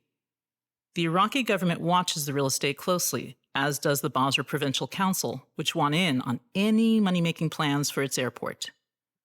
Since the decision to move to BAS was not final, and we at the REO were under the distinct impression that the Brits held the real estate exclusively, we at State did not look to negotiate our way onto the site, with anyone at first. Well, it turned out that the U.S. Army Special Forces, or SF, had set up camp inside BAS, quietly and without anyone on our side knowing what they were doing. And in one fell swoop, they claimed the best slot for their own. Once we realized that we needed a place, on a contingency basis, of course, we tried to get the second best slot.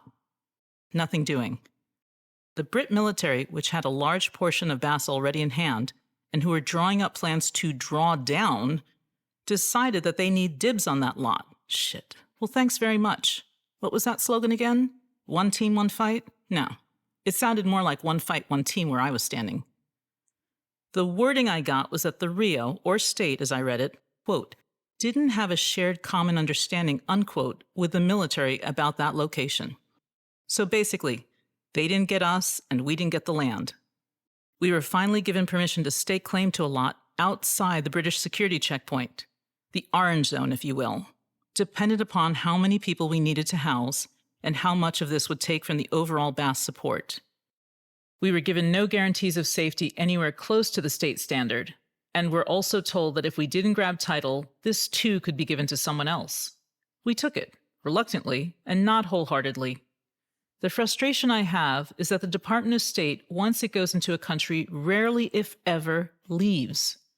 We are what is called permanent party. Can we think of that in those terms? Of course not. Maybe later. Depends on what happens next. We really might use that land as we taxi down the runway home. Sure.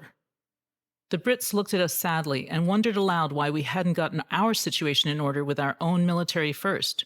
Great, yes, of course, why hadn't we? Perhaps it's because we thought you were staying longer? Tisk, tisk, don't get mad at the ally, it's poor form. We had blueprints of BAS to look over, blueprints of our likely footprint to review, and the Baghdad admin types comparing our situation with theirs. How so, since they get to keep the palace embassy until their new embassy is completed and their palace is rock solid? So now the maps that I am memorizing are no longer just the BPC, the Basra city confines, and the area between the BPC and the border. I now expand my rote to grid markings for BAS and try to figure out how it's going to get done. Maps and numbers, that's what's filling my head. The meetings on property and moving take place in Baghdad, Basra, and in Washington, both by phone and in person, with a wide variety of officers and departments. But by the end of February, there's still no firm decision on when we are to leave and where we are to go. We're in a holding pattern, all waiting for an improvement in our security situation that is not coming, but we can't seem to accept that fact. I certainly can't. I even mentioned that it would be really smart to invite the Iranians into the BPC, to move their consulate there, as the attacks would drop off since the militias wouldn't want to bite the hand that feeds them, but I'm looked at as a loon. Time to think outside the box, people. On February 26, the British Defense Secretary announces that the Brits will be providing 1,400 more troops to the NATO effort in Afghanistan. This can't be done in a vacuum, and that means something has to give, and give soon. On March 14th, the British military calendar marks off when they are leaving the BPC, and by default, ending their support of our mission in that location. So our decision is made for us. We must leave before they do, as they are moving on to another war, at our behest as well. This one is ending for them, and all bets are off. We have until August 1st at the latest. Chapter 19.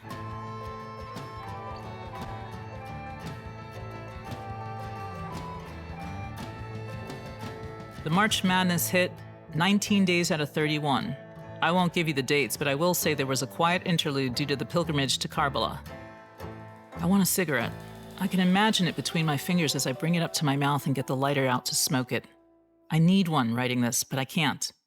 If I start again, I probably won't stop. I don't feel like smoking alone, so I can abstain a while longer. I didn't have that issue in Iraq. The Brit officer in charge of Basra City Battle Group South, well, he was another that didn't smoke at home, but he did in the field.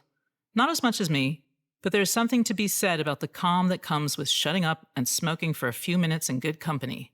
Hopefully, of course, without the alarms going off.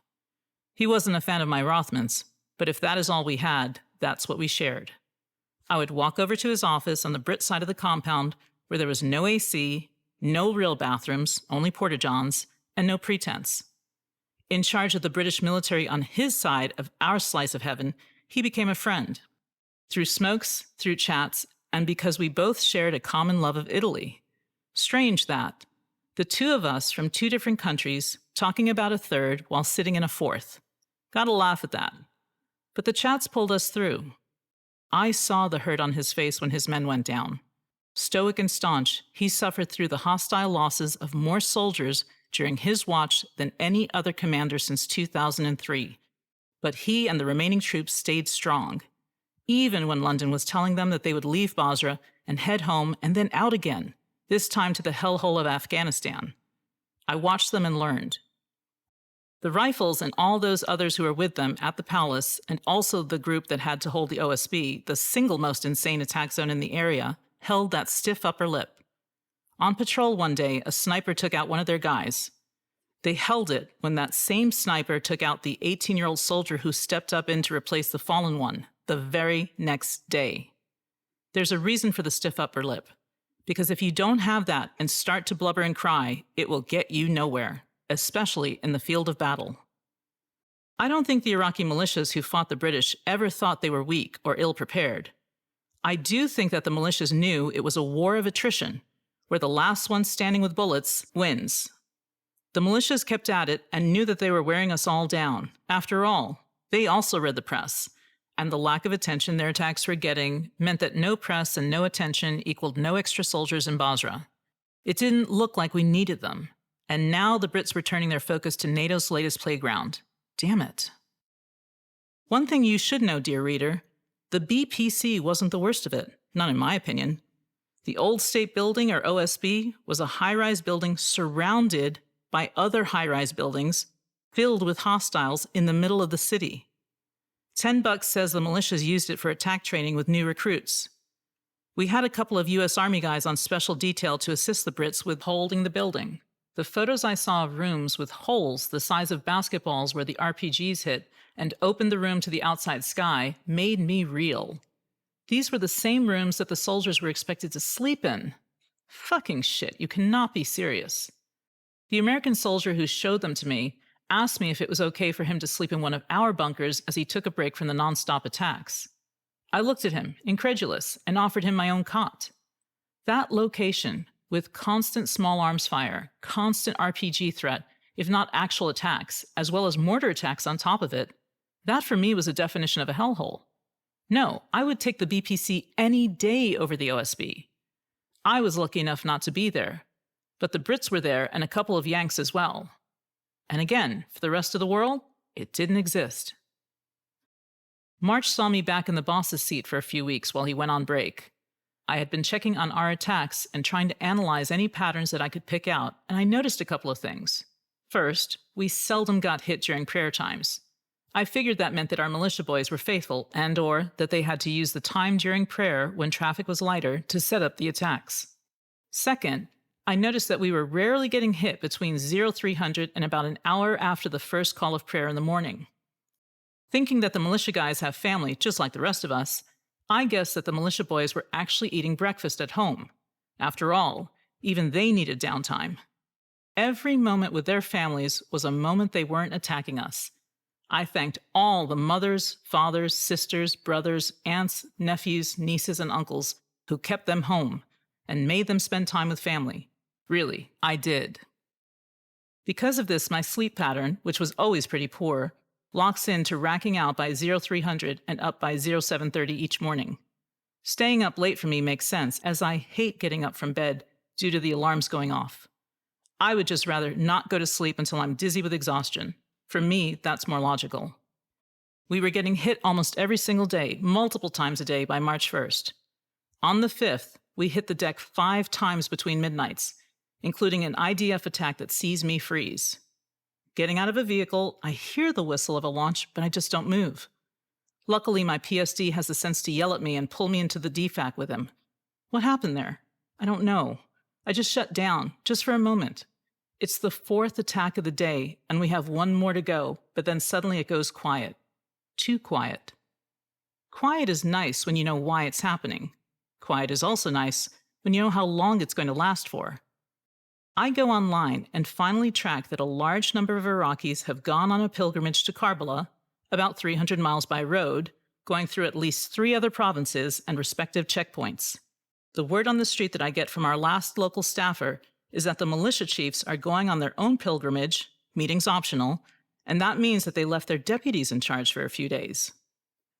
What's the worst thing you can do as a deputy? Hey, I can answer that one easily. Make your boss look bad and screw things up while they're away. The militias may have also been having some supply issues with their weapons, because from March 7th through midnight on March 11th, it's all quiet on the southern front. One of the KBR guys asked me if I think it'll hold. I tell him it has as much chance of holding as my diet.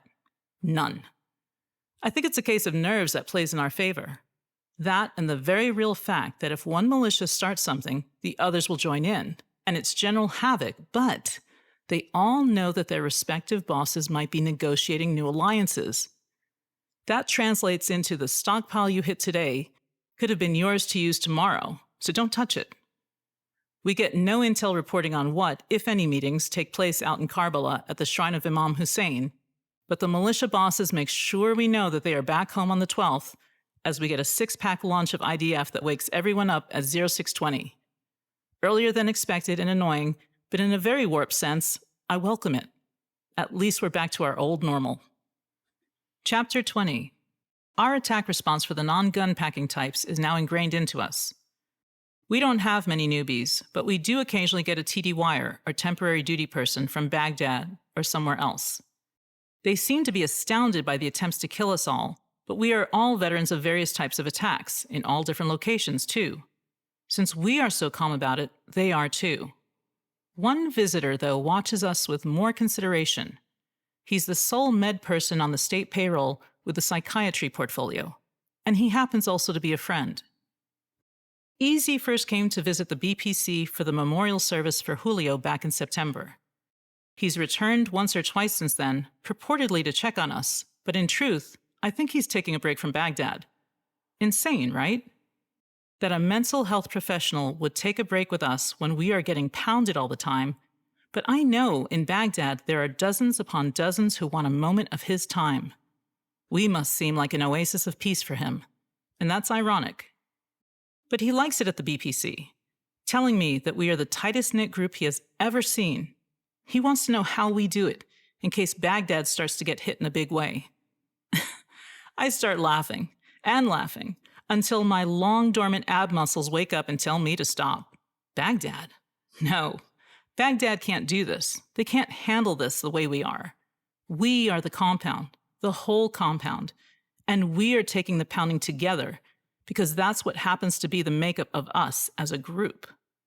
Baghdad has too many groups, too many individuals to not try and break up once the heat gets turned up. But to answer his question, I tell him it's camaraderie. It's camaraderie tied to shared experience. What else? Easy wants to know what it feels like for us to be so frequently attacked. I can't speak to anyone's experience except my own. For me, whenever there's an impact, I try to jump out of my skin, but only for a moment. And then I wrench myself back in, leaving my soul exposed briefly. Over and over again, with each impact. The seconds before are spent holding my breath, waiting tensely, knowing that something is going to happen just now, something not so nice. I get so good at the sounds that I can tell now which direction they're coming from and therefore where they might hit. No problem telling type of IDF either, as the rocket and mortar launches travel with sounds that are extremely distinct. What was it that Secretary of State Powell once said? In the military, you spend 95% of your time training for a job that you do just 5% of your time. In the State Department, they train 5% of the time for a job they do 95% of the time.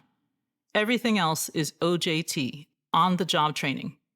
Yes, Mr. Secretary, OJT is alive and well in the war zone.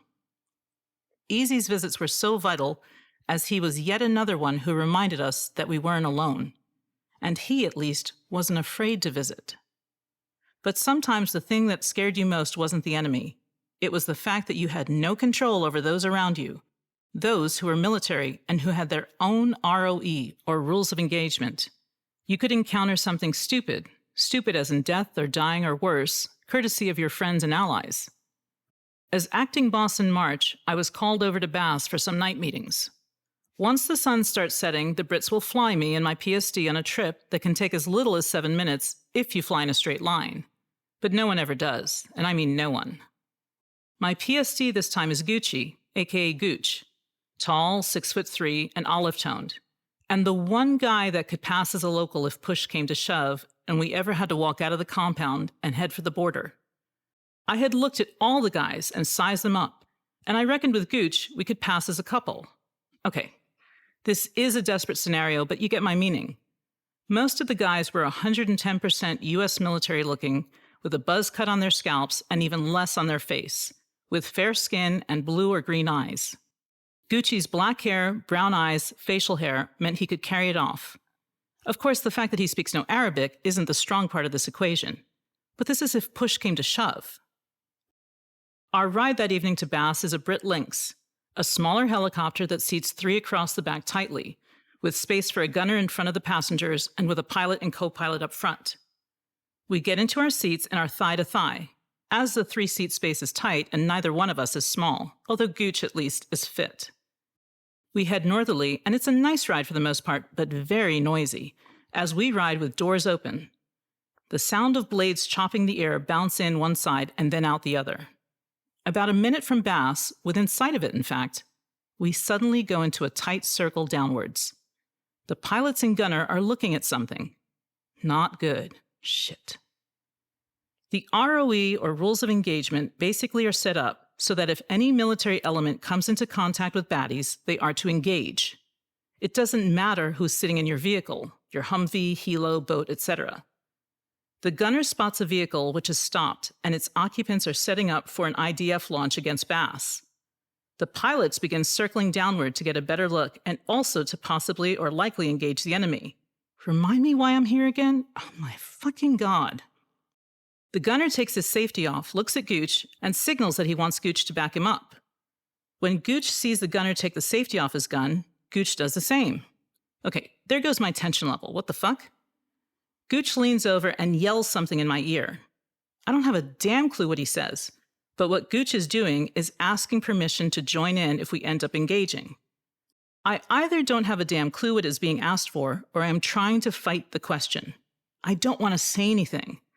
All I know is that if the guys down below decide to aim up, directly up, everything changes. We circle down one more time, practically on top of them, as I try to get as small as possible. It won't make any difference, but it's instinctual. The IDF team must have had a change of heart, because they abandon their launch and they jump back in their car and get the hell out of Dodge. Now, if I was a military person, I would say blow the crap out of the car so that they can't hit us another day. But I am so grateful that we are not engaging that I say nothing. And it's also not my place, so I zip it. During the course of the meetings, I hear talk of the Brits engaging the enemy in a firefight northeast of the city. I don't think much of it, as the Brits engage all the time, but later I have reason to come back to it. Gooch is waiting for me when I finish up several hours later, and we make our way to the LZ. Taking off, I have no sense of direction. 3 minutes into the flight, and Gooch starts hitting me on the leg to get my attention. We are dipping downward, and I don't know what the hell is going on. I'm tensing. Gooch is pointing downward. Huh? Fuck, I hate this. Remember that there's all this noise with the doors open, and it's pitch black out, so I am not adding 2 + 2 right now. Whatever the threat, I can't figure it out. Damn it. There's no point in yelling, as it will only add to the tension. Suddenly, I think back to the meeting. The pilots wouldn't be flying over the firefight, would they? What the hell for? What are the odds that we get close enough for a stray round shot upwards to hit into the bird? Breathe. Control, or lack of it, I should say, is something that I don't easily get used to. My teeth start chattering in nervousness. Damn it. This I really don't like. Finally, we turn right. I know that we are now heading southward, towards home. Home is wherever I sleep safely, and so home is the BPC. We head over the island across the way from the compound, and the pilot starts a dipping maneuver designed, I guess, to make it much more difficult to hit us from the ground. Okay, I hate flying so much that I am not loving this, especially as this is going on way too long. Wait a minute. It's my turn to hit Gucci. I see lights up ahead and way too close. He looks at me, and I mouth the word Iran to him and point forward.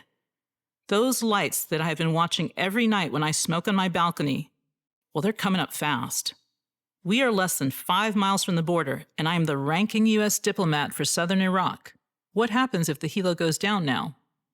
Breathe, think. There's nothing I can do but pray. I don't remember how at the moment. Please do not let this happen, please.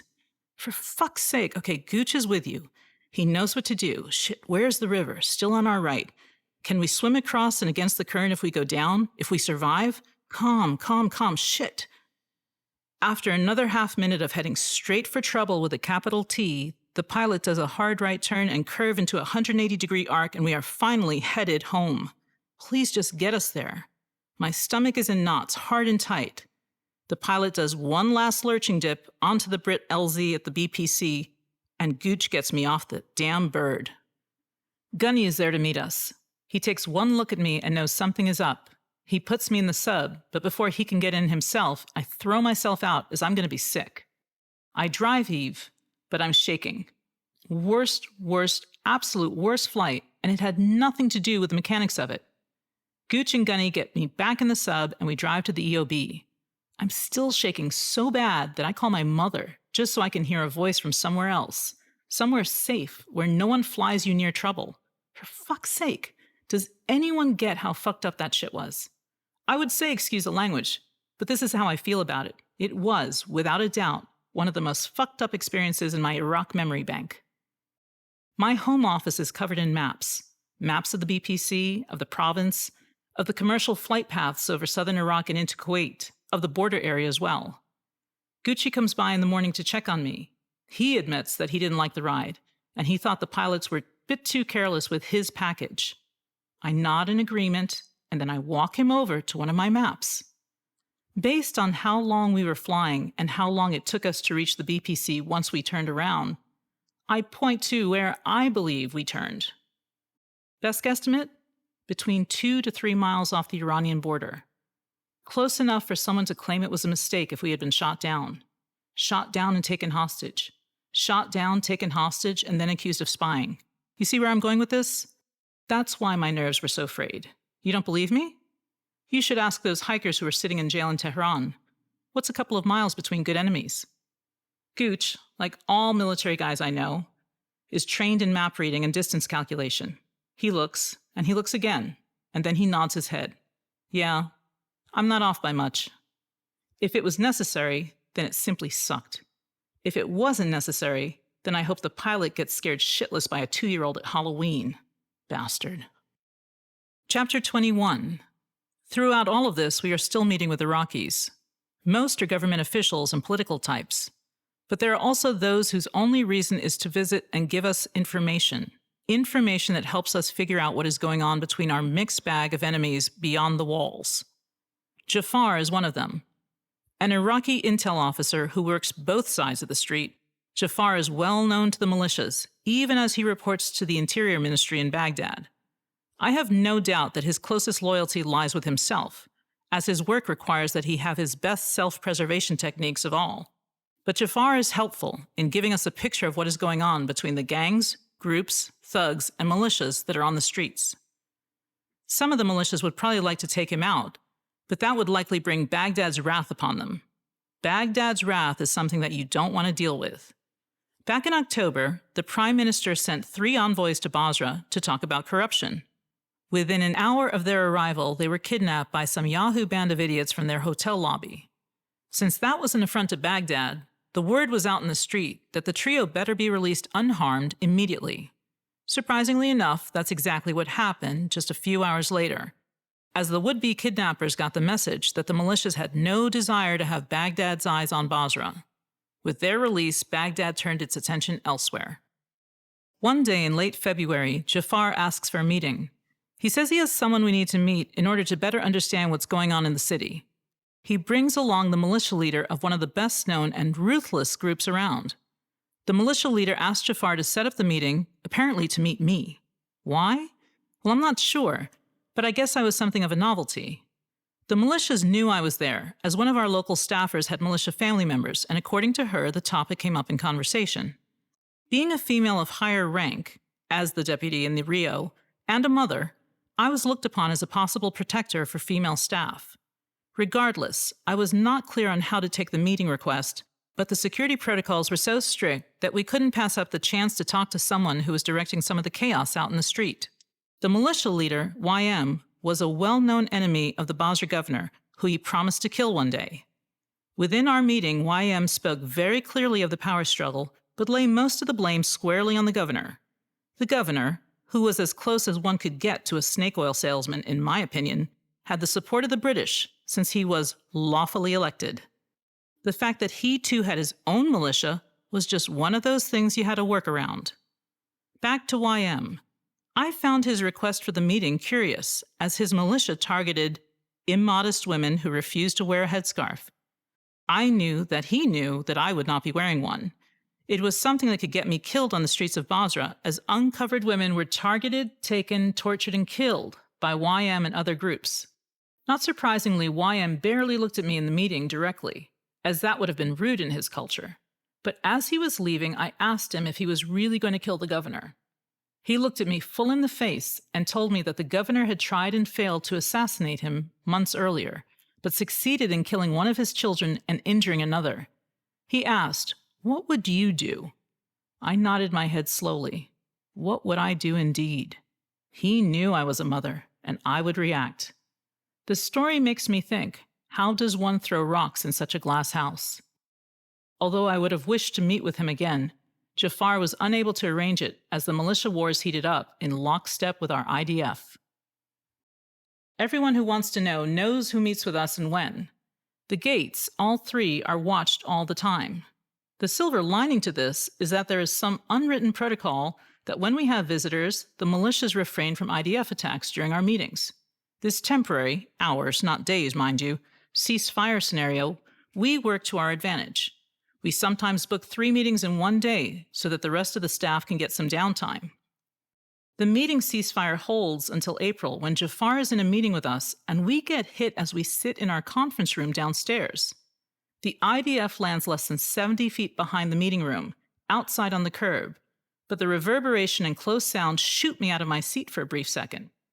My back was to the wall, the same wall that sees shrapnel ricochet and hit the bathroom glass upstairs, punching holes in it and breaking up some of the stonework on our balcony. We look at Jafar in amazement, as this has never happened before.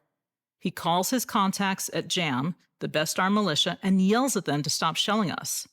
They tell him it's not them. Now who to call? He looks exasperated and shaken, not his usually smooth self, and I think to myself that if he doesn't know who hit us, then he probably knows that whoever did doesn't care about him.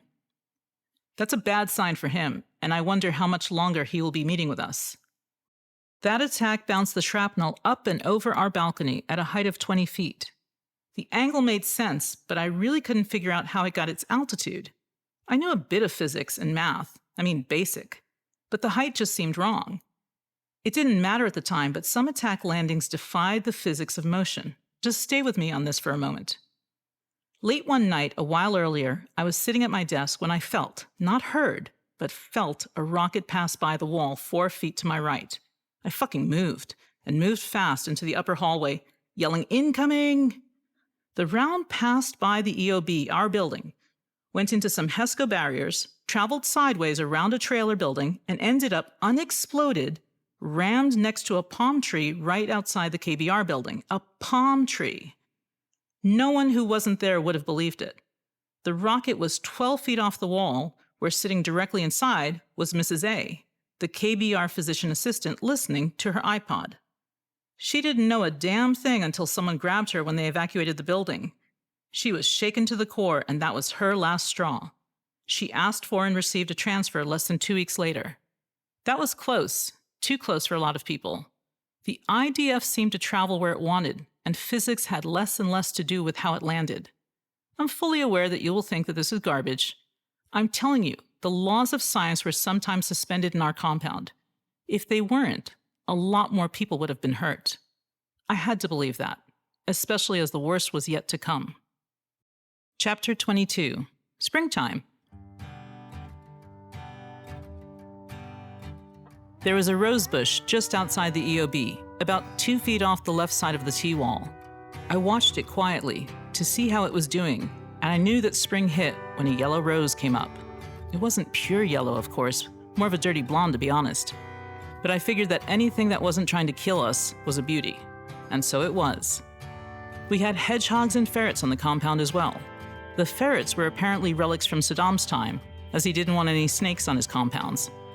I saw them infrequently, but they were able to feed and take care of themselves.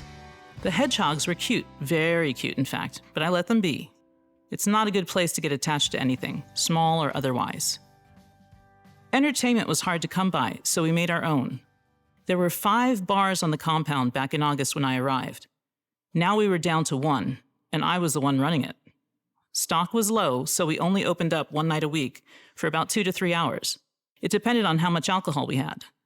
I was able to get beer from the Brit side, and I put orders for cases which were trucked down from BAS. The female Brit soldier who did the ordering was funny, and we talked about nonsensical girl stuff any time I went over to order anything. It was a way to keep the sanity close at hand. Having the bar open 1 night a week for a place like ours was not much, but we tried to supplement the fun with movie nights. I would sell beer 30 minutes before showtime, and there was hot popcorn, free for the taking. We had to be creative, as there were no USO shows, not even the Brit kind. We considered karaoke night, but that would have been more painful than IDF, so it was a no-go. No, movie night was safe, although we were limited in what we could show. No chick flicks, no documentaries, and no history pieces either. Twice we hit the right formula for movie night, but for very different types of film. Someone decided that one week's showing would be Team America, which most of us thought would be perfect, mindless garbage to take our minds off where we were and what we were doing. It worked. I invited the Dutch UN security person to join us, and at the end he turned to me and he told me he was amazed that we Americans could make such fun of ourselves. Really? He lived next to us for months and couldn't tell before? For the second movie, we kept it in-house and quiet. It was April, and there were 278 of us on compound on the US side. The movie was 300. Just a number, but you could feel the thinking going on as the movie played. 300 Spartans. The Iranians were just down the road, 10 miles to be quasi-exact. 300 is a funny number. We were getting pounded and taking it the best we could. We were not on the offensive, and that was troublesome. I think most of us would have loved to have hit targets on rooftops with cell phones and flags, directing the IDF attack teams on which way their rounds landed. Yes, even I wouldn't have had a problem with that action. There's only one guy in 300 who gets to go home. It reminded me of the Alamo, but with better outfits and abs. I sat with Mrs. A, watching the movie and chuckling at the airbrushed effects. But the storyline stuck. 300 against the thousands. It wasn't us. But, well, the idea behind it was closer to our imagination than I think we wanted to admit. You don't go to war to sit on your hands. That was tough for a lot of the guys, but sit they did. After months of metal rain and frustration, I was ready to go look down a scope myself, but that was never going to happen. And that was a good thing. Once you pick up a weapon offensively, you are no longer a diplomat. Straight definition in my book. After 300, there aren't any decent movies to see, so movie night starts to fade away. I rack my brain to try and think of something that will take our minds off the guillotine of destruction hanging over us. So I decide to start a little rumor. Rumors can be very destructive in any location, so starting one is not a careless exercise in stupidity. I had good reason to start this one, mainly to try and ease some of the tension and get the guys talking. I start the rumor to see, 1, how far and fast it travels as an OpSec check, and 2, to get the guys thinking of something other than the enemy. Casually, I tell one guy that I'm thinking of creating a Boys of Basra calendar.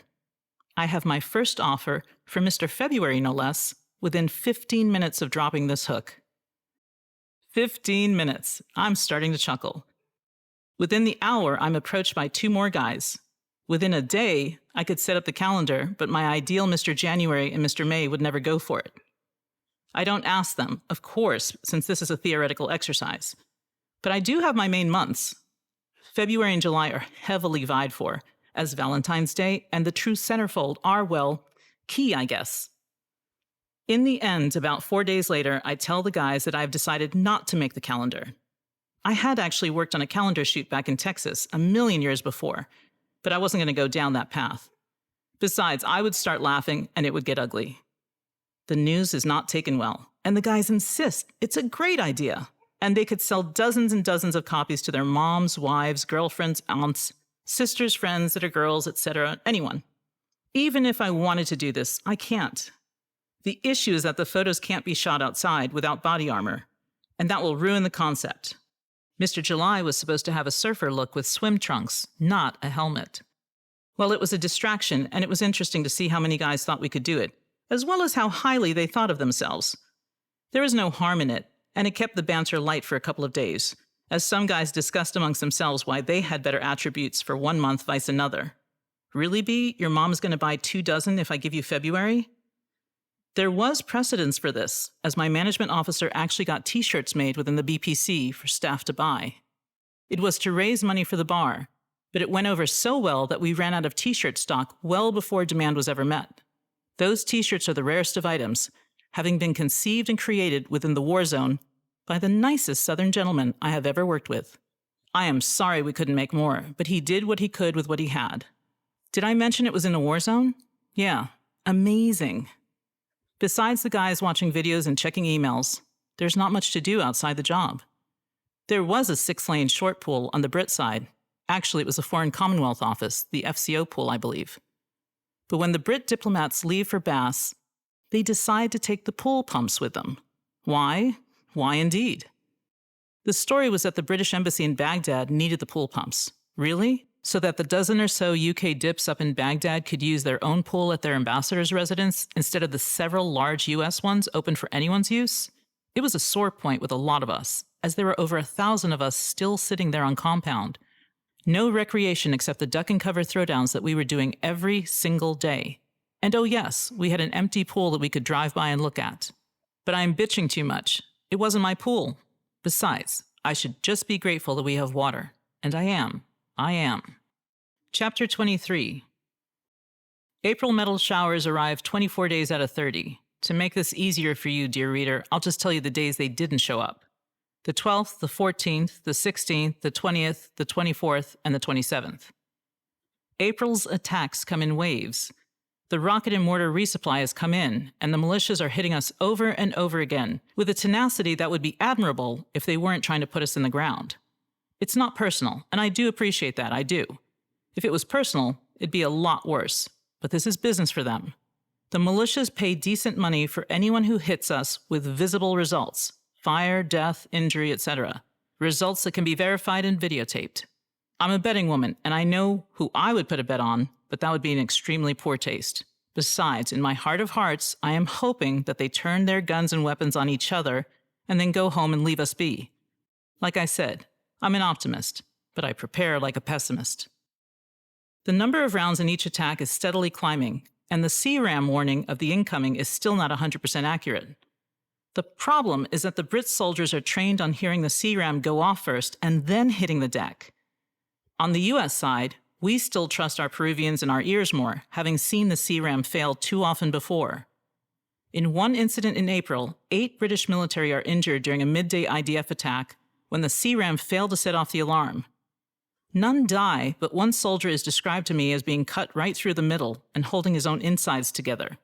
After that, the Brits go on a construction spree, setting up rows and rows of HESCO barriers, contained sandbag barriers that were 4 feet high, stacked 2 at a time, giving pedestrians 8 feet of cover if incoming landed outside of it. The HESCOs are set up to create enclosed walkways, but as they are new, it is sometimes hard at first to see where they start and where they lead. We also have the added misery of another sniper. There was one in the city who took out 2 Brit soldiers on consecutive days and injured a third. But now there's another one, rumored to be hunkered down on the island across from our river watch and the Romanian area. One Brit soldier on night watch hears a shot fired and finds a hole the next morning in his watch stand. Nice. Just what you need. We change our routing to go to the DFAC so as to lessen our chances of getting plinked while driving to meals. Who's hungry now? I watch the Brits go out at night, on patrol, as their warriors and snatches roll on the street next to the waterway and cross in front of my balcony's view. I say a prayer each time I see them roll out, that they will come back, the same number, safe and sound. They're getting hit with gunfire every single time, and with worse. And they're close to leaving. It's a bad combination, as when you are short timing, sometimes your luck runs out. You're not supposed to think of it this way, are you? Says who? The temperature is also climbing. The roses and rosebuds that came out a few weeks ago are already wilting, as the heat does a number on them. The smell of urine is in the air near Uday's palace. It sits there practically at face level, forcing you to know it and deal with it. It's not that the guys have all of a sudden started pissing themselves. It's that the number of guys and the number of porta-johns has hit critical mass, and something's going to have to give. Combine the fact that the militias get off a few lucky shots that hit the generator, and the temperature has now cracked 100 degrees Fahrenheit, and you have the perfect recipe for disease and dissolution. The Peruvians, over 150 strong, have been living head to foot in large rooms at Uday's palace. Originally, they went in there in October when we took over 3 buildings from the UN. The UN security officer tried to put up a stink about it, saying that my management officer had physically threatened him. But that was more to save face, as my management officer was a gentleman. It would have more likely been me, as I didn't appreciate the thinking that good, hard space should go to waste. Regardless, the Peruvians have been living in Uday's palace, packed in like sardines for 6 months. With less than 8 inches between beds, the threat of illness or disease spreading was ever present. The sleeping areas have no air conditioning and no cross ventilation. All it takes is one of them to go down to have a bunch of them go down. It doesn't help that with the temperatures going up, we now have flies. Flies outside, flies in our DFAC, flies near our food, flies on our food. Well, that depends on how fast you can wave your hands to get them off. And so the equation for sickness is laid out. One Peruvian gets hit with a stomach bug. The guy in the next mattress, 8 inches away, comes down with something. The next thing I hear is that we may have an outbreak of dysentery on our hands. The American TC guy who works closest with the Peruvians goes down. TC is now yelling at KBR, and KBR is trying to work out how to fight the flies and follow U.S. government regulations on food safety. The main question is, how close can fly tape be to food? Fuck regulations is my attitude.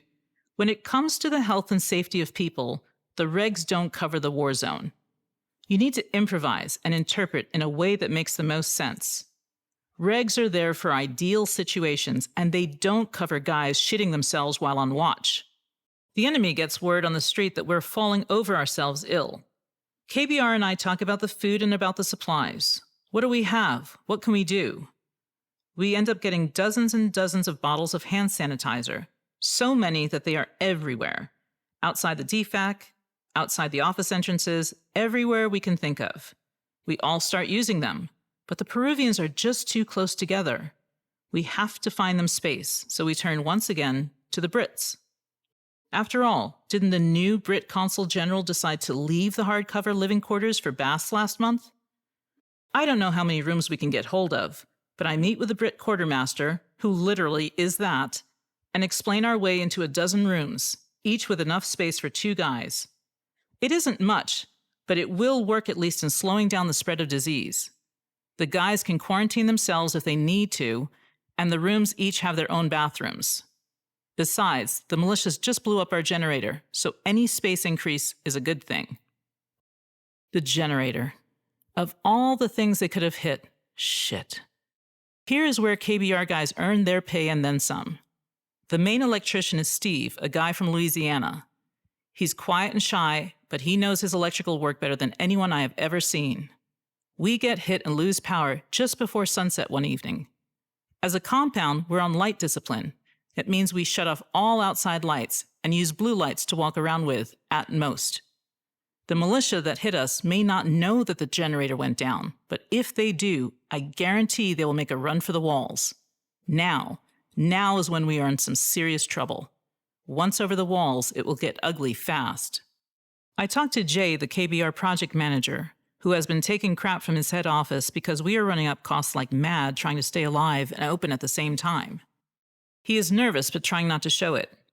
I know that Steve is able and sharp, but I don't know how much time we have. So I stay up and up and up as the night goes on. I can't consider sleeping when we are this vulnerable. It's fearfully silent now, as Steve rewires and reroutes the juice somehow. We are also providing the Brits with some power, so this hit on the generator affects everyone, as the routing also goes through the Romanian side. Hours and hours after he started, Steve finishes the job in the dead of night, and the juice comes back on. I have no idea how he did it, but he's my hero, period. The one cost, though, is that the generator and the backup generator are now working on a run-to-fail system. That means that there is no more redundancy, as the backup is in worse shape than the main, and there are no more parts that can be replaced in order to keep them going. This is also what I call a wing and a prayer approach. The generators are now being pushed hard for maximum output. It's April, not August, and we are going to be hurting soon. One more hit and we are going down with no juice, KBR's miracle worker or not. No juice means immediate withdrawal, as we can't survive without electricity. Baghdad needs to get us a new generator, now. How well do you think this news will be met when you couple it with everything else that we're going to ask them for? Yeah, not so great. But the guy in Baghdad in charge of that log cap contract I mentioned earlier is amazingly flexible. He, more than anyone else who has never been in Basra, seems to sympathize with us. He gets us a new generator. I don't know how, and to be honest, I don't care. But I'm grateful. It takes a few weeks, but in Iraq, a few weeks is lightning fast work. He manages to get it on a C-17, whose landing draws the attention of the baddies. Just as a new generator is being offloaded, IDF flies over the wall at BAS. Luckily for us, one more time, it misses. It was close enough to shake the crew, but it missed our generator. Amazing. Once again, the crew lets it be known that they have no wish to do a return trip to BAS, so off they go back to the safety of central Iraq. That's okay, as long as we have our generator. It gets to us in the next convoy, and we keep humming. Chapter 24. I leave Basra for my final break in April. My husband has asked me to go to the Armed Forces Ball with him in Kuwait. I pack up and head out, now fully saturated with the REO and its issues, with Basra and its concerns, and with the staff and their safety. I'm in poor shape for my own family, but I go. The girls are better this time round. They seem to understand that I will keep coming back home. I'm disengaged from them and feel completely disconnected as I smile and hold them. What's strange is that it doesn't bother me. Maybe I know it will get better. Maybe I'm full of it. What kind of mother am I, that I would do this to them and be a half-mother, thinking and worrying about grown men and women instead of my own flesh and blood toddlers who need me? I have no idea, but I figured that the answer will come to me later, much later. When I leave Basra that April, I know that I will not see the Romanians again. The Black Vipers are headed out, and we farewelled them back in mid-March, just in case the IDF made it harder to have a party closer to their actual departure. I'll miss them, as they were a very cool bunch of guys and had great coffee. And smokes. Okay, there was that. Romanians still smoke a lot.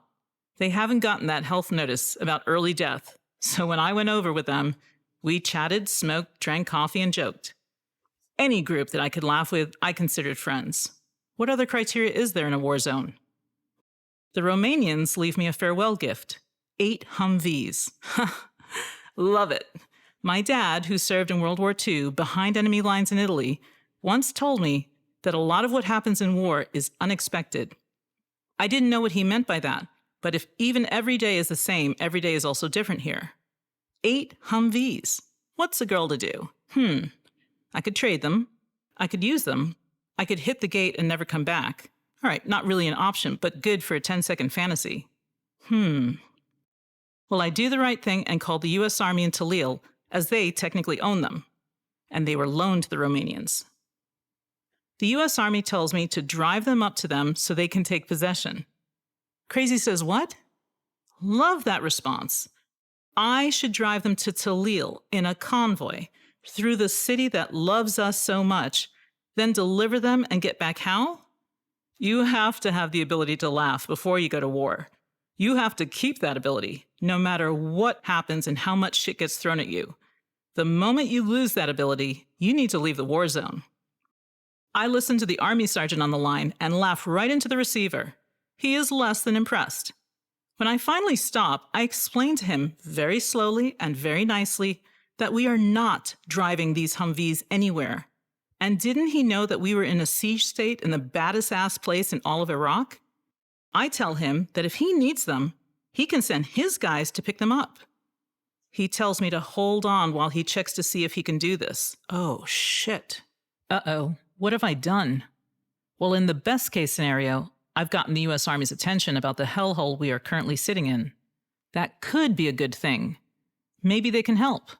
Maybe they can pay attention to us down here, hanging out with non-U.S. military, looking for heavy gun support. Worst case scenario, the U.S. Army, in all of its logic, sends underprepared troops down to Basra to drive these Humvees back. Said troops are attacked, injured, or killed. Shit, girl, don't laugh when you don't know how the other side will take it. Still on hold. Shit, fuck. No, I don't want Army support. No, I definitely don't want Army support. They have no idea what it's like here if they even consider driving down or asking us to drive up. Come on, Sarge, get back on the line. Hang up. If you hang up, then they have to drop this. If you hang up, there's no point of contact to call back. Hang up. Hello? Oh, okay. The U.S. Army says it can't take them right now. I say a quick thanks and hang up before we go farther. You have to think 5 steps ahead of any action you ask for. You have to think for others. You have to make sure that what you're asking for, you actually need. The Humvees can sit, and they do. Whew, that was close. That would have been FUBAR, fucked up beyond all recognition. Anyone with half an eye could see that. Talil to Basra with no backup? Images of the bridge in Fallujah from 2004 come up in my mind's eye. No, not on my watch. That was not funny. Back in Kuwait, I can barely focus enough to follow conversations. My mind is not there. My husband asked me to dance with him. Dance at the Armed Services Ball. So what do? I dress to the nines and then spend 90% of my time walking the ball, going to each and every table to talk Basra to the invitees. They're all in uniform, U.S. uniform, and some are interested in varying degrees. I hit pay dirt when I spy some coasties, Coast Guard guys there. They're based in Qasr and know the riverway, or at least their side of it. They didn't know anything about Basra or the BPC, so I rectify that and give them a brief on what life is like and where we might need their help. They're all game. Good. And then there are the U.S. Navy types there. I heard that we had some support in the Gulf, but I don't know what they can do. One of them, though, has heard about us. That's a very good sign. When you're being noticed, that means you've made someone's intel brief. Good. Go with that. He asks me what it's like. He asks me distances. Keep going, dollface. I'll give you whatever info you want, as long as you share it with your friends. He asks me about the Brits. Tough one, but I give my assessment as fairly as I can. My husband is less than impressed. But the talk was not for fun. It was necessary, no doubt. Put a face to an SOS and you tend to get a faster response. That's my theory, and I'm sticking to it. The night ends, and I reckon I spoke to 40 uniforms, mostly officers, and explained our situation. I worked that ball as if our lives depended on it, because they might. After a few more days in placid Kuwait, watching my girls look at me as if I'm a stranger, I leave for Basra. It's the end run. Finally allowed to go home directly, I don't touch Baghdad again. I'm glad. I'm also pretty screwed up if I think Basra is home.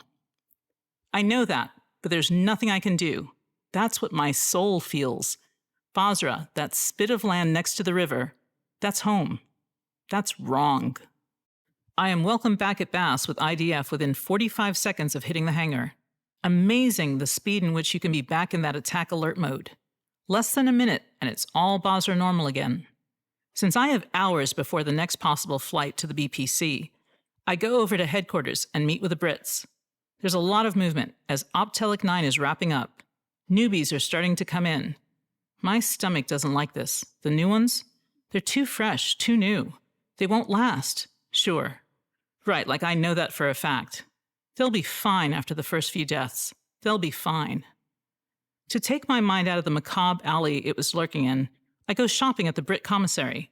Full of strange food items that were definitely not American, it's the posters that catch my eye. Full frontal nudes of British lasses, all looking seductively at the viewer. Curiosity has me look through all of them, looking to see if there are any male models. Nope, none. Funny that.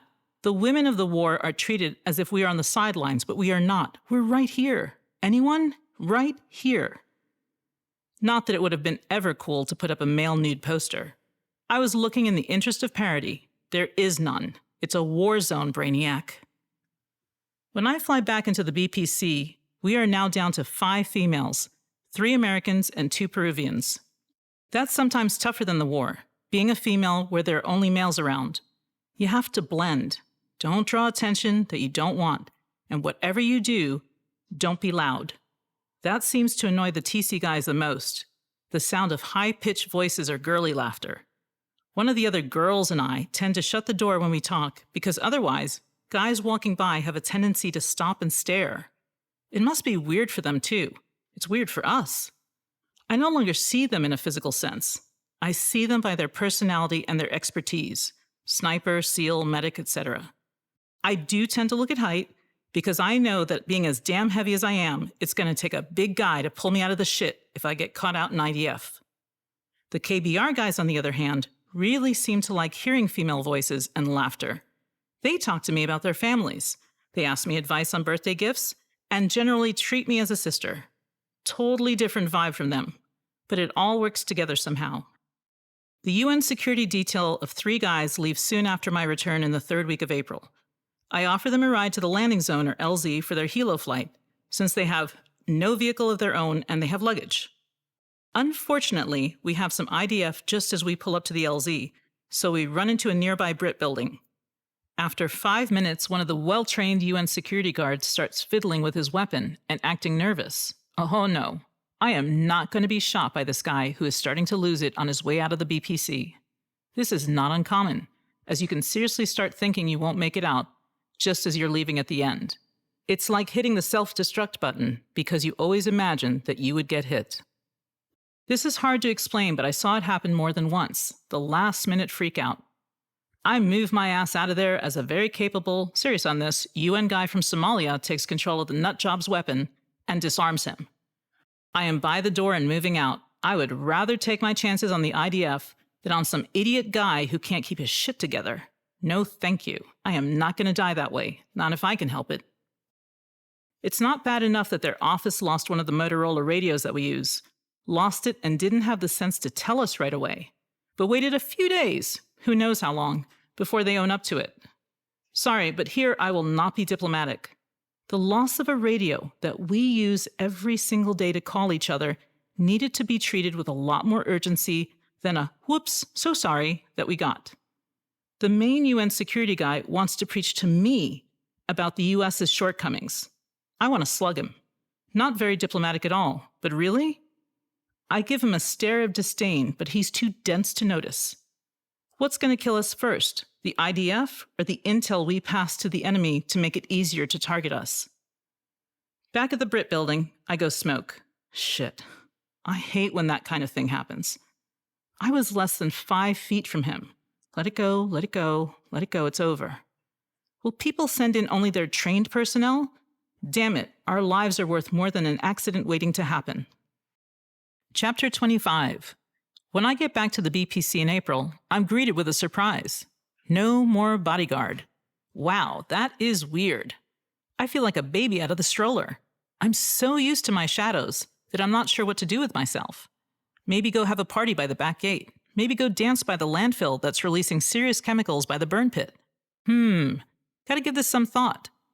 Apparently, the RSO finally figured out that I was responsible enough to run around on my own. But how? We all have to share vehicles, so moving freely is still not that easy. Someone decides to pass me the Mercedes. Black, up-armored, automatic sedan with little pop-up shades for the back seats. I am in heaven. There are basically no shocks left, and it rides less than 6 inches off the ground, but I'll take it. Sweet. My own ride. Of course, I'm still stuck on the compound, but I can roll around by myself. I decide to make the most of it and go around to the intel house on site. It's being rapidly emptied as the intel boys decide that it's time for them to leave. Leave? Before state does? Unheard of. It must be freezing in hell if that's what's going on. Some background on the intel boys. We all have them. Specialists who gather intel and look at it with different angles, lights, and toys. Then they tell us what they think is going on. Then they go and get more intel. That's the basic way they operate, day in and day out. We're collegial, and I work well with them, but we are not too close, as this would raise too many questions about who I work for. I work for state. State does intel, but there are other agencies that do it better. Much better sometimes. This was one of those other agencies, and they were leaving before we were ready for them to go. Apparently, this had something to do with personality conflicts in the past with Baghdad, and the fact that they couldn't get anyone to stay in Basra. Yes, we were officially that bad that even our friends across the way couldn't figure out how to man their office. I was worried, though, as when the intel leaves, sometimes you go into the black hole of guesswork and crystal ball forecasting. Besides, I like them. The guys always treated me as a regular girl and were excellent with letting me hang out with them. I even cooked for them. I know, stereotype, right? No. That's not how it was. You see, I can cook. I'm not brilliant, and I will never open a restaurant, but I am happy in a kitchen making stuff. There was no kitchen on my side. Not even a hot plate. After a few months of eating DFAC food and having no say in how it was cooked, I offered to make the intel boys a meal, since they had their own kitchen. They were surprisingly delighted. I made what came to be known as the Last Supper. You see, by the time I offered to cook, the first order of closure came down the pike for them. I think most of them were in shock. This was way back in November, when we had tabled the thought of closing the Rio. I bargained and traded and got some fresh bread, garlic, Parmesan cheese, and tomatoes. I made them a feast of pasta with meatballs, garlic bread, salad, and red wine. It was well received, if not bittersweet, as I thought at the time they were out the door. Some did leave, but most stayed, and stayed, and stayed some more. So much so that I never believed them when they said they were leaving again. So when I drove my Merc up to their house in late April to find them prepping to pack out, my heart sunk. The intel side was regrouping and leaving for the time being. Where had I heard that before? It was a blow, and the one that I had the hardest time recovering from. They, the guys, were my outlet of sanity. They gave me shit, but took it from me as well. I had no hold on them, no leverage, no threat of firing, real or imagined, so for them, I was just me. I was scared now. If they left, where would I go to be human? They let me do that. I could be a woman in front of them, chide them, flirt with them, no harm, no foul. I felt like they were abandoning me, and they knew it. It's war. It's not about me. Come on, you know that. The closest ones came to talk to me and tell me that I would make it. They knew how bad it could get, as one night we got slammed while I was hanging out with them. The impact was close, less than 20 feet off the house. We jolted in our skins and huddled together in the middle of the house. Cursing, I remember looking down. One of the older guys, G, asked me if I still felt safe there, as I had before. I looked up and around and said yes, that I still did. They had grouped themselves around me, 5 of them, inadvertently forming a circle of protection. They didn't work for me, not for state, but that was their instinct, and I trusted it. They left in May, and it hurt, but it wasn't their fault. It wasn't personal, so I could take it. I had to. Chapter 26. May's attacks were on the 1st, 2nd, 3rd, 4th, 5th, 6th, 7th, 8th, 9th, 10th, 13th, 14th, 15th, 16th, 17th, 20th, 21st, 22nd, 23rd, 24th, 25th, 28th, 30th, and 31st. This includes IDF, sniper shots, RPG, and an IED setup attempt. The new Brits are no longer new. They have been here for a few weeks and have had some vicious surprises, including severe overheating of their personnel while on patrol inside the Warriors. The stories I am hearing make me wonder if Op Telic 10 weren't prepped for the heat danger, because Op Telic 9 just didn't know, since their time in Basra was during the cool months. Soldiers vomiting as soon as they exit their vehicles, if not before. One soldier supposedly ripped off most of his clothes as he was overheating so severely that he tried to run back to the BPC while out on patrol in the city. It's going to be extremely tough for these guys, the last ones to hold this piece of land. It's not just physical weakness you have to fight when you're under siege. It's mental, pure and simple. But now I'm at a loss. We are trying hard to plan for our move, also meet with Iraqis and also stay informed. But our world is one of attacks, and just trying to stay alive. KBR is working with TC non-stop on the move to BAS, but there are hundreds of moving parts, and it's getting overwhelming. It's too much. Baghdad is looking for status reports, number crunching, and schedules of moves, but we're dealing with slow computers, poor connections, unsecured phone lines, and of course, the attacks. I am worried at this point that my internal compass has swung a bit towards crazy, as my reactions are now way off. I was overwrought in January, pretty balanced in February, markedly stable in March, but numb by April. This is May, and I am extremely detached from my own self. I really don't give a shit if I die. I should clarify that by saying that, the thought doesn't bother me. It holds no portent of fear for me. I don't want to be injured, as that would be truly fucked up. Why? Well, for one thing, state doesn't have a VA hospital for you to go into, where you can ask for help for the rest of your life. I know it's not quite that simple, but remember, state doesn't do war. So this is what will happen if you're injured as a dip. You get flown to BAS for initial medevac, then on to Balad, and from there, Germany. After that, you get to go to Walter Reed in Bethesda, Maryland. Assuming you are now disabled, you get to go home, pick up a shitty-ass paycheck for not being able to work, and best of all, you get to go on Medicare. That's right. You and all the retirees get to battle it out for doctor's appointments and assistance. And that's not all. Your family, which you have been supporting, gets to fall into poverty as your medical bills, which Medicare only pays part of, eats up the rest.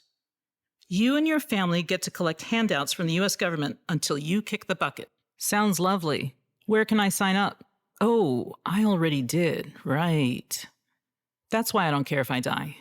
I'm not going to jump in front of a bullet, but I have enough life insurance that my family will be okay. They may suffer emotionally, but not permanently from my choice of going to war. I also need to stay sane. You see, I have firsthand experience with psych wards. My dad, the same one who fought side by side with the Italian partisans, was in a psych ward at the VA hospital on 23rd Street in Manhattan for the better part of 9 months.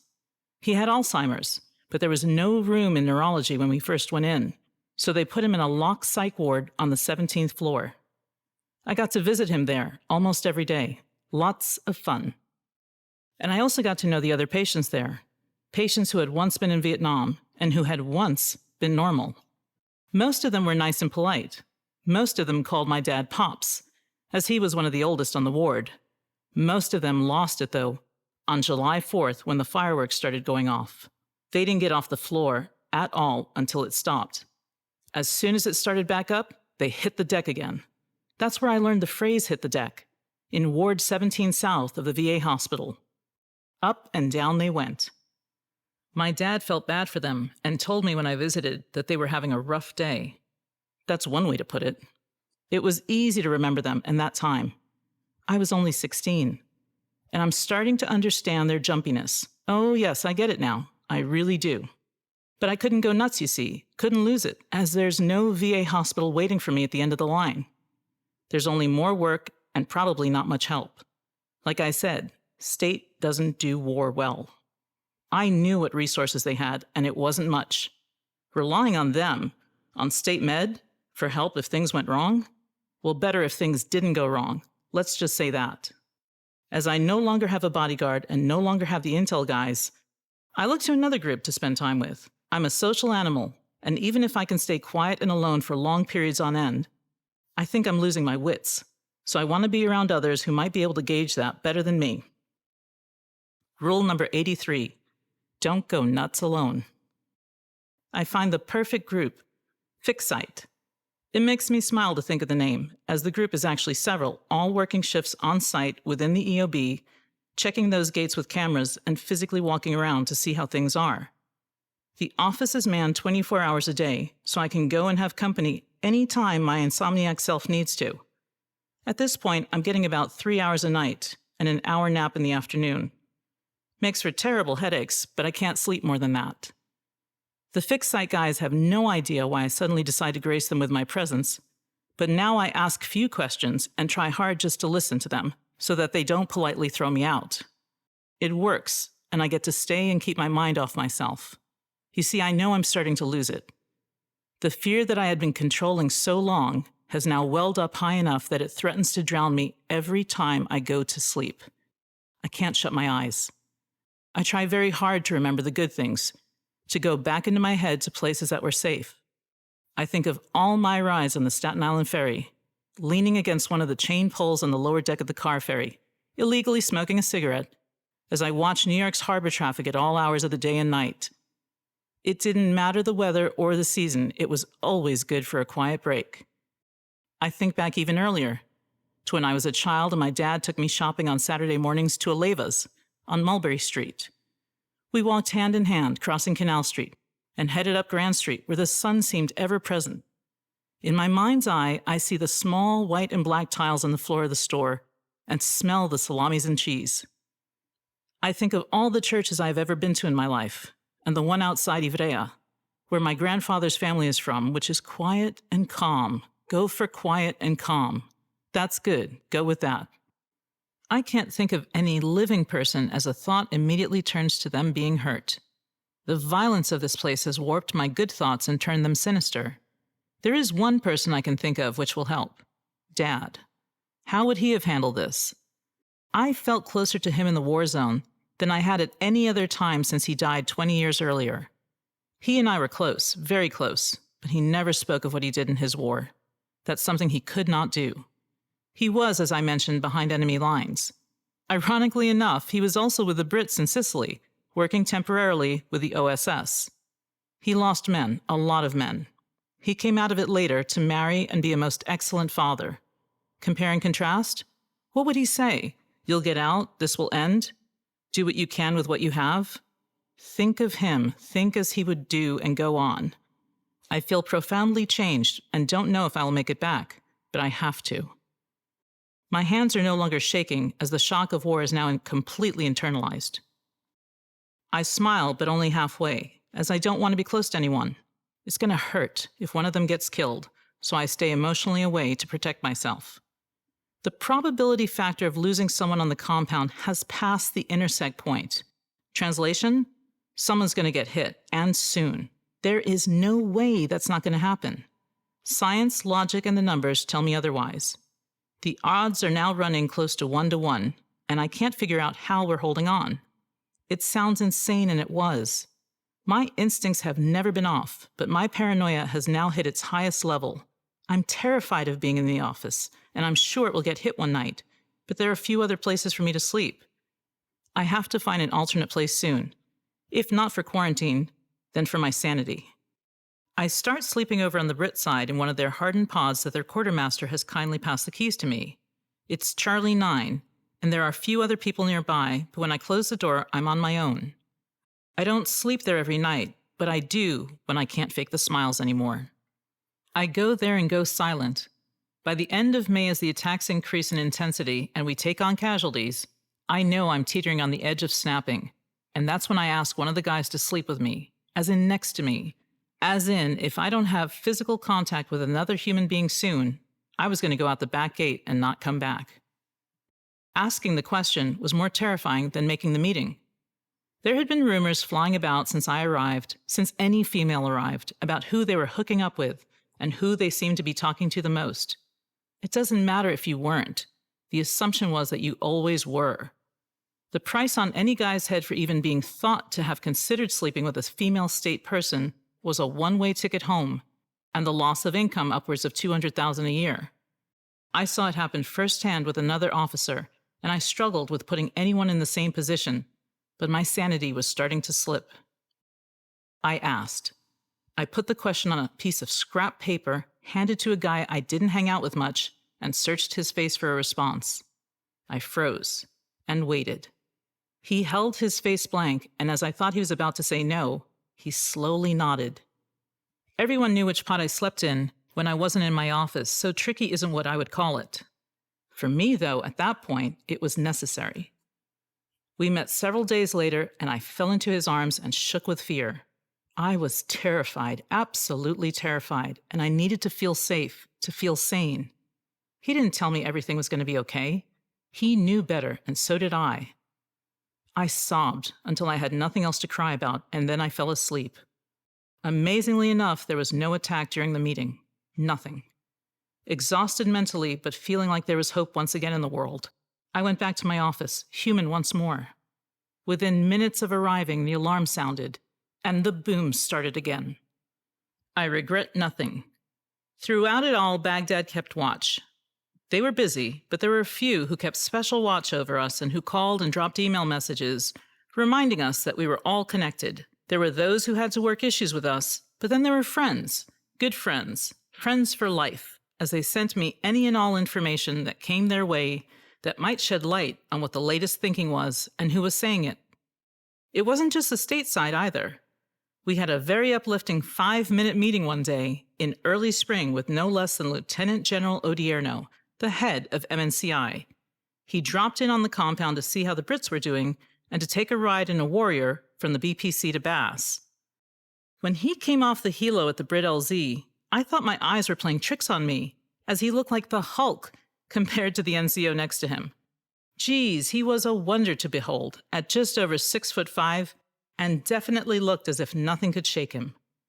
I wish he could have stayed longer and brought a plan to hit the militias, but he wasn't there for that. He chatted with us, shook hands, then sat in on a military brief from the Brits before rolling out the gate with them. Awesome. That's what I would say. Freaking awesome. The new ambassador, Ryan Crocker, arrived in country in March and made his way to all of the posts that had state personnel. It's no small feat in a war zone, and it was well appreciated by those of us in the enemy and foreign territory. The ambassador asked the boss and myself what it was that we were doing that was so important that he shouldn't just shut us down right then and there. The boss's response is good, but it has to do with policy in the region. I, on the other hand, am bluntly pragmatic. I tell the ambassador that he can shut us down, that's his right.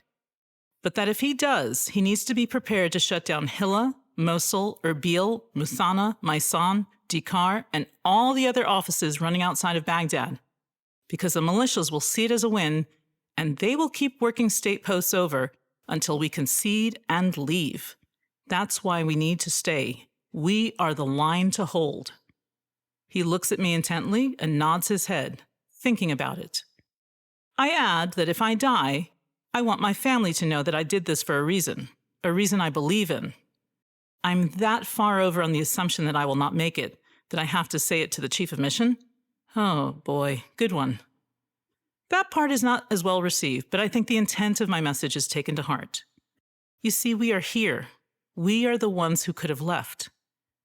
Back in October, I got written permission from the executive office that if any Rio Basra staff wants to curtail, to go elsewhere in Iraq, or to leave entirely, they could do so. No black mark on your name, nothing. We are the only office in country to get that permission, but no one uses it. Not yet. We stay as long as we can. We stay. The ambassador must have agreed with our reasoning as the talk of shutting us down ceases, and the focus is now on the move. We will depart the BPC in July for BAS, and the new offices will be built with overhead protection on top to help protect from IDF. I won't be there, though, as I have had enough. I can't make the year. I came too close to losing my mind, and I know that the saying is true, that once you realize you need to leave, you are 2 weeks past when you should have left. Chapter 27, June and the Slide to Hell. Attacks on the 1st, 2nd, 3rd, 4th, 5th, 6th, 7th, 8th, 9th, 10th, 11th, 12th, 13th, 14th. No further records in my possession. I want to be there for the guys, but I think of Abu Naji. I don't trust the militias. No one does. But the stockpile that they had for Abu Naji was old and degraded. We have had fresh, new mortars and rockets coming over the walls since New Year's Eve. The size and quality of the IDF has changed as 2007 has moved along. In 2006, approximately 75% of IDF attacks had duds within the launches. For example, 1 out of 4 failed to detonate. In 2007, 85% or more were live and lethal, flying through the air with the improved skill of attackers who were receiving practice and training. So many rounds were landing that we were able to recover large fragments that were stamped with 2007 on them, just to show us how fresh they were. If there was any doubt at all that the militias were being regularly provided with weapons, the stamps erased it. I couldn't imagine if the militias followed the Abu Naji MO how many rounds they could launch on us. I say nothing, because no one will believe me anyway. Why tell people hell is coming when they think they are already in it? I won't do it. I think of that psych ward in Manhattan, and I know that I am closer to being there than I am to being a diplomat at a reception. I have to leave. The attacks are becoming more coordinated as well. The militias are sending in multiple teams, IDF, RPG, and small arms fire shooters, to hit at the same time. They are evolving. There are a few attempts to hit the Brit helos that move us in and out with the RPGs. All eyes are on us, and they aren't friendly. They're getting brazen, trying to hit the guard towers on the Brit side, trying to hit the helos as they come into land and as they leave. How big of a headline would it be if they succeeded? On June 13th, we hear an impact, one that we haven't heard before. It's a different kind of reverberation, And it's loud. It's the kind of sound that can make your blood flow the wrong way. It's not confirmed, but we think it's a 240-millimeter rocket that hit the river just meters off of one of our buildings. 240s are known as bunker busters, since they are large enough to penetrate almost any building and also powerful enough to decimate any populated areas, such as muster points. Riverwatch, our lookouts directly over the Shuttle Arab, saw the rocket land and they shook their heads. No. Who's going to be the one to take the hit? With a 240-millimeter rocket, it's guaranteed to be more than one of us. Shut up, damn it. Even if you think that, you never say that part out loud. I have to go. The tether has run out and I have to leave. It's wrong of me to do so, but I have no choice. I'm going to be a liability, and I can't do that. Not now. Not after everything. I called my departure date a while earlier, but now, as the time comes up fast, I know it will take everything for me to just make it to the tarmac. I am now the last female standing on the American side. Hold. Just hold. The ambassador was scheduled to come down 2 nights before I was to leave, but somehow he was waylaid by the Brits over at BAS. We had prepared a small buffet for him downstairs, while upstairs we laid out a display of some of our finest IDF pieces. Sizes varied, but it was all deadly. He never got the chance to see it. Not wanting to waste the food or the moment, we ended up having a rather spontaneous party. First inside the second-floor foyer, and then on my part of the balcony, drinking beer and smoking a lot of cigarettes.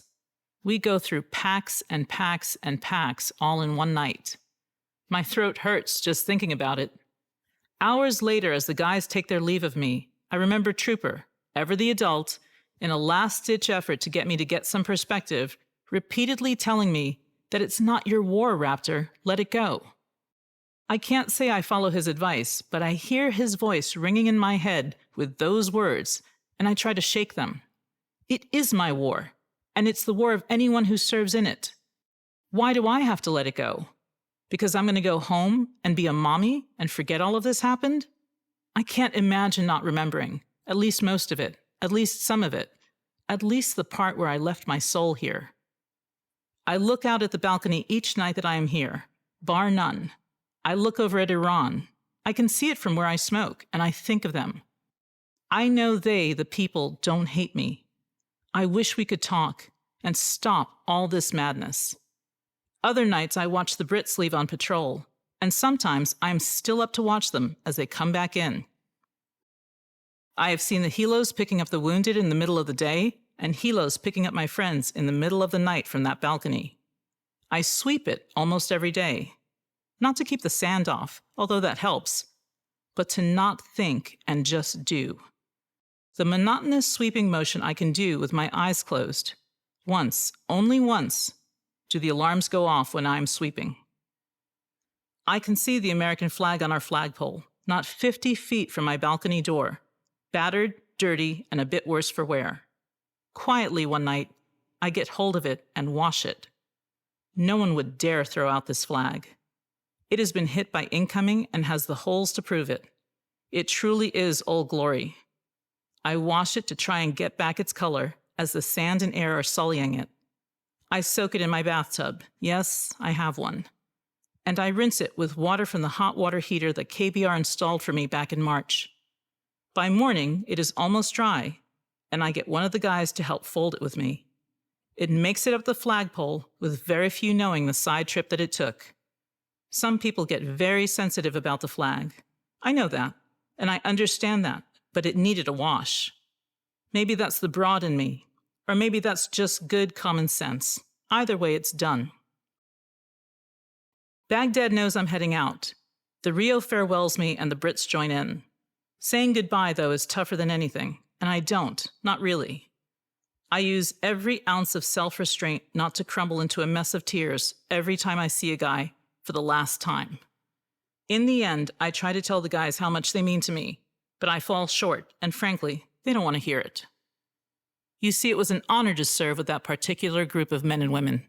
It was hellish, but if I had to do it again, I would do it with the same people. We were the one group, all of us, who pulled each other up. All were important, and all made it through. But they won't believe me when I say that, as they think I'm saying it as an emotional woman, tired and close to leaving. I'm not tired now as I write this, and I say the same thing so those words still hold true. I depart Basra Palace Compound for the last time on Saturday night, June 16th, and make it to BAS in under 15 minutes.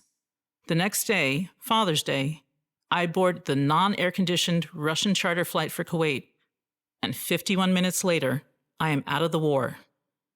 10 months, 13 days, 5 hours. I am done. But it's not over for them, not by far. Sometimes I abso-fucking-lutely hate being right.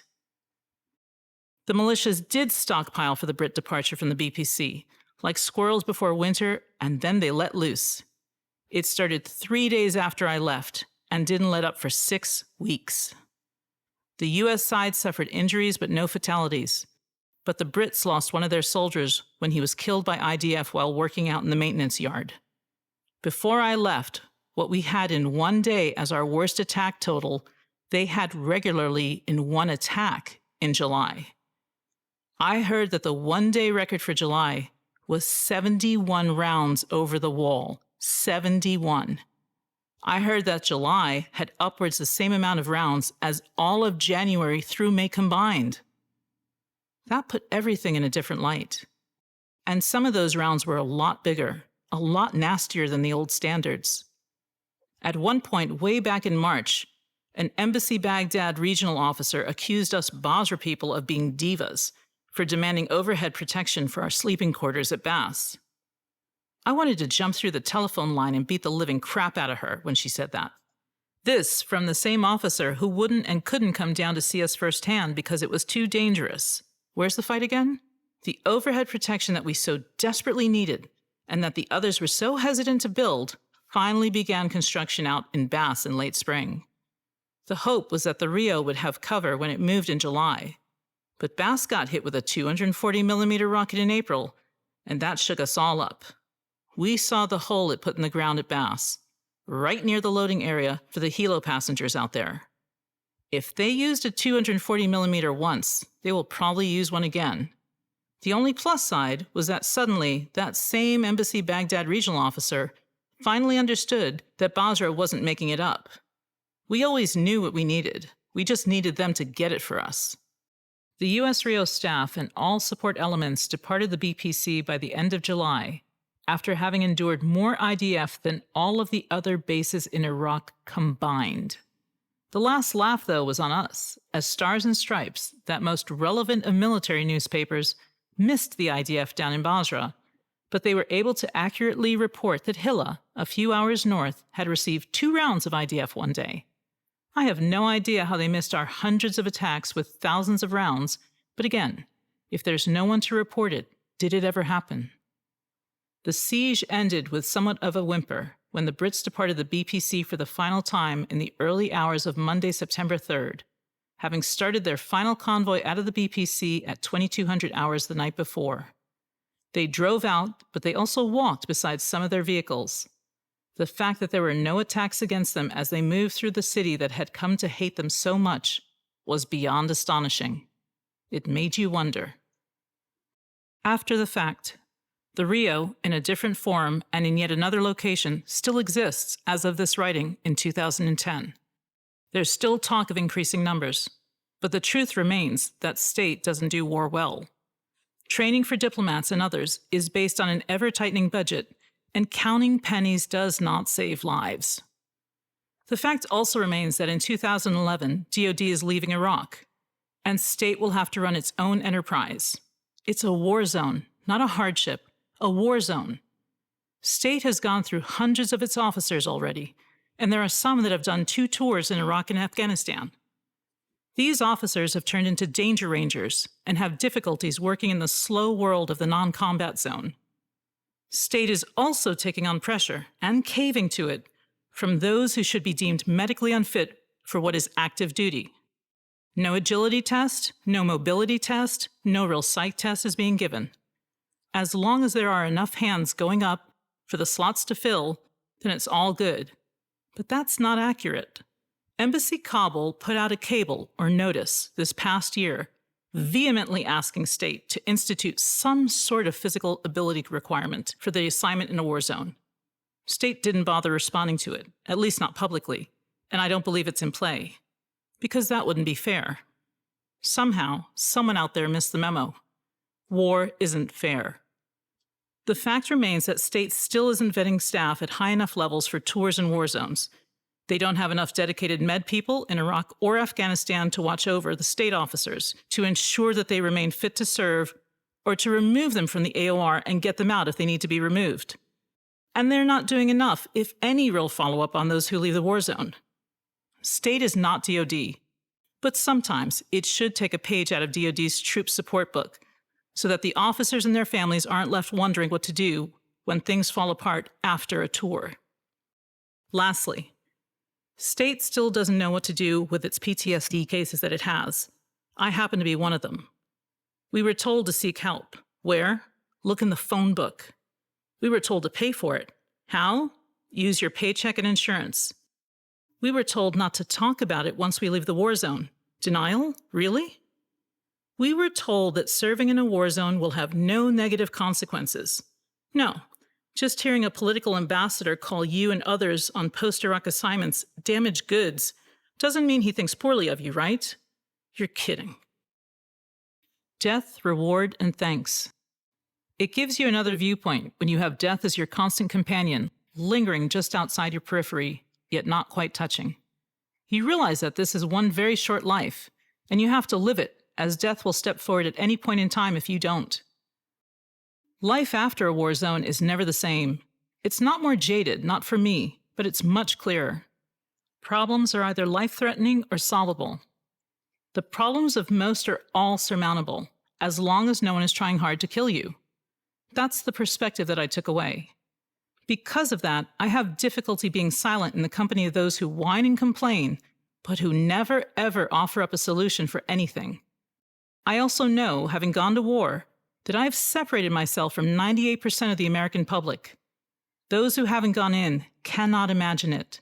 It's difficult, at times, to relate to those who are forever on war's outside. There are those of us who put up our hand and those who never would. Those are the two main groups, the first outnumbered by the second, 100 to 1. And the rewards? Well, they came, but were scattered and not as we expected. The ambassador was asked by the contractor staff if he would give them a certificate of appreciation for staying in Basra and continuing to do work under unheard of circumstances. He graciously and honestly, I believe, agreed to do so. The names of all of the staff were sent up to Baghdad's HR office for certificate processing, but somehow they never made it to his desk. This was a situation that was echoed as 2 awards were put in for the REO Basra state staff in Baghdad. They took a wrong turn out of the Iraq support unit in Amman, Jordan, and they had to be tracked down.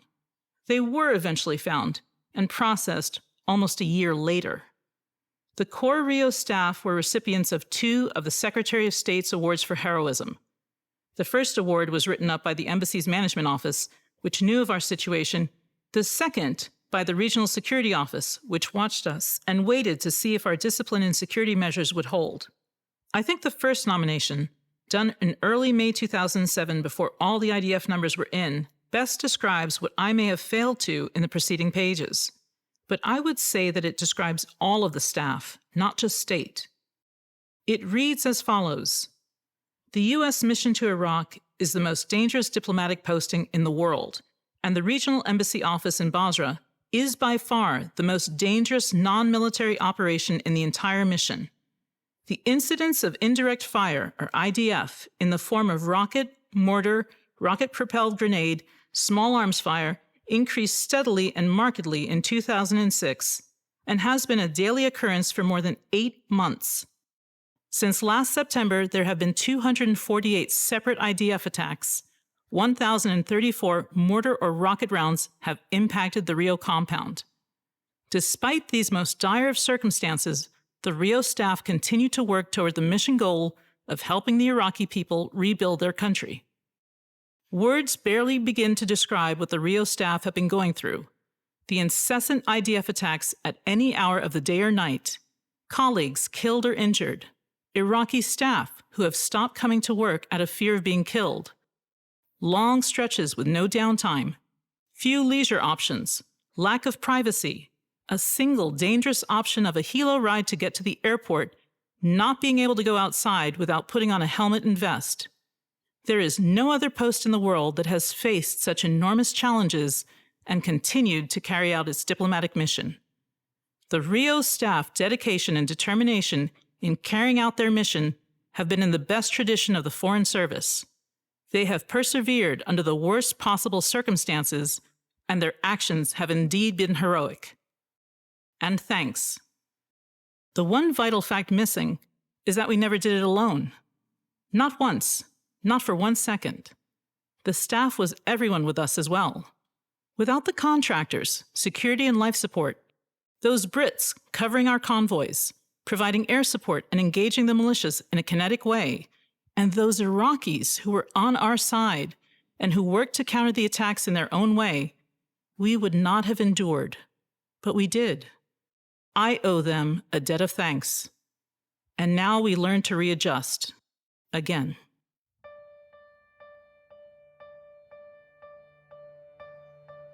Glossary. AOR is the area of responsibility. BAS is the Basra Air Station. BPC, Basra Palace Compound. CRAM, Counter Rocket Artillery and Mortar System. Call sign, the name used on the radio instead of your actual name. CENTCOM, Central Command. CFLIC, Combined Forces Land Component Command. DIP, Diplomat. DFAC, Dining Facility or Chow Hall. EOB, Embassy Office Building, a pre-Saddam villa. FCO, Foreign Commonwealth Office, also known as the UK Consulate. Helo, helicopter of various makes and models. Hooch, trailer, used for sleeping or offices. IDF, indirect fire, rocket or mortar attack. IED, improvised explosive device. Intel, relating to intelligence gathering. IZ, the International Zone or the Green Zone. KBR, Kellogg Brown and Root, which provided food, shelter, and other life support. LOGCAP, Logistics Civil Augmentation Program, which uses civilian-provided goods and services instead of military within the war zone. MNFI, Multinational Force Iraq. MNDS, Multinational Division South. MO, Method of Operation. Op Telic, Operation Telic, the British deployment of troops to Iraq. PRAM, Peruvian Rocket and Mortar Warning System. PRT, Provincial Reconstruction Team. PSD, Personal Security Detail, or the Bodyguards. REO, Regional Embassy Office, precursor for a consulate. RSO, Regional Security Officer, in charge of state security. RPG, Rocket-Propelled Grenade. SAF, Small Arms Fire, to include sniper. Snatch, British military unarmored vehicle akin to a Land Rover. Sub, Suburban, up-armored to withstand attack. TC, Triple Canopy, the security company who held Basra's contract. Warrior, heaviest British vehicle in Iraq and similar to a light tank.